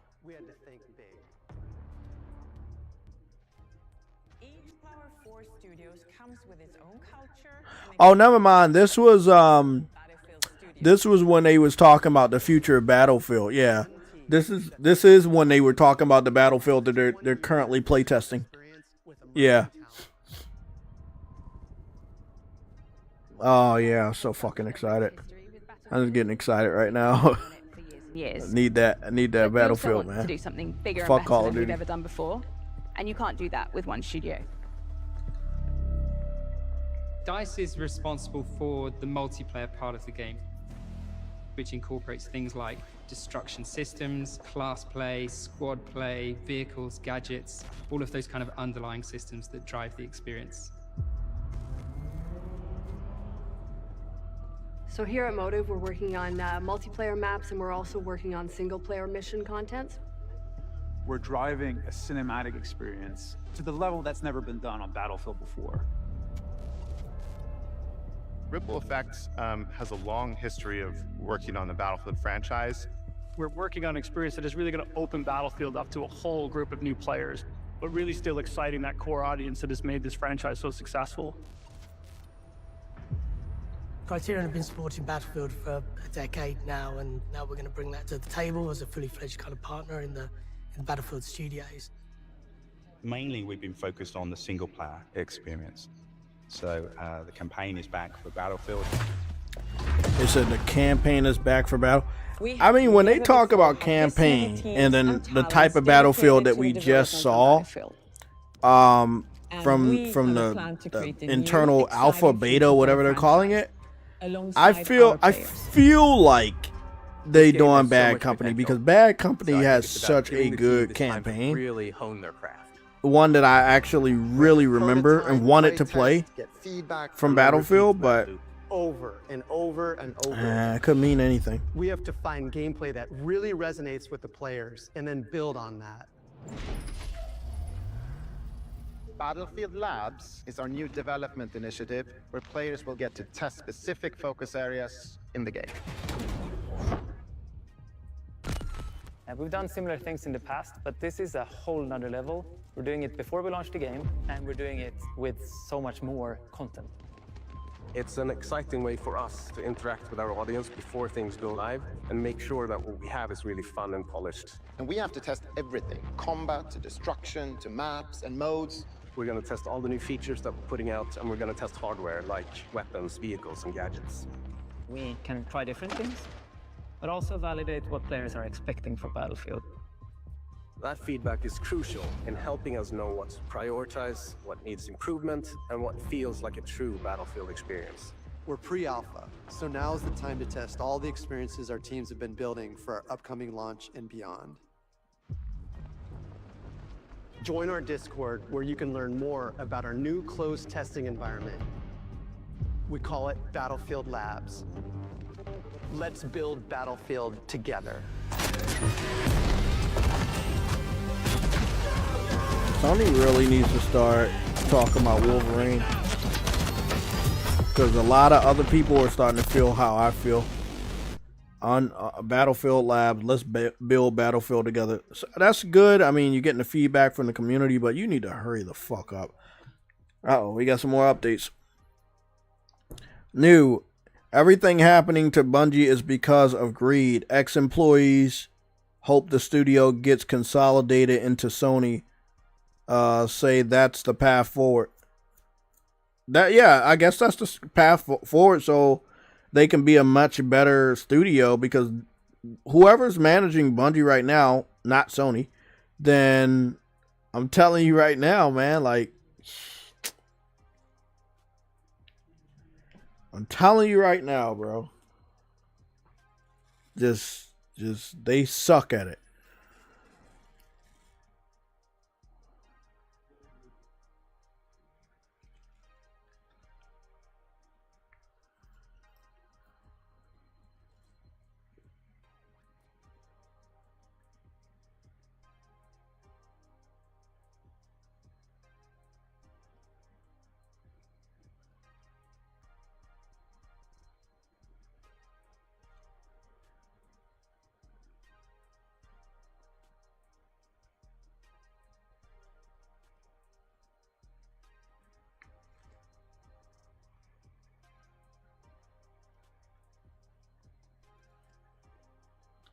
Gearbox CL Randy Pitchford has attempted to explain recent comments that true fans would find a way to buy Borderlands 4 if it ends up costing $80. I don't think he tried to explain it. I think you guys as journalists tried to explain it. And it doesn't really matter what he said, because what he really wanted to say, he already said. So there's no point in walking it back. Game Informer. I trust those guys. I need to make sure they pop up on my Twitter going forward, because they're not popping up on my Twitter compared to other people, and I wish they would.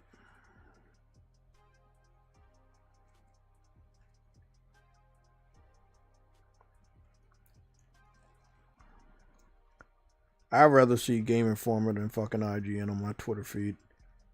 But I think I have IGN blocked on my Twitter feed. Yeah, I'm ready. I'm ready for more Battlefield.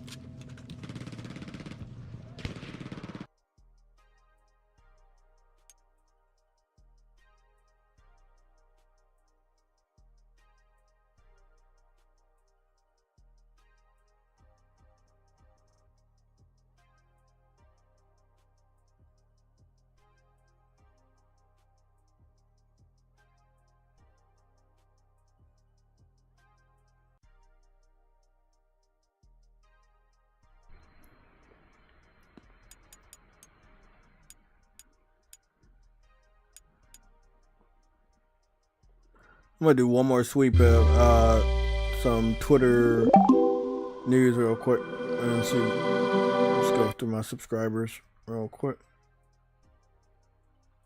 I will say Osmongo has really been enjoying Expedition 33.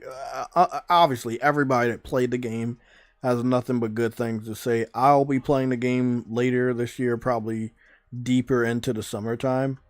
But I want to have some free time to play that. Like, I want to have a little bit of a clear gaming schedule so I can just throw myself into that game and not worry about any other game.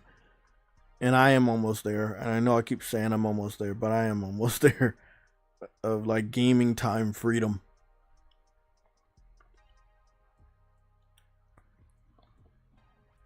The Outer Worlds.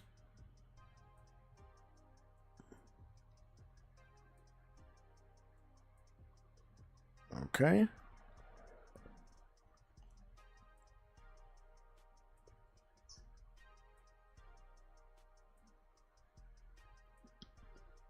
Well, they're saying that Borderlands 4 budget is close to $300 million. I don't know if that's true or not, but looking at Borderlands, I don't understand why it's that expensive. I feel like some of these game developers make their, like, they have crazy budgets just because of the IP's name. And I feel like that's kind of stupid, because that means it's always going to get higher because the popularity of the IP. Doom, prime example, like Doom has a crazy like, I don't know, penetration rate right now with the new Doom. Like, no one's playing it, nobody's buying it. And I don't know how much the budget for the game was, but I feel like it didn't need to be as high as it is the way it's being received. Did they expect gamers to just blindly like support the game, or like what was going on with that? I don't know, man.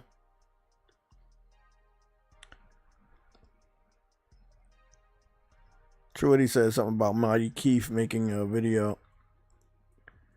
My question is he going to even pop up on my subscriber list? Because so many people have got moved down my subscriber list. I don't know how that happens, but once they move down on my subscriber list, they stay there. I've noticed this for quite a while now. And it's almost like there's no way to get them higher up on the subscriber list until I either resubscribe or it is more resubscribing. Let's go see what's going on. Buying an Xbox console in 2025 be like. I think his video is more along the lines of the price hike and not all their games coming to PlayStation.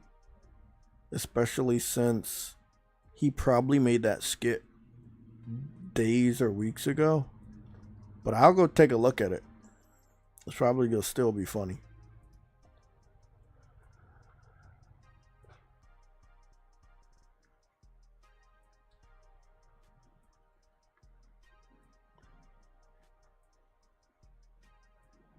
No.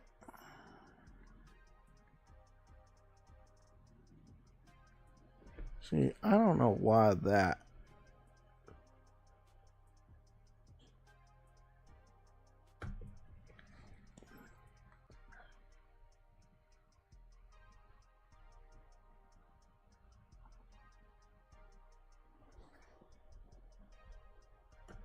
Why am I still subscribed? Nope.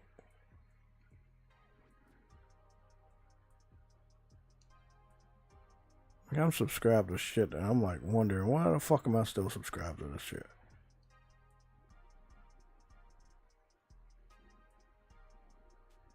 Cause I know I'm not subscribed to some of this stuff, but they still got me subscribed to a lot of this stuff.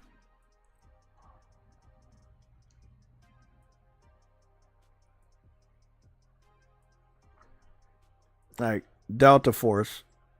Delta Force was going to be my Battlefield. Delta Force was going to be my Battlefield until until they started to do like a they started to do like a fucking early access on PC only. And I was like, either you're hiding something or you just are very PC centric, and when the game does come to console, it may not play good and it may not be for console gamers. It does give me a lot of vibe, like Battlefield vibes, but I don't know, man. Like, they're talking about mid-season updates and shit like that, and this game has not launched on consoles. I don't like it, the way they're talking about it. They make it seem like it has launched, but then I don't think it has launched. I don't see anything about the game that's bad. I just wish that console gamers would have a chance to play the game, because again, we're talking about 2025. We have the PS5, we have the PS5 Pro. You know, maybe not on Xbox, but on PlayStation, there's absolutely no reason why we can't play this game. If you want to put the game only on PC, release it on PC. Don't release it on consoles. See how far you get. Maybe you get far, maybe you don't. But I don't know, man. It's always weird when that happens.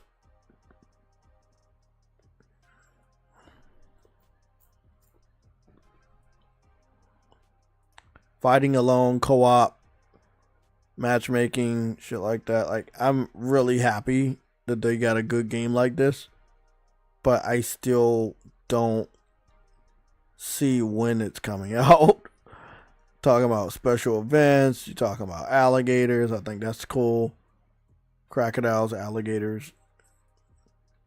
Somebody correct me.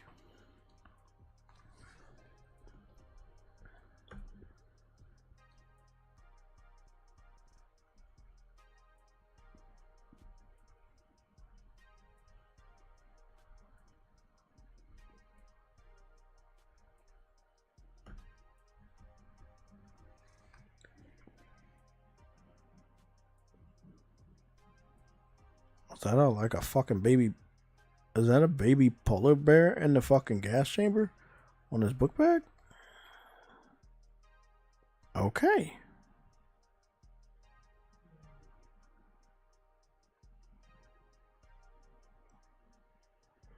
Okay, they got different bundles. I can see that it's like a lot of microtransactions and shit like this. Again, the way the game is being shown right now, it's playable. It's just not on consoles. And I really wish they could tell me why it's not on consoles yet. No, I think it's another game that does that. It's not a shooter though. It's called No Rest for the Wicked, and they're doing the early access, but they refuse to give any refuse to give any information on when their game is coming to consoles. Again, it's always the weirdest thing. These developers want us to buy the game, but they can't give us updates on the game. Then when, again, whether it's me or anybody else, I can't speak for anybody else. I can only speak for myself. But when I lose interest in the game, for me, when I lose interest, it's permanent.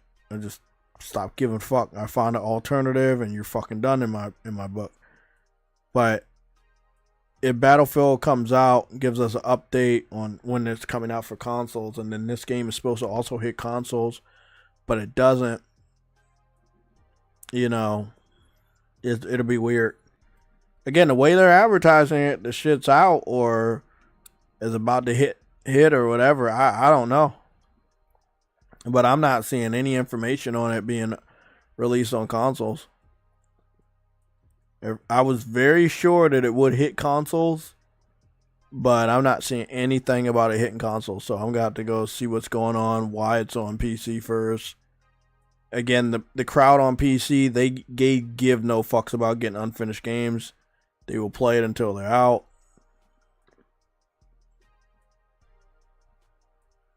I'm just going to go check on PlayStation real quick, because I thought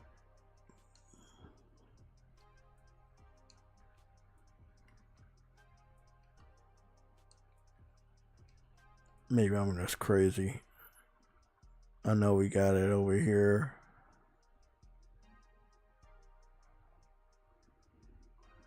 Nope. I'm looking for it and I don't see it. I thought we had it on a wish list.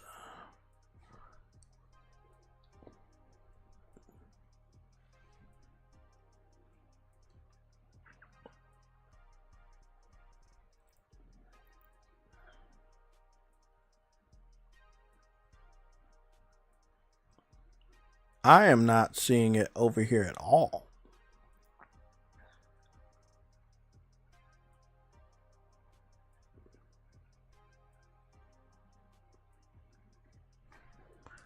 Let me go check Google real quick.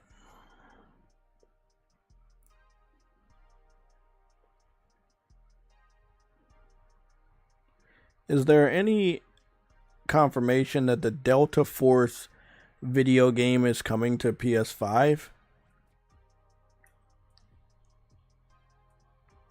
Yes, the new Delta Force game is confirmed to be coming to PS5. While the PC version was released in December 2024, the console versions for PlayStation and Xbox were delayed from their initial Q1 2025 target.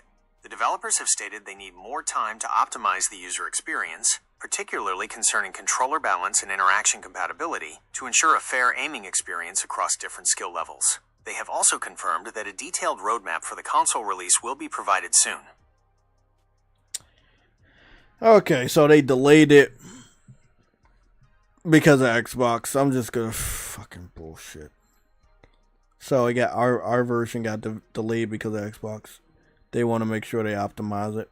That's code for we have one system that's a weaker link, and they're good of developers to make sure that PlayStation and Xbox have it at the same exact time. If it was me, I would say fuck Xbox and just bring it to PlayStation, give it to Xbox when they're ready. But this is in 2025, it's still happening where Xbox is holding back the PlayStation gaming community from getting a good game. And it really fucking sucks. I hate when this shit happens. We have to wait until a developer figures out how to, downscale the experience for your weak ass platform. Xbox Series S, and I hope to God that does not become a recurring event when the Nintendo Switch 2 enters the field. Leak all planets with cities. The Mega City system is not exclusive to Super Earth and has been applied to other planets. Oh, okay. So that's cool. So, like, other cities are... Okay, it's cool. Other planets have cities. Okay.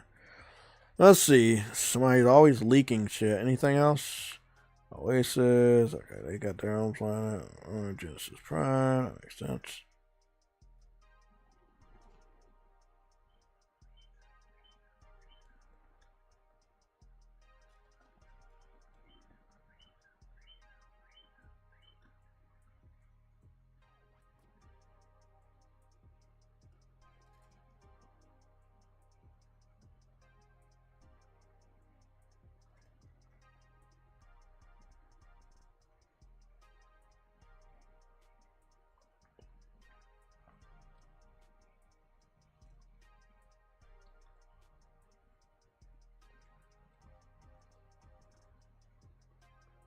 That was much of nothing.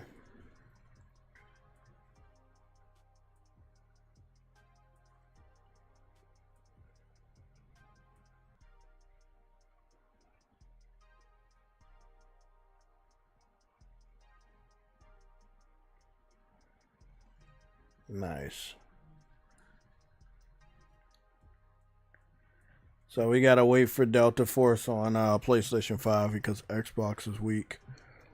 Well, if they don't... Bro, if that game is not playable in my hands before Battlefield is, that gets skipped. That gets skipped. You know what? I'll choose Battlefield over that anyway. Just to be honest, fuck it. That was my Battlefield alternative. because I didn't think Battlefield was coming back. But now that I know Battlefield is coming back, yeah, I'll pick Battlefield over Delta Force.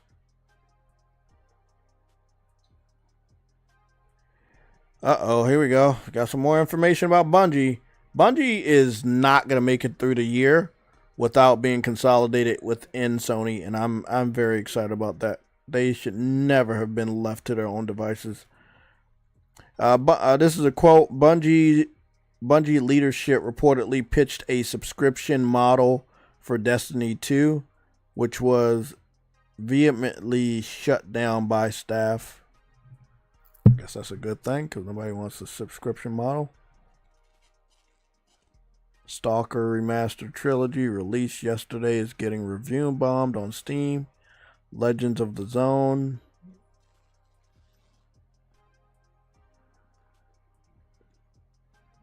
Everything Xbox touches turns to shit.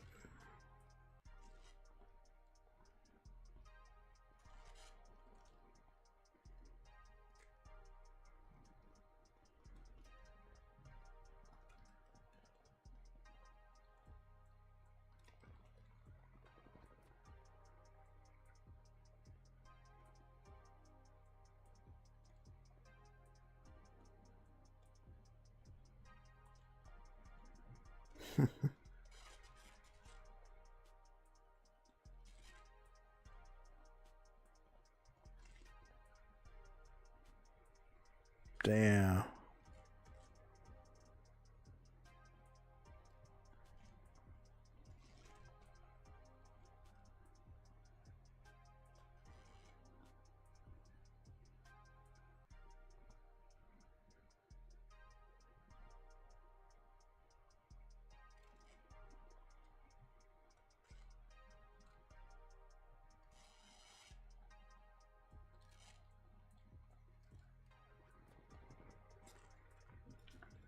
Yeah, I love it. That's going to be an interesting talking point.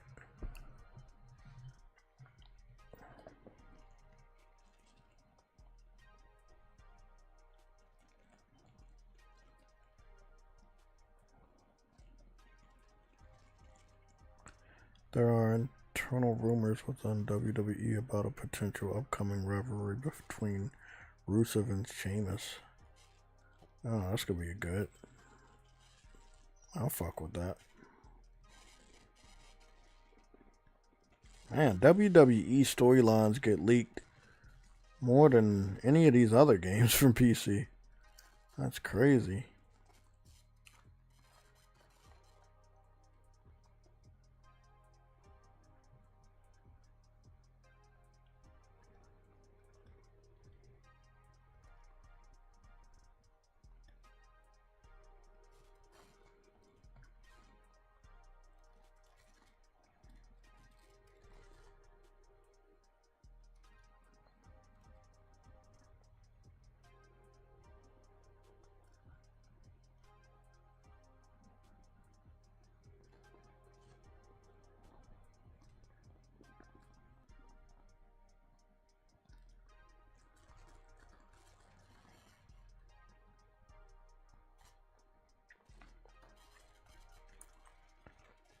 Wu Chang. Yeah, I'm not going to be supporting that. New Mario Kart footage. My fault. Forgot the sound was on. Well, it looks like Mario Kart. There's nothing really surprising about it, but yeah. It's weird for them to like try to market the Switch too. It's just, I don't know. There's not much to market. Kind of know what the graphics look like. We know what Mario Kart looks like. Just, yeah.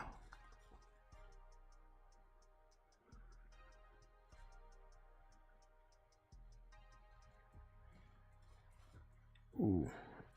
It's taking a turn for the worse.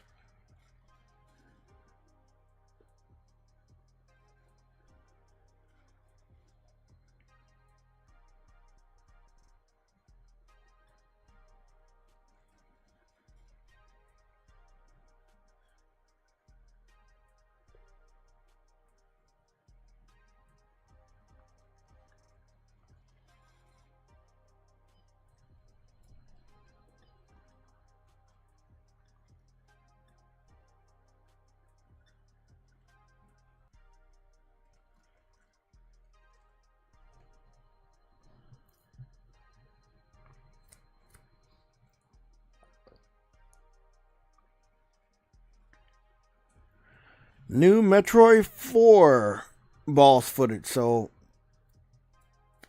Nintendo's starting to just release gameplay footage randomly, and I guess in hopes that it goes viral.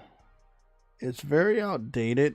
Maybe people that are not JTech are going to be very excited about this shit, but their gameplay and their graphics are very outdated, and I just don't really see the excitement. And then again, when you think about a new gaming console, you're supposed to be excited about visuals, graphics, things like that.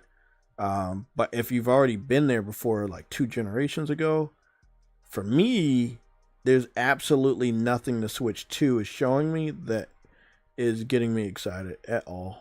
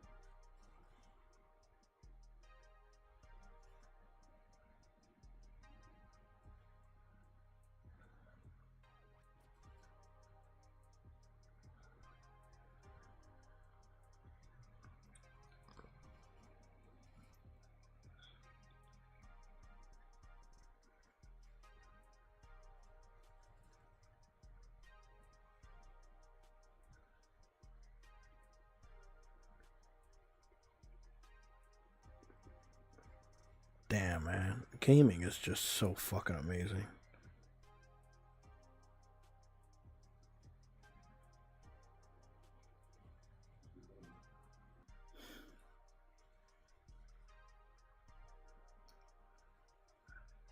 That's...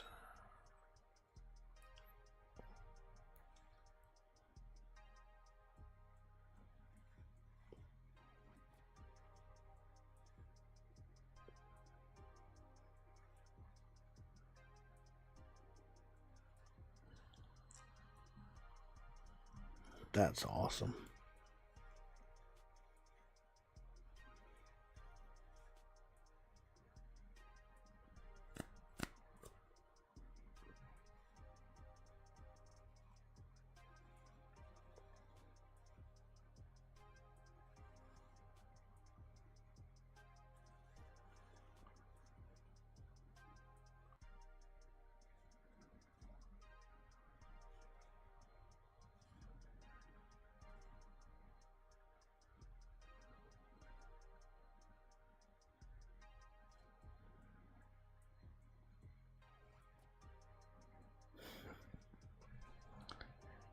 Oh, man.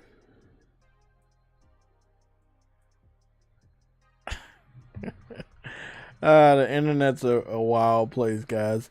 It's about 6:30. We're going to get up off of here. I'm going to do one more sweep. The only reason why I'm here so long at the end is to see if there's any major news that breaks before we leave. Last stream, I think it was like 40 minutes after we left, or less than that, we got a major gaming news announcement. Now, tomorrow is Thursday. So I don't think I'm gonna be doing a stream tomorrow because I get off. I think I work full time tomorrow, so I won't be getting home by 11. So I'll be getting home about 2 p.m. I think that'll be my schedule for the rest of. Yeah, for the rest of the week. I'll be getting home around that time. So. Damn, that's late. So I won't be doing the stream tomorrow. And maybe not Sunday show either. I gotta see what the Sunday show looks like. I want to do a Sunday show, but I'll see what we do tomorrow. It might be more on the side of It might be more on the side of what is that? Just a gaming JTech stream tomorrow. Cause I keep forgetting that I'm off. I'm not off work tomorrow. Fuck. Normally I get like about 3 days off a week, but nah, business is picking up, so now I'm off for only like 2 days, and then I'm going right back tomorrow. This is about to be crazy as fuck. Yeah. But I'm not seeing anything. I'm not seeing any more major gaming news, but I would expect more. I don't think that the Hellblade 2 is like the biggest news, and tomorrow's Thursday, so that's like one of the last days. IGN did post Metal Gear Solid 4 gameplay from yesterday. Sorry, not yesterday. They posted a Metal Gear Solid 4 gameplay today, or some legacy shit. Let's go see what that looks like. I don't know if it's new. Nintendo is racking up that gameplay though. They are. Yeah, they posted more. Oh, okay. So they just got a round table of people talking about Metal Gear. The game is about to come out, so you got a lot of veterans talking about it and stuff. Is that all the voice actors for the original Metal Gear? It's so sad, and it's so sad. We're like, so you got all of these voice actors, but you don't have the person that made it possible, which is Kojima. It feels as though it's in bad taste. It's just so fucking awkward. They had a bad breakup. Yeah, they had a bad breakup, and Konami. I'm not saying they shouldn't go forward with IPs they own, but give some respect to the guy that made it possible, man. Konami that's here now is not the one that was making the pachinko stuff a few years ago that ousted Kojima. It just happens. Like, look at Sony. Look what happened with Jim Ryan and crew, messing it up for everyone. Yeah, no, it's not the same. They don't. These developers, some of these developers don't seem to learn their lesson. Then they just keep repeating the same shit over and over. That's because there's different people. Like, when you get different people in and you don't have the same talent or the same leaders, it's what happens. The new leader will make a mistake that hurts the company or hurts the situation. Yeah, but you're hiring the same. You're hiring the same type of people with the same ideology, though. That's the point. It's true. Yeah, it's true, but remember, Truity, they're out of touch with what we want and what they need to do to make us happy. You know who is in touch, and that's why everyone's playing it? The folks who do Expedition. They worked at Ubisoft and said, I don't want to do this anymore. I'm sick of making Assassin's Creed. So they went and made their own thing that they wanted to make. And they were successful. Yep. And now people are going to copy them, just like how it was before. It'll take a long time, though. By the time that people are successfully copying them, example, Helldivers, right? You don't think people looked at that last year and said, let's copy? Well, game development takes about 4 years plus. So if they copy off of Expedition, or let's say a Helldivers or any other independent developer that has struck gold with any of their type of games, any genre, it will take a long time, and I've seen it before. By the time they release that copy, it's not going to be as well received as the original, because the original is going to be such an award-winning... What the fuck is this? Fucking advertisement just showing off. It's going to be such an award-winning award-winning masterpiece by that time that people will know it's being, it's getting copied. Where is? Well, yeah, a lot of JRPGs basically feature Final Fantasy X for the next 10 years at this point. Not even joking. A lot of them did. Yeah, Like but they were never received as well as Final Fantasy X. That's probably why you don't remember a lot of their names. Exactly. Yeah, so they can copy. Doesn't do shit. It just proves that they don't have no real ideas. It's going to be very hard for people to try to copy Helldivers because I know the people that copy it will have probably like a little bit of a better budget. So they're going to try to go crazy on graphics, but they're going to still have to find a balance between graphics and what the engine can do with destruction and shit. So it's going to be very weird to try to copy Helldivers. It doesn't mean they're not going to do it. Same thing with Expedition 33. Okay, you're going to make a turn-based game. Well, let me tell you something about turn-based games. You have to make a very special turn-based game for gamers. No. AI, stop. I didn't even fucking click you. You have to make a very special turn-based game in order for gamers to fuck with it. Gamers, the mainstream gamers do not like turn-based games. They don't. That's why Final Fantasy really didn't catch on the mainstream. Final Fantasy X did a good job. 7 did a great job. I love 12. It wasn't like super turn-based, but I love 12. I think what they did with 12 was great. 12 was awesome. 12 was awesome. But then, like there wasn't a lot of turn-based games that are good. Again, if you want to remember it, most people don't regard it as one. I loved it. Pokemon. The Pokemon video game series, really good in turn-based. But it kind of was, again, the cartoon was made for turn-based. You take your turn, then when I take my turn, it kind of made sense.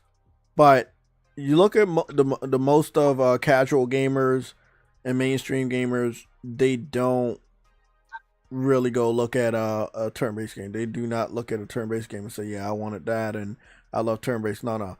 It's special ones. Persona 5, right? Although 3 and 4 were great. 4 did a lot of good. It could have did better. Why? I don't know.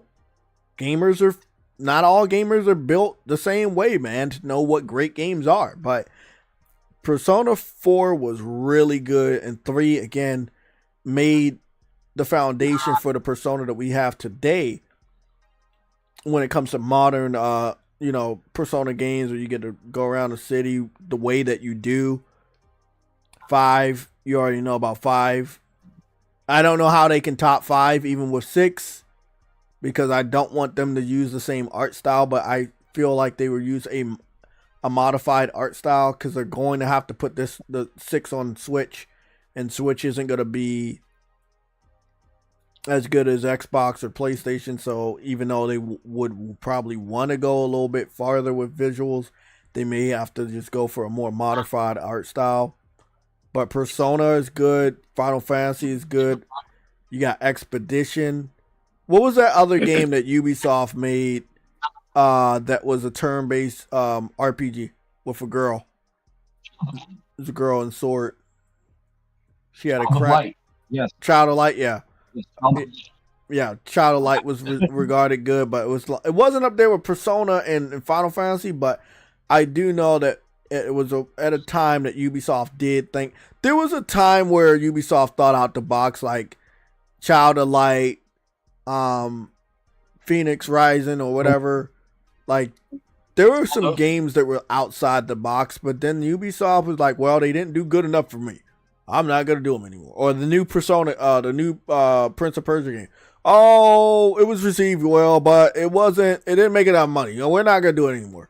Like I really these big companies like Ubisoft and even Sony, even though as much as I love Sony's game division with PlayStation, they have the same thing. Like if the game doesn't do good, we're not gonna fuck with it anymore. We're not good at, we're done. And I'm like, man, they got to give things a chance to grow. Not everything can just strike gold. The ironic thing with your image now, Jay, only 2 of those games that you put on the screen has not released yet. Yeah, I know. Yeah. And the one in the middle, I think it's going to be reserved for Halo, but it might end up being if it's Starfield, I'll replace Pentiment with Starfield and keep the middle open for Halo, because that's the heart of Xbox right there. Halo is in the middle. That's the heart of Xbox. I was wondering why you put a crying Xbox in the middle. Oh, I made different versions. Yeah, the one I got. Oh no, I saw both versions. Yeah, I'm seeing both versions. Yeah, I'm using all different types of versions to smack Xbox fans in the face all over Twitter. Oh my I god, love it. It's fun. It's fun to do that.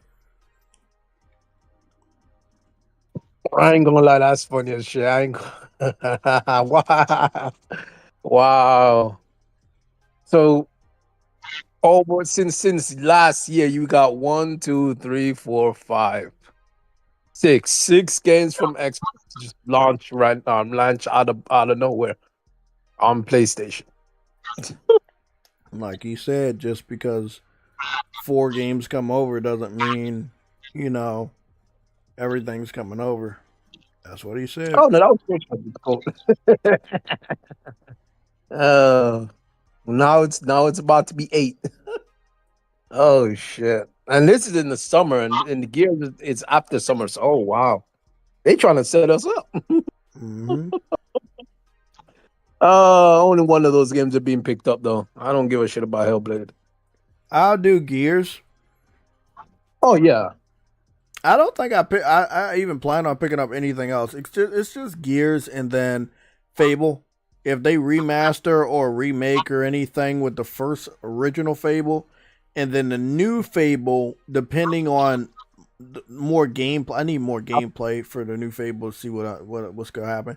Because like you said, I'm hoping that it is not about the female and that you can create a character. You can make a character, but then again, I see how much emphasis they put on that default character that I don't think that it's gonna happen that way. Sadly. Yeah, but the thing is though, I don't know if you because every other Fable I played.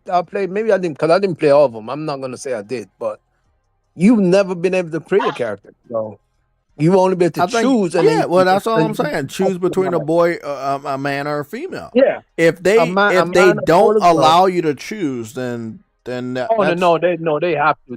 That's a harder thing. Hey, I know what they have to do talking to a real gamer like my boy True Witty, right? I know what you believe they have to do, but how many times have they fucking taken us for a loop? Remember? God. You knew what they had to do with Bethesda with Starfield, right? You knew what they had to do, right? And did they do it? Damn, they calm down, bro. No, I'm just saying, did they do it? No, they disappointed you. And they disappointed every other Bethesda fan. Hey, there was a statement earlier I saw. I don't know when it was made, but I saw it on Twitter today from Bethesda saying that if we go to Unreal Engine, we won't be. It will upset the modding community, and I'm not really sure if that's the case. I just think that that you're gonna have to do more work, and you don't want to do more work. You would rather release a outdated, broken game. The funny thing is that modding Oblivion right now, so has nothing to do with Unreal Engine 5. Yeah, they just don't want it. They just don't want to. They just don't want it better. That's all.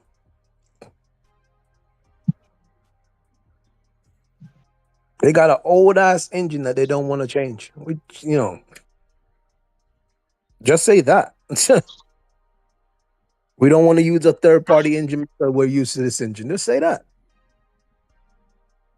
Don't make it seem as if because we are modders you don't want to do it.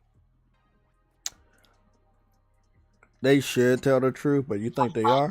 They need to cover their own ass. They're gonna say whatever they need to say to get around it. At the end of the day, They can use Unreal Engine. They just don't want to. They don't want to have to redo their entire game. Their whole game, like everything they do was made around their fucking creation engine. And whose fault is that? That's your fault, man. Look, you want to release what is it, Elder Scrolls 6 on the creation engine? Cool. But I think enough gamers have understood that if you do that, the game's going to be broken day one, and it's probably never going to be able to be fixed. If anything, I don't think they ever actually fixed any of the Elder Scrolls games. They all continuously had bugs and glitches. Same with Fallout games. They kept announcing patches. They kept putting out patches. But it's like this one thing that we've seen before. You remember the boat in cartoons? The boat that was sinking, and like they try to block the water with one patch, and then the water comes up through another hole, and then they like patch that one, but then the water comes up from another hole until they end up sinking. Yep. Some developers, that's what happens. They end up patching something, but then something else breaks. And it's just a constant, endless loop of patching. Nothing is actually ever fixed permanently. Because the next patch breaks something, and the next patch breaks that, and so on and so on. And I feel like in so many cases, Bethesda is that person. They are releasing multiple games that just have endless patches that never end up fixing anything. In Elder Scrolls Oblivion remaster, I understand, made a shitload of money at launch, I understand. Still kind of fucked up that you didn't even announce any type of patch, any type of support. You play off of people's nostalgia with the game in a fun, playful way, so that you can sidestep any of the problems that the game has. That the game has from the original game. That's where it gets fucked up, truly.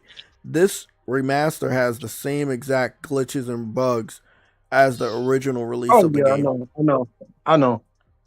That's why I said patches never work, because if patches work, you should have gave this studio the most patched version of Elder Scrolls Oblivion, and then have them remaster the patched version. And if I'm saying this correctly, that version that you gave them was not the patch version, or it was the patch version and it just never got patched. That's crazy. Or the developer broke the game before they while trying to remake it. I don't know. Maybe when they remastered it, they unsealed all the patches that were done. Who knows? But if you would have had a fixed game and you gave them the fixed game code, it shouldn't have been that bad. From what I'm hearing, it was like if you have over 100 hours in the game, you're going to be dealing with crashes. If you drop too much in the game, you're going to have crashes. Trust me. I've already seen that. I did notice that after I got 100 hours in the game, I started getting crashes. I wasn't getting crashes in the first 100 hours, but after the first 100 hours, I started getting crazy that's when crashes. I started to realize I need to beat the game within the first 50 minutes. Start a new character, do all the other extra shit in afterwards, because it's just gonna be crashing. And that's why it's crashing. The save file gets bigger and bigger as you play because of all the stuff I know. you have to remember. And that's why it crashes. I know. But that's my point. For me to get through the game without it consistently crashing, I have to beat the game within a certain time. Then I gotta do all the extra shit afterwards in another save. That's crazy.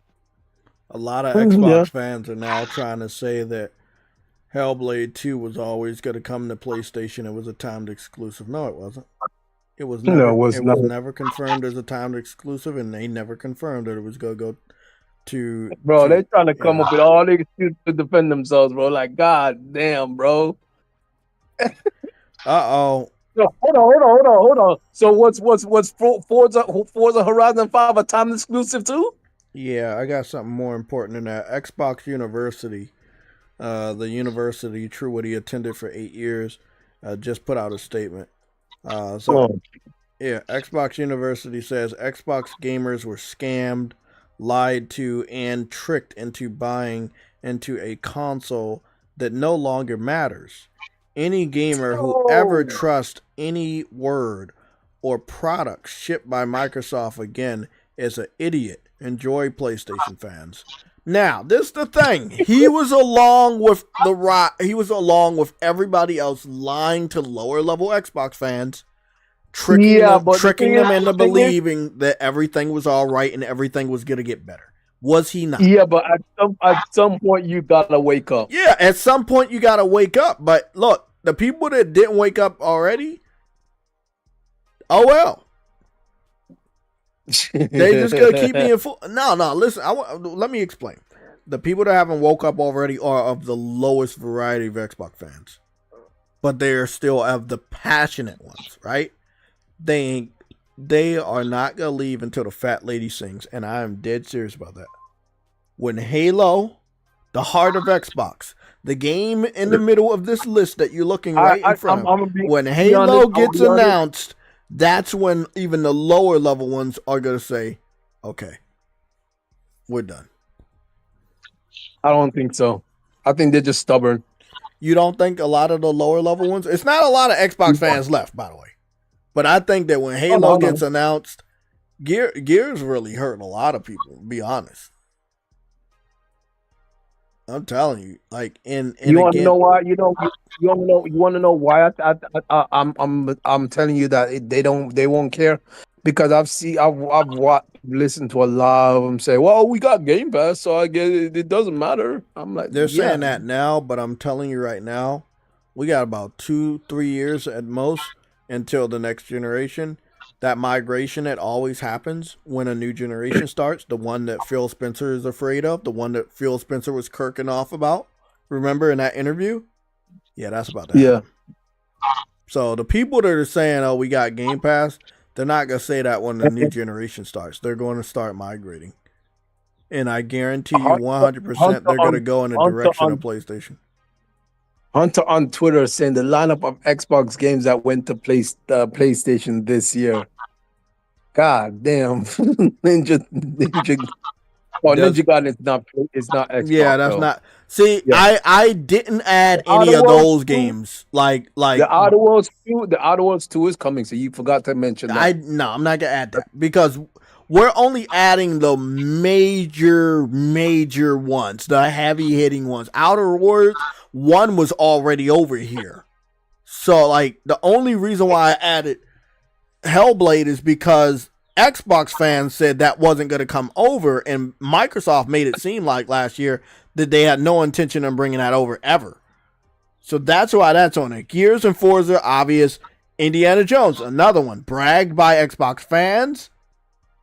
One of the reasons why they got acquired by, Bethesda got acquired by Microsoft.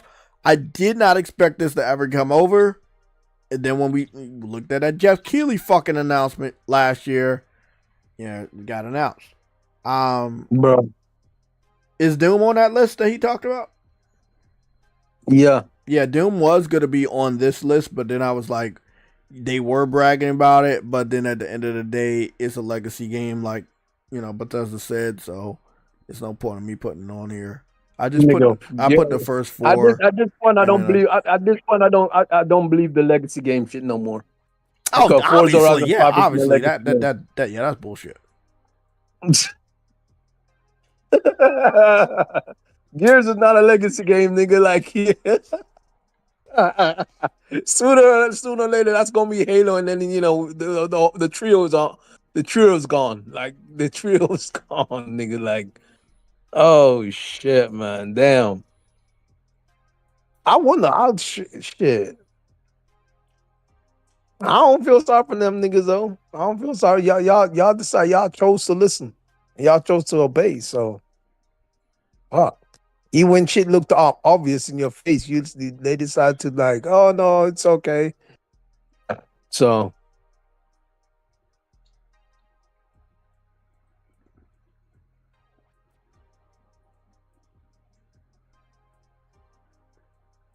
You gotta love it. Yeah, you just gotta love it. At the end of the day, man, they stayed with Xbox way too fucking long.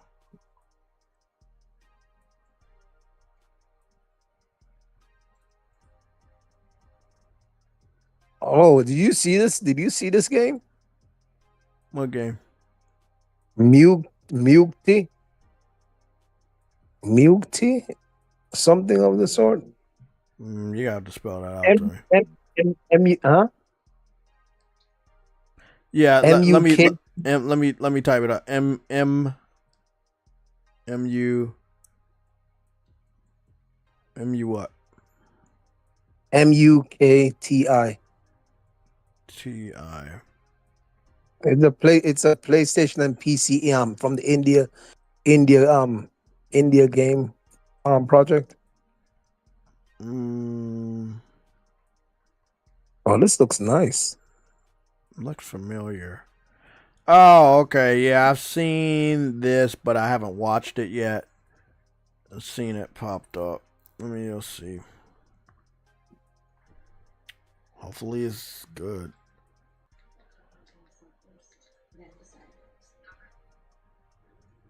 So what is a first person Uncharted game? Mystery? It's a mystery type of game. Okay. Let me show some of this gameplay.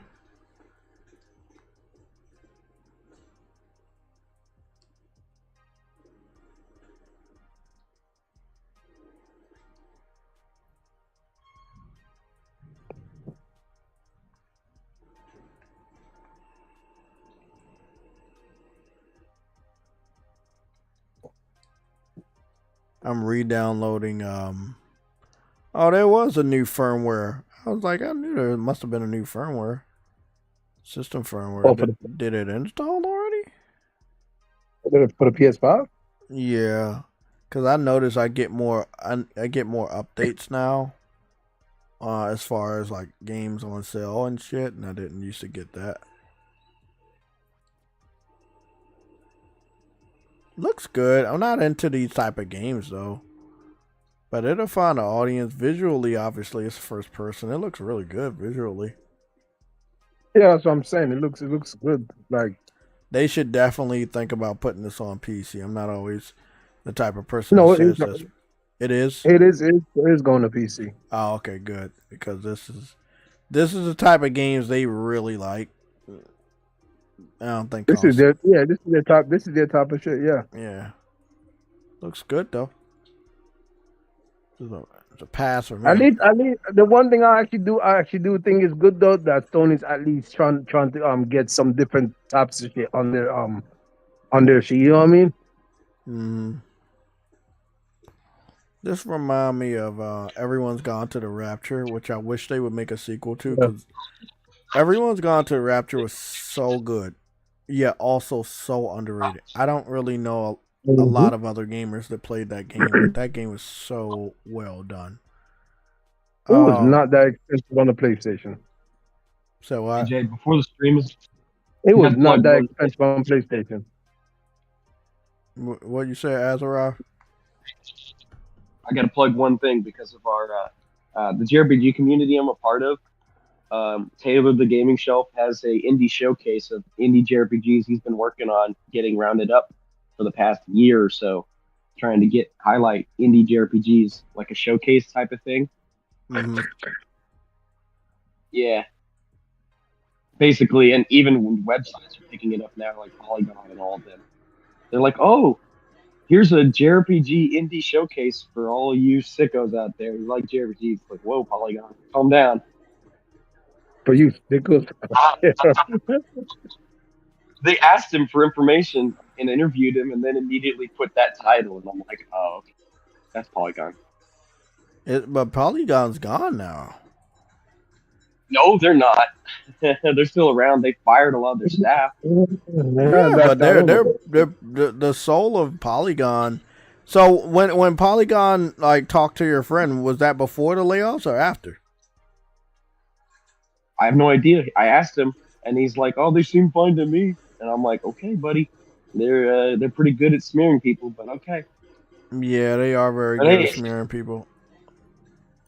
hot press is better than no press, I guess. In the case he Yeah, I just mean, wants I was people about to to say that too. Like sometimes, bad press is better than no press, but yeah, I wouldn't trust them.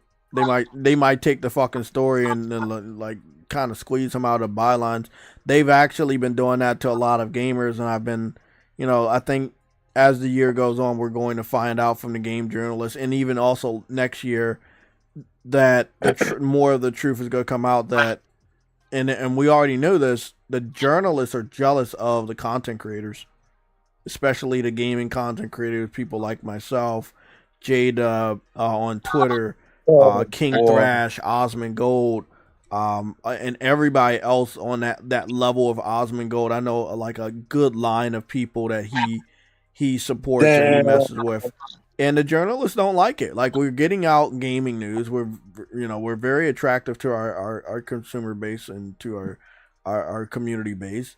And they don't like that. They want to be the center of attention again, where we rely on them for news.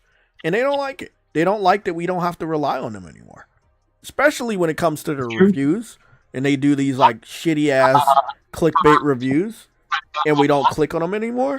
They hate that. That's why he made the showcase, because he wants to showcase 40 indie JRPGs that you can wishlist on PlayStation, etc., Steam, whatever, to like keep track of, because he's talked with all of those teams basically. I would love to watch that.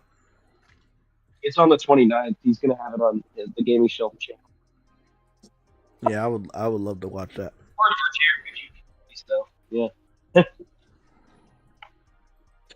So, Truity, the Delta Force is taking long because they gotta optimize it for consoles, but they got it working perfectly on cell phones, which I've been showing just right now. They got it. It looks perfect on cell phones. So I'm guessing what's really going on is they can't optimize it properly for the Xbox Series S, and so they're holding up the PS5 version as well. Because I'm telling you right now, if Battlefield, if those games could run perfectly on PlayStation 5 and with no problems, they're saying something about controller and shit and how make it like the controller good or whatever. And I think they're trying to simulate what's going on with PC smoothness because they don't want us to have a disadvantage. They claim they don't want us to have a disadvantage against other players, but in reality they're saying they have a disadvantage against people that play on fucking mouse and keyboard, and that they're always going to come at a disadvantage. So it's really going to be up to them to have a crossplay option to cut it off or keep it on. But I don't think they're going to do that. Here's the thing: Xbox is going down the drain. Why are you even continuing to support that platform, anyways? Because the studio right here is new, and they're PC centric. That's why they're new and they're PC centric. So they haven't gotten the memo that Xbox is completely dead. Xbox, to some of the smaller developers as well as PC centric devs, indie devs, they're looked at as still a part of the major big three. But in reality, like I said before, a big three can alternate due to between game to game. Like, this game could be like cell phone, PC, and PlayStation if they wanted it. But they want it to be cell phone, PC, PlayStation, and Xbox. You know? A lot of JRPGs only like mess around with PC, Nintendo, and PlayStation. But sometimes you can like find out JRPG that like or semi JRPG. I don't know what you really call Expedition 33 because it's not by a Japanese developer and it's not set in Japan. But that RPG is on Xbox, PlayStation, and PC. And I would guarantee that the developer would love to put that type of game on Nintendo Switch, but it's going to be severely downgraded, and I don't know if they're really ready for that. Koei Tecmo's going to find out just how little money they made on that Xbox. I want to say one thing. Now, I know that, maybe that's one of the reasons why it's regarded as a really good game, and I've seen a good amount, but I don't need to know anymore. But I noticed that Expedition 33 has jiggle physics. Yeah. Yeah. I respect that a lot. Like, I really, really respect that a lot. I respect when the developers put that in, because it just shows that they don't care about what non-gamers think. What's going on, Andrew Wilkins? It's been a long time, man. Bro, it's already after 7 o'clock. I want to leave on the dot, but it's all right. I started like late. Wait, anyway. Yeah, it's like 7:02. Oh. Yeah.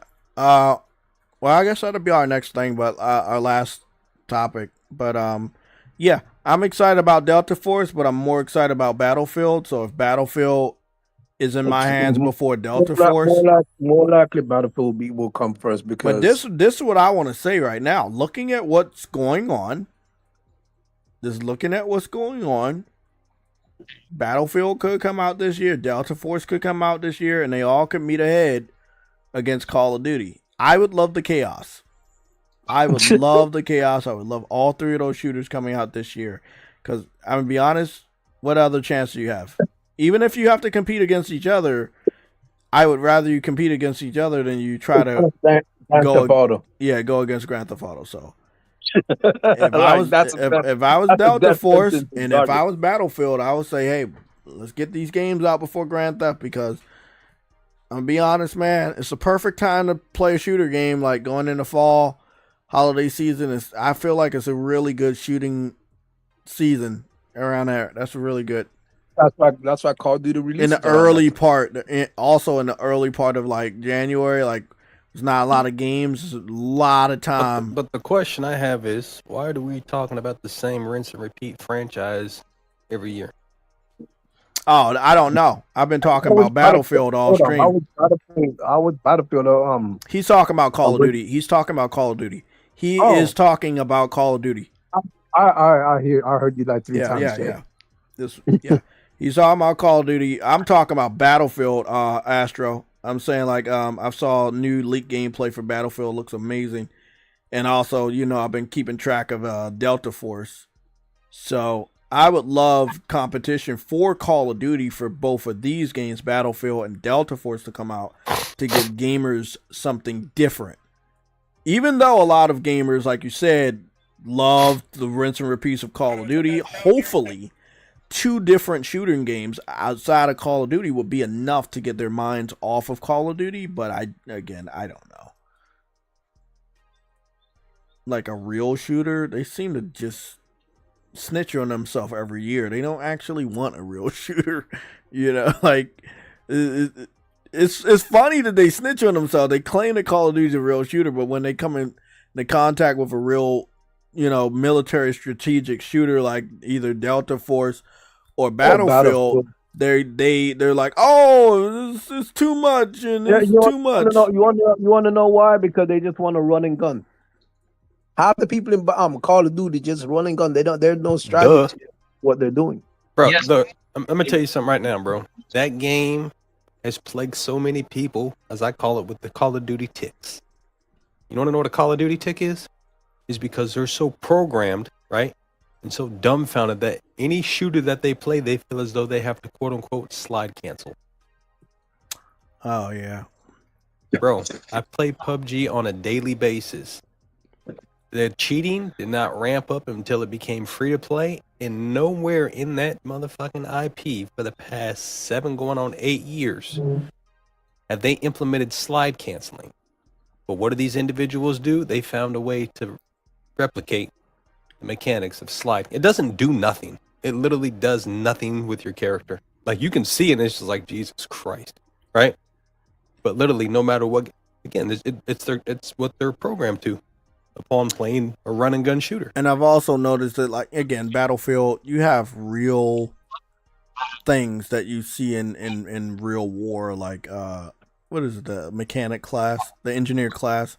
I love how, you had the C4 packs you could put on, like, enemy tanks to blow them up, or put mines down to blow up the tanks. Like, you have real things that actually matter. you know, but you know, you can destroy a whole fucking building. You got campers in that building, bring it down.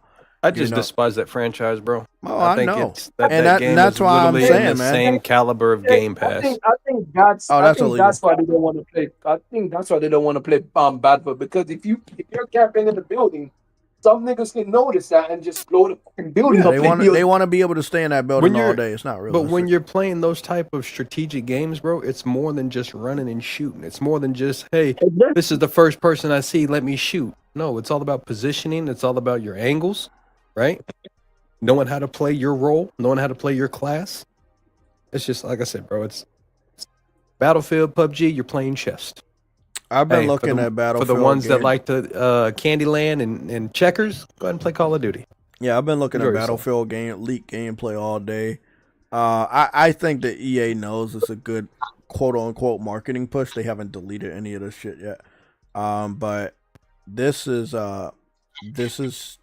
great, and is giving me a lot of vibes of Battlefield Bad Company. They're very grounded.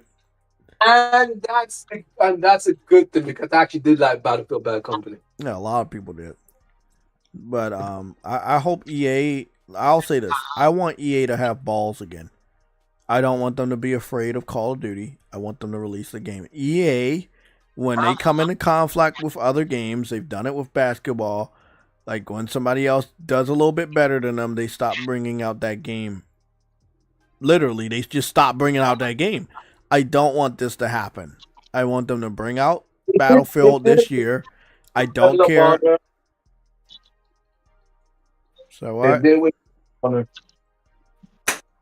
You gotta say that again. They did it with what? Medal of Honor. Yeah, they did it with Medal of Honor as You're well. bot and bad, True Witty. But he is a bot. Yeah, they did do it. They did do it with Medal of Honor. They did it with NBA Live. They did it with Battlefield for a time. I just want them to have faith in themselves. You know. I mean, I'm pretty sure they have faith in themselves. You just need to have faith in the community, because again, during that time frame, bro, we already know what happens. Yeah, and I hate that you can't have faith in the community, because the majority of them are fucking brain dead idiots. They're brain dead casuals. And you never want to admit that they're casual gamers, but they are fucking casual as shit. You cannot think out of the box. You cannot give another game a chance. You can, like, bro, there is a problem. You try to recommend, like, for instance, I got a buddy of mine who's like, talking about Gears of War. He's never owned an Xbox. I said, man, Gears, dope ass fucking IP, bro. Oh, I don't know. I'll see, but I'm definitely getting Halo. I'm definitely getting Halo. Okay. It's hard to deal with those guys. Believe me, it's like, come on, can we just have something else? This dude said, I'm definitely getting Halo. I'm going to skip Gears. I'm skipping every Xbox game except for Gears, and then maybe Fable when it comes out, if they do a remaster to the first one. I don't think the new one going to be anything. I think there's going to be Had conversations with my peoples about Death Stranding. The game's boring. All you did was deliver packages. Mm-hmm. And some. Yeah. I don't think there was any indication of a Fable remasters. I'm just saying if. I don't think there's an indication either. I'm just saying that's there was no indication, even though I said it a long time ago, and Jay can co-sign that Gears was going to come to fucking Xbox. No, Gears was coming to PlayStation.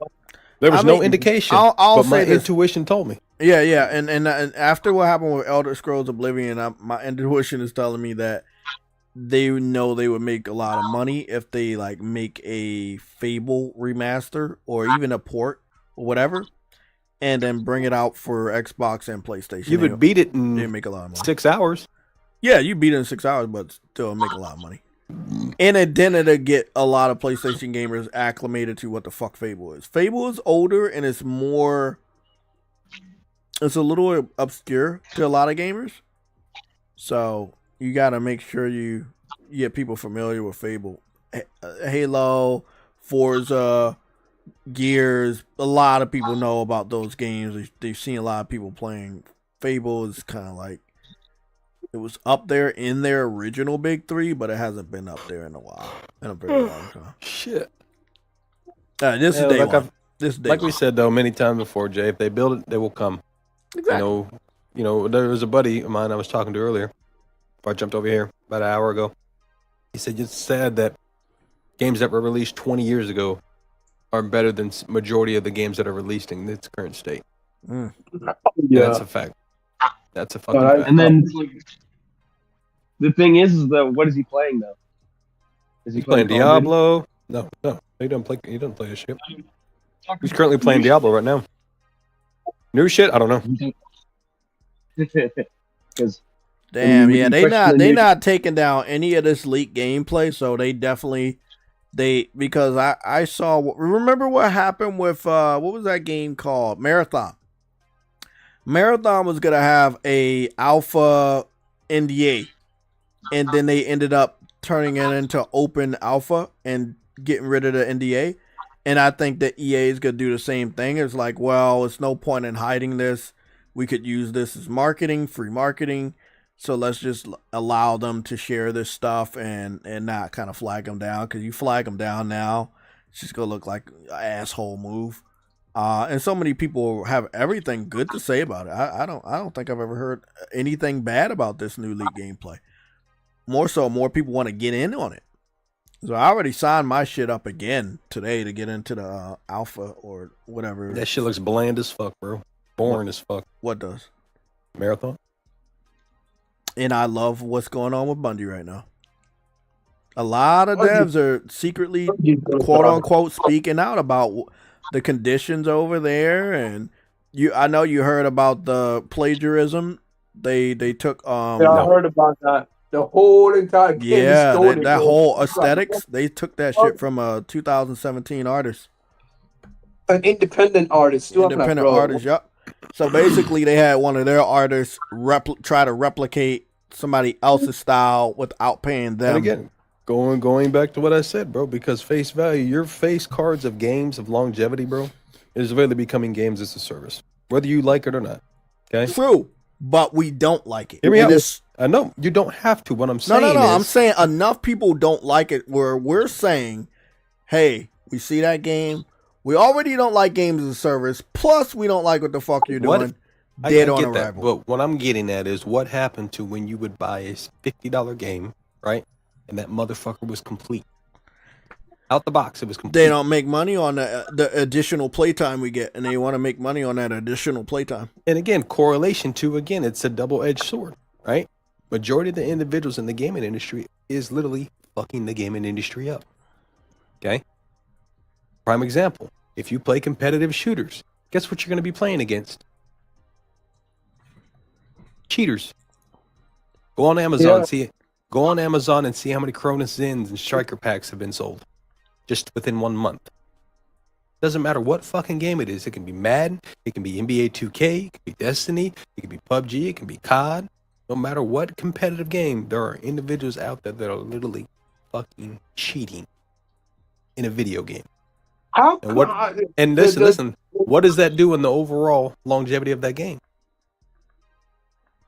It drives the consumer. It drives the consumer that who is passionate about the game. They don't have that time frame, and the time frame that they do have to play it, they're running into cheaters nonstop. So it basically drives the people away from that product, known as set IP, right? And then that IP dies. Like I said, bro, it's gaming, man. I'm very passionate about it, bro. It's just these younger fucking entitled fucks that think they have to get the star for participation. It's okay to lose. Oh, it's I okay. know, got a participation. Yeah, I know what you're talking about. Well, I mean, I know that's your pet peeve, and I understand that and respect that. But when it comes to the games as a service, a lot more like, especially Sony ones, they've been dying on arrival. Marathon may not even actually come out now. It's just too much bullshit. What did we do with Helldivers when we first got it? Helldivers 2, Jay. What was the first thing that we did? I don't know. Play the fuck Turn out of it. crossplay off. Turn crossplay off. Yeah. You turn that shit off. Yeah. I got team killed today by 2 suspected PC fans. I turned my shit off. Then I started. I had one glitch that crashed my game because I think it was still on. You know, even though I decided to turn it off. Yeah, I was like, I turned that shit off. Motherfuckers just playing around. Just stupid shit, bro. Stupid shit. Motherfucker just shooting you and fucking for no reason. Look at this dude. I was like, wow, why would he do that? I looked at his level 14. I'm like, the nigga on playtime. You know? Hopefully they do something more like Monster Hunter. Where Monster Hunter, when you like look for lobbies, you can like put like veteran hunters and shit, and it'll only pop up like hunters of a certain level over 100. And I wish that some like games like Helldivers would do the same thing, like veteran people over 50. I think they should have like some type of reputation system. You know what I'm saying? Yeah. No, Friendly definitely. fire, Seriously, for Helldivers. Yeah. Yeah. So I said because friendly fire is a thing. Mm-hmm. It happens, right? But when you're intentionally killing people, Oh, I reported 2 people today for friendly fire. I had no cut card, bro. Like, you got it right there. I'm gonna report you. Fuck it. Let me know the last person to shoot me too. Yeah, I'm gonna report the shit out of you. But guys, I want to get out of here because we've been here since like 1:40. Any last statements? I just was trying to poke around until hopefully all the gaming news was released. Shout out to Onimusha too. Samurai's Destiny. Oh yeah, did it just release? No, it is released on the 23rd. 23rd. Okay. Dude, sport right next to Days Gone is the fake anime girls fantasy desire game. What the fuck? New games for you. What the fuck? Well, I don't know how much you care about this. I want to ask you this question, Afro, not based on the game, but based on the statement. So I think the lead director, or whoever the guy in charge of Borderlands 4 development, he said that real fans will find a way, even if the game ends up being $80. Obviously, a lot of people rub the wrong way, but just that statement, real fans will find a way to pay for an $80 game. That's like Doug Bowser saying, "It's a product for you if you don't have the ability to buy a Switch 2. It's called the Switch I love 1. the boldness of these devs. I really, truly, like, they're very bold, and then they're going to turn around and say, like, try to make other excuses as to why their game didn't sell well. First of all, when I looked at Borderlands 4, I looked at a game that looks like Borderlands 3.5. I didn't see much change at all visually, which I don't care for cell shade. I've seen better cell shade anime RPGs than that shit. You can do better. You can truly do better. You fucking around with cell shade? Look at the Japanese and look how good they're coming along. That lazy ass, I'm gonna make a game with dark black outlines. Come on, man. Come on, stop that. Stop that. They could have. What are you talking? Which game? Borderlands 4. Oh, they've always done. Yeah, I know, but they could have went to a more advanced level of cell shading. That the new generation Japanese devs. It's lazy development. Exactly. There we go. They get the bag, and they're just like, let's do what we did last installment because everybody soaked it up. Them saying, and then let's do the ones that we did before because literally it's in the same universe. Let's use the same art style but make it a little bit more smoother. But we're not going to change the graphics, and because we're just going to add more guns because these people love these guns that make no. Come on, bro. Exactly. What he just said is fucking right. What you just said, Afro, is exactly how they advertise that fucking game. Look how many guns we got. It's the same art style, but look at all these guns. Oh, this gun. Look at this upgrade we can do for this gun. I was like, bro. First of all, we know it's Borderlands. We know it's gonna have a lot of guns.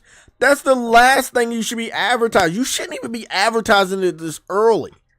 Now that, okay, we know what the whole game is going to be about, just about guns. You don't have a lot of faith in your story.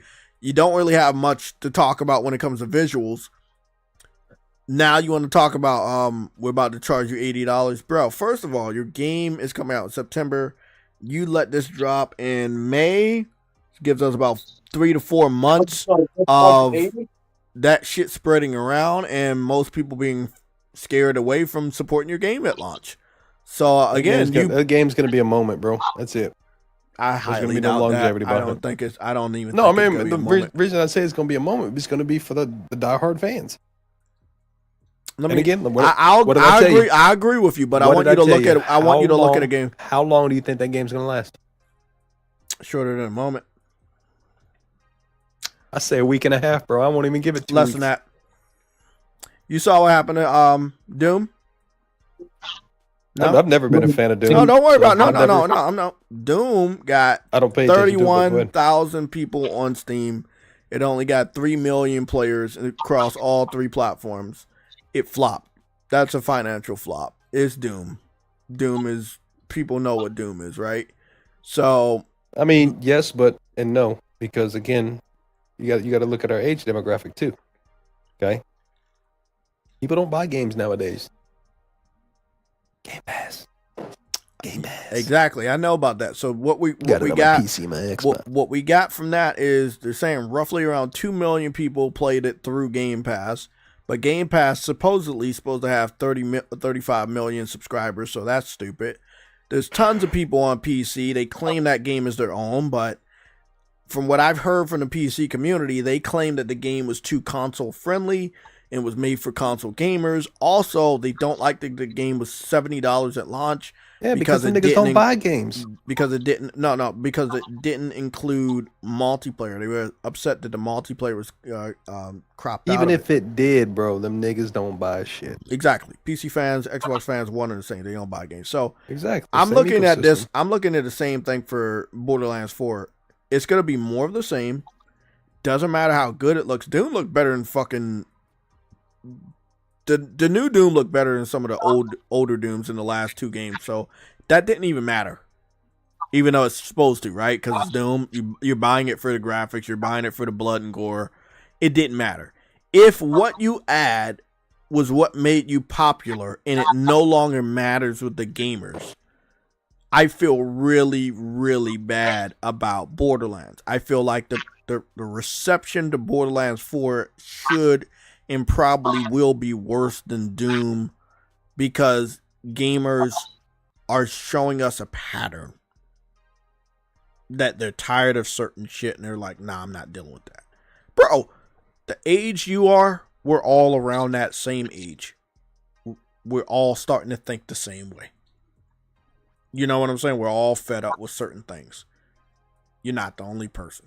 Look at what happened to Suicide Squad. You and me were not the only people to skip that game. There was a lot of other people that had the same thought process. Concord, a lot of people had the same thought process. Dragon Age, Veilguard, a lot of people had the same thought process. And it's going on and on and on. Look what happened with Doom. Even though with Doom, you hear niggas talking about, oh my God, look at Doom. Oh my God, look at the graphics. Oh my God, look. But at the end of the day, the real gamers, not them, those guys were casuals. The real gamers, and then the people that were always supposed to support a game like that, PC fans, Xbox fans, Game Pass played a big role in that game not being financially successful, even if it got 3 million copies sold in the first weekend. If it wasn't on Game Pass, that would have actually been good. But then again, it's like you're looking at Doom. Doom used to have multiplayer. You know, you crop that whole thing out. You want $70 for a short ass campaign that nobody's gonna care about. At the end of the day, Hold on a second. You said $70 for a short ass campaign for Doom, the Doom game. Yeah. Hold on. You know what that sounds like? What? One and done. Oh yeah. And I would say that that's a one and done. They might have some sort of fucking tournament. Well, not a tournament. Cause I mean, how many times was that spoken of PlayStation exclusives, right? Exactly. So let's keep the same energy. I can't actually say that I've talked to a single person that has beaten the story. They said 56% of the people on Xbox got the achievement for like an achievement based on like doing your first gun upgrade or some shit. Mm-hmm. So Early stuff, common sense stuff. Yeah, only 56%. So that means the rest of the people didn't even get your first gun upgrade and they decided to dip out of it. Foot dippers. So PC fans, you already know how they are. They said, well, it's $70, no multiplayer, and it looks like it was a Doom game made for console gamers. I don't like that. I'm not going to support you. They're also probably going to pirate the game, and then that's it. Don't expect to get another Doom. Everybody. Yeah, that contributes to that game flopping. Exactly. As So I said, they don't buy shit. Borderlands 4, although it's a little bit different because it will have 4-player co-op, online co-op. You want to know what's going to knock that game out the dust, bro? What? Arc Raiders. I didn't really think of it that way. Yeah, I didn't think of it that way. That game is going to landslide that IP. Yeah, yeah, right. Yeah. Isn't that funny? Like the more simplistic games that's not doing too much are the ones we like. Like Helldivers is pretty straightforward. What you do in Helldivers, not too complicated. I think Helldivers is my type of looter shooter. I'm not a fan of the Arc Raiders. I just don't. Again, my time frame, bro. Yeah, I know. You know, I know. Yeah. I'm not gonna go down that rabbit hole. We had that discussion, but you know, I was stuck in a hamster wheel, and I don't like being stuck in a hamster wheel. So, yeah. But I agree. Because Arc Raiders is the favorite over top of Marathon, but that was before the controversy of them stealing artwork. If they're too close together, or I'll say, if Arc Raiders comes out months before, what's that game called? Borderlands? Yeah, there it is. Borderlands. I think that you're right, because there'll be so many people that are on Arc Raiders, and they're making a lot of memories. They have proximity chat, and people are having a lot of fun with that. Yeah. Oh, my buddy sent me clips, and I'm not gonna lie, that shit was low key funny. That shit was funny. I saw a dude was like, "Hey man, I just wanted to dance with somebody. Just come closer." They just started doing the dance emojis together, and it's just like this type of that's that interaction. That's what we want, bro. Like just everything we got from Helldivers. We just got so many fucking memories from Helldivers that we didn't even participate in. You know, like all these different like Twitter and TikTok clips of people like just doing crazy shit on Helldivers, and it's just crazy, bro. Like us being on Super Earth, like you already know how wild it's about to get. Fortnite still tearing it up. Doing what it does best, you know, with Mandalorian Rising, the galactic battle gameplay. That's about to hold. Hold on, you said Fortnite tearing it up? Yeah, they just doing a good job with the Star Wars. Yep, didn't I tell you? Face cards of the gaming industry right now is what? Games as a service, whether you like it or not. And for I agree. But the ones that are being successful are the ones I think deserve their success or have earned the success. And there's a handful of them. Yeah. GTA, Fortnite, PUBG. And that's what I like Helldivers. right now. Yeah, exactly. What we got right now are the ones that earned it. The ones that are like, oh, I can just slob my way by. Those are being rejected by not only real gamers, but casuals. And I lived long enough in the gaming streets to appreciate what I'm seeing right now, where people are adults. We're all deciding we don't like that. Even though we're not talking it through, it's no boycott. It's just we all have the same type of mindset now at our age, and we're like, enough is enough. This is not what we want. So as you spoke of that game, I used the internet, obviously. They got the Clone Trooper pack, right? Stormtroopers on Fortnite. Jar Jar Binks. Yeah, I heard that. A Samurai Darth Vader and a Samurai Stormtrooper. Yeah, that's dope. Chewbacca. And you got the Wookiee feet. Yeah, I saw that. Yeah. Luke Skywalker, Han Solo. Oh, they can make that bank. They can make bank. Because Master Chief's back. Yeah, that makes sense. One thing I'll say about Star Wars fans, they've had a rough time. Like, they had a rough time. Their movies have sucked. Their shows have sucked. They are desperate for a win. And because the movies and shows have sucked, they have not had an outlet to spend money. But Fortnite is giving them that outlet to be Star Wars fans again. And I'm happy for them. I'm very happy for them. They deserve a W with that series. It's been a long time since they had any type of that series was abused. No, definitely. In my humble opinion. By greedy fuckers. Mm-hmm. Yeah, they try to milk the fuck out of it in the worst fucking way. Bro, how many times have I've said this many a time. I don't know if I said it to you, bro, but you know, if they market it right, they can come out with Star Wars limited edition toilet paper and tissue. Definitely. They it'll have sell one out. of the most passionate Fan fan base. bases ever. You know how many of these motherfuckers spend thousands of dollars to go to Disney World every fucking year just to be a part of that Star Wars shit, bro? Like, be buying the lightsabers and some more shit, bro. Like, it's not even funny. I respect the fan base. You know, I think growing up, I didn't really understand it until the episodes came out, and me going to see every last episode to see Anakin turn into fucking Darth Vader. I was like, okay, I understand why y'all love it. And they didn't. And what was funny about it, the original Star Wars fans hated the episodes when it came out. 20 years after. Episode 1, 2. Yeah. 20 years after, they look back and say, man, that was awesome. Because they saw the bullshit they've been dealing with. Nah, they were stuck in their own ways, bro. You know? They wanted to hold on that moment. I remember when Afro used to hate Batman v Superman. Now he loves it, man. He even got a tattoo of it. It's crazy. Oh, really? Where at? In the multiverse. Okay. That's another guy called Afro. Gotcha. In this universe, he doesn't like PUBG. He likes Monster Hunter. only in your dreams. Oh, my bad.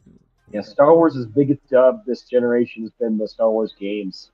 That's pretty the ones that have. Yeah, come I out. feel. Just Yeah, Their biggest moment to own it that's coming up is Knights of the Old Republic.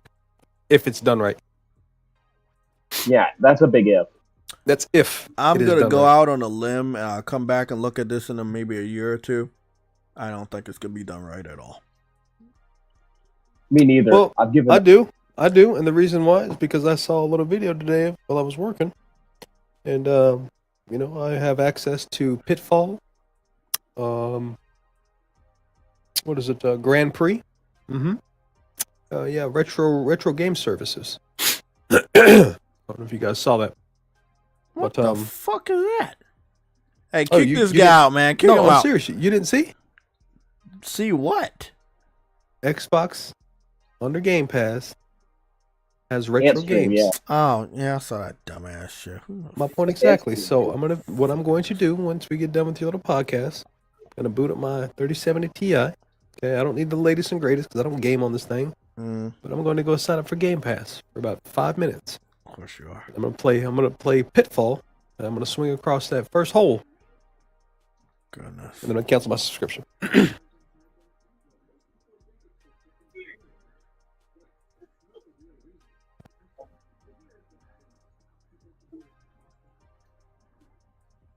Okay, I don't believe you. You don't have to. All I'm gonna say right now is that I'm very excited about Fortnite doing Star Wars justice, like Azeroth said. Star Wars has really got most of its W's lately with the gaming sector, and again, it's a bumpy road with EA and trying to really do some bad shit with Respawn. But I hope that they continue to work with Respawn so they can get better quality Star Wars games out. And this is a big one: don't rush them. I think EA rushing Respawn when it came to the sequel to, what was it, Star Wars Fallen Order, which was Jedi Survivor.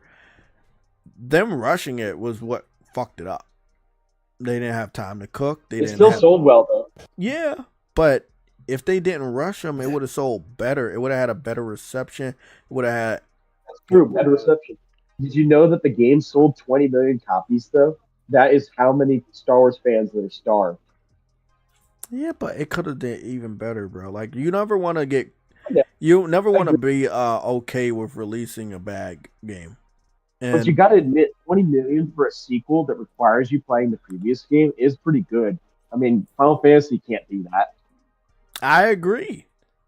but I do want developers to Star not. Wars is a bigger franchise than Final Fantasy. Yeah, I want developers True, not to it release is. a broken game at launch, and I don't think that they brought the game out broken on purpose. I believe they were rushed to get the game out as quickly as possible to cover their asses. And that's where they fuck up at. Yeah, Look and that's at, where you fuck up.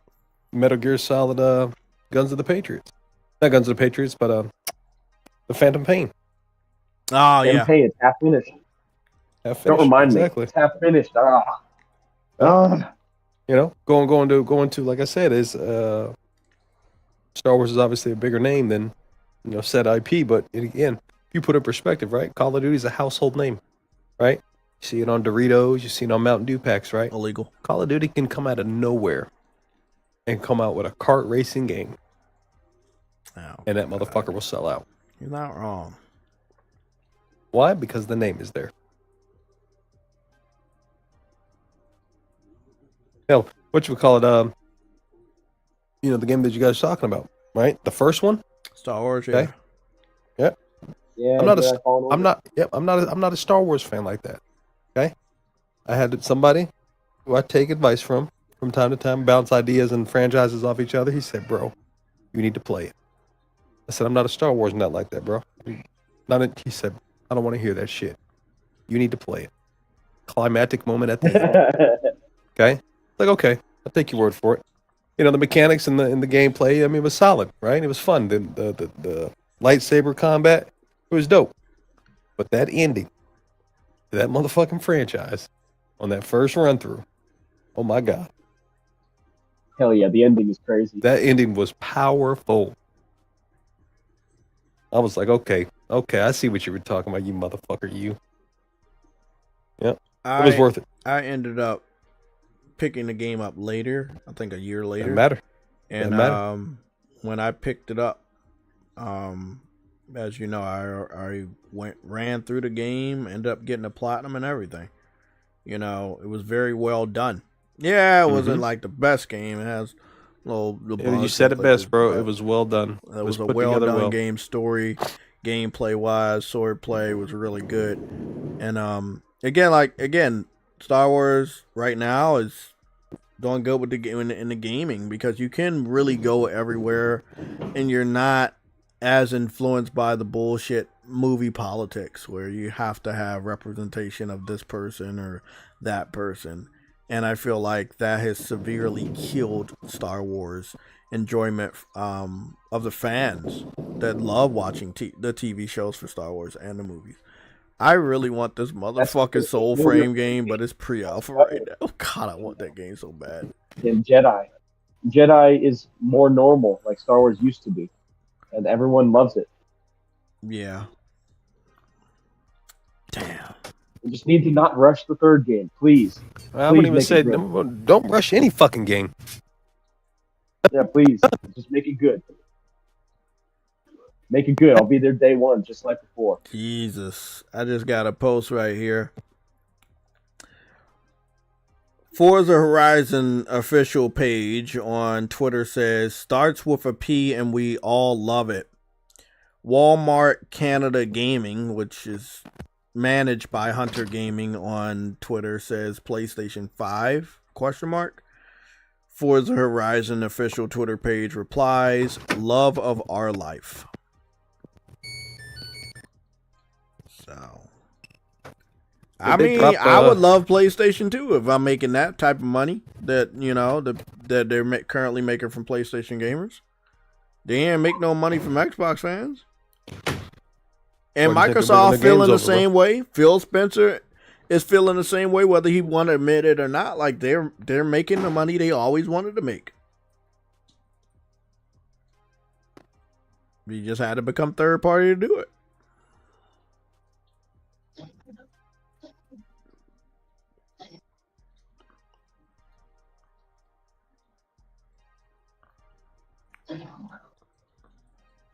And they kept talking about this shit wasn't gonna happen. I'm like, okay, man, you really think 4 games are gonna come over the shittiest ones? That's not where the real test is. The real test is the big games. Bro, that was the icing on the cake. They wanted to see how the response was gonna be. And what's funny, the response was very. I think it was Hi-Fi Rush and Sea of Thieves. They got the biggest response out of the first 4 games, and that's when they were like, okay, yeah, we're bringing the rest of them over. It didn't matter if the games were doing good on Xbox or not. The fact that they were selling the way they were selling on PlayStation, that's how. Oh, you know what? You're right. That didn't happen with that. You know what? I just got this message from somebody. They said we're getting Hellblade 2, but Xbox still hasn't got a confirmation for Final Fantasy VII Remake. But it's currently on Xbox. I mean, it's currently on Nintendo. It's going to Switch.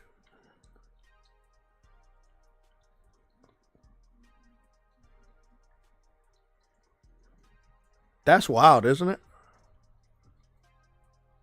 Like, Final Fantasy VII skipped Xbox, went to Switch.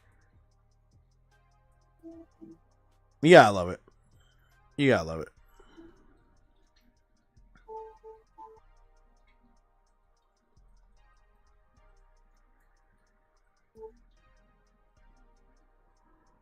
Damn. I mean, Lilo and Stitch is a good series, man. Like, it's weird that they didn't milk Lilo and Stitch more, but I'm glad they didn't. I'm expecting the movie to do didn't good. see the milk. So Lilo and Stitch got milking early in its life, and TV series. Remember, there was multiple TV series, Oh yeah, I remember that. Yeah. and there was also exclusively 2 TV series that never came out in America. One for China and one for Japan. I didn't know about those. Did they look different or something? They looked similar, but not the same. I think there was like a new girl in as well in the Chinese one. They also had a really good campaign where like Stitch. I mean, Stitch was like doing cameos with other Disney movies and shit. Also, this is one of the big ones, and you know, I'm not like the biggest Elvis fan, but I do respect Elvis. I do, you know, some of his songs are really good. The Elvis Factor. You know how many people loved Elvis. The Elvis Factor is another major thing. I was trying to look around to make sure the Elvis part was in there because it was so well done, and they said that it's gonna be in there, and that's gonna be. It better be in there. Yeah, that when he dresses up like Elvis and dances with the guitar, I was like, Hell bro, yeah. that has to be in there. Now you're just making me want to go grab my DVD again. Yeah, bro, I watched that part like 20 times at work the other day, just working, bro. I watched it because it's so well done. It's so well orchestrated. And I'm like, how are they going to fucking do that? I don't know how, but I know they're working really, really hard on just that one scene. And yeah, I think, that's the last one right there to come over is Starfield out of that collection of games. He said, buy an Xbox for it. Just buy an Xbox. I remember that promotion. That was a good promotion. It's dead now, though.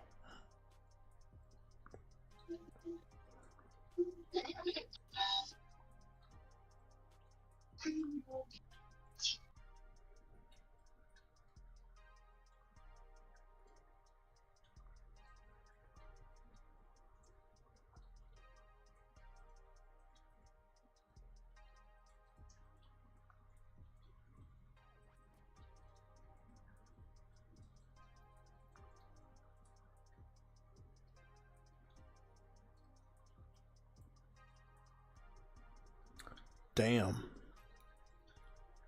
Yeah, Nintendo fans, wow, they fucked, bro.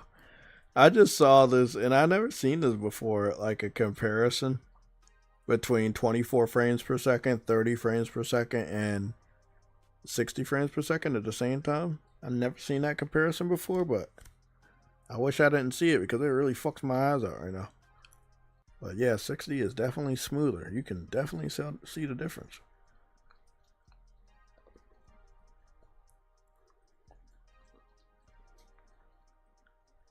Oh, these anime fans are having a fucking time with this new scarf on Monster Hunter. It's like an anime scarf that's like a huge scarf that waves, like just waves in the wind. Damn, that's dope.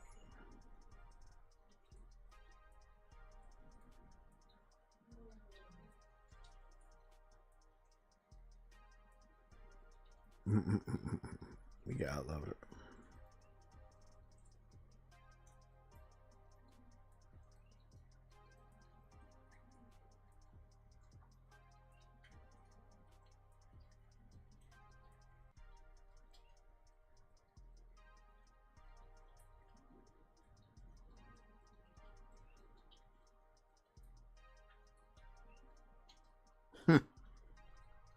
That's fucking fire.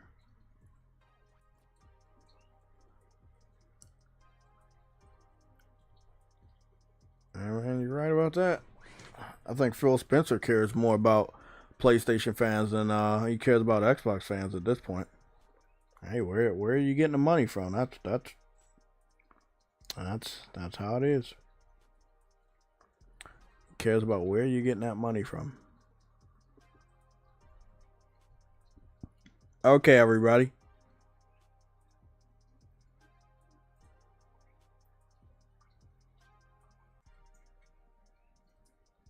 Marathon needs a campaign. Marathon needs a lot of help. A campaign isn't going to help. That art style sucks ass. I've always thought that art style was dog shit. Ever since the CGI, I was like, I'm not a fan of that art style. Why they use that art style, I don't know what focus group they used that told them that gamers like that shit, but I'm going to be 100% honest. That is a very, very shitty art style. That is a very, very shitty art style. No disrespect to the developer, but that is not an art style that anybody likes. It's just so much they need to fix with it, and I think it's beyond repair. Their first impression by the gaming community was not good.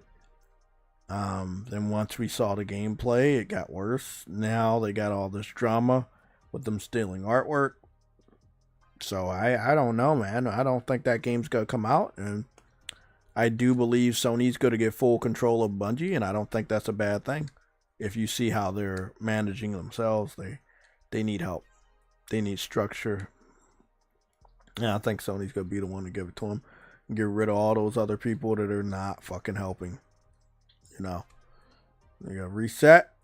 You know, get refocused on Destiny 3 or something like that, and hey, do what you gotta do. If Sony takes over, though, Destiny 3 will not be going to Xbox. It will go to PC, but it will not go to Xbox.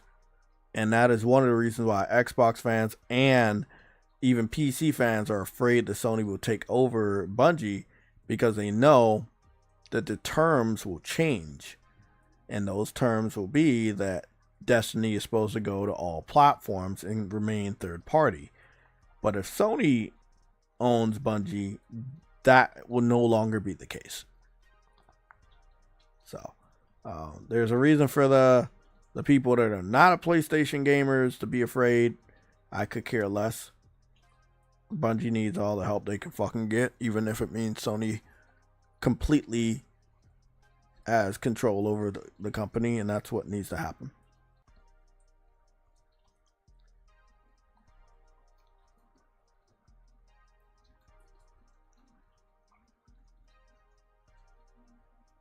I still Battlefield 2042 better than Call of Duty to me. Yeah, I think a lot of Battlefield games are better than Call of Duty. Just on the gameplay alone.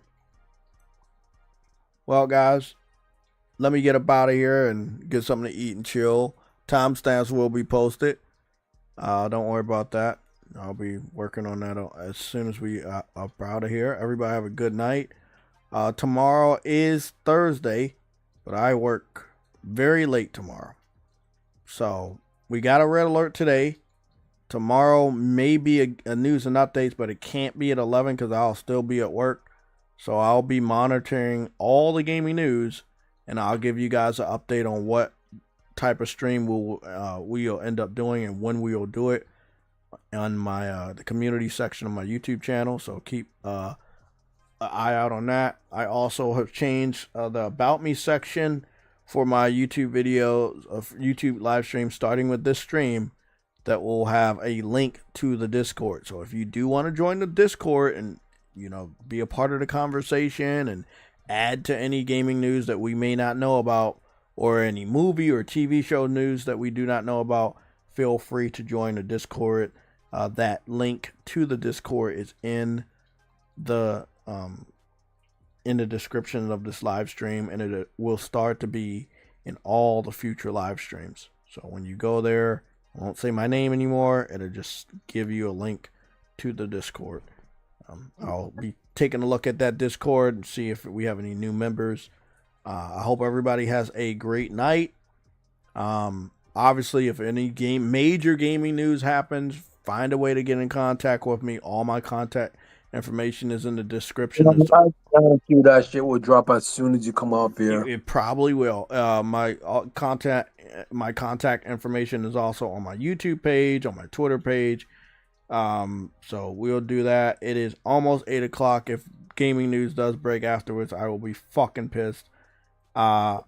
Hit the like button on the way out. If you have not subscribed, but you keep coming here, hit the subscribe button on the way out. And make sure you hit the notification so YouTube can do their part.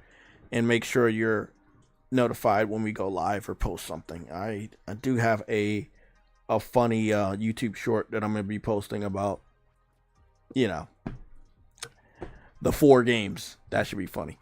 I posted it earlier, but I remastered it and made it more funny. Don't worry. You got to laugh. I'm out. Thank you, True Witty. Thank you, Afro, Azaraf, and Nelson Gaming for joining the discussion. Good night.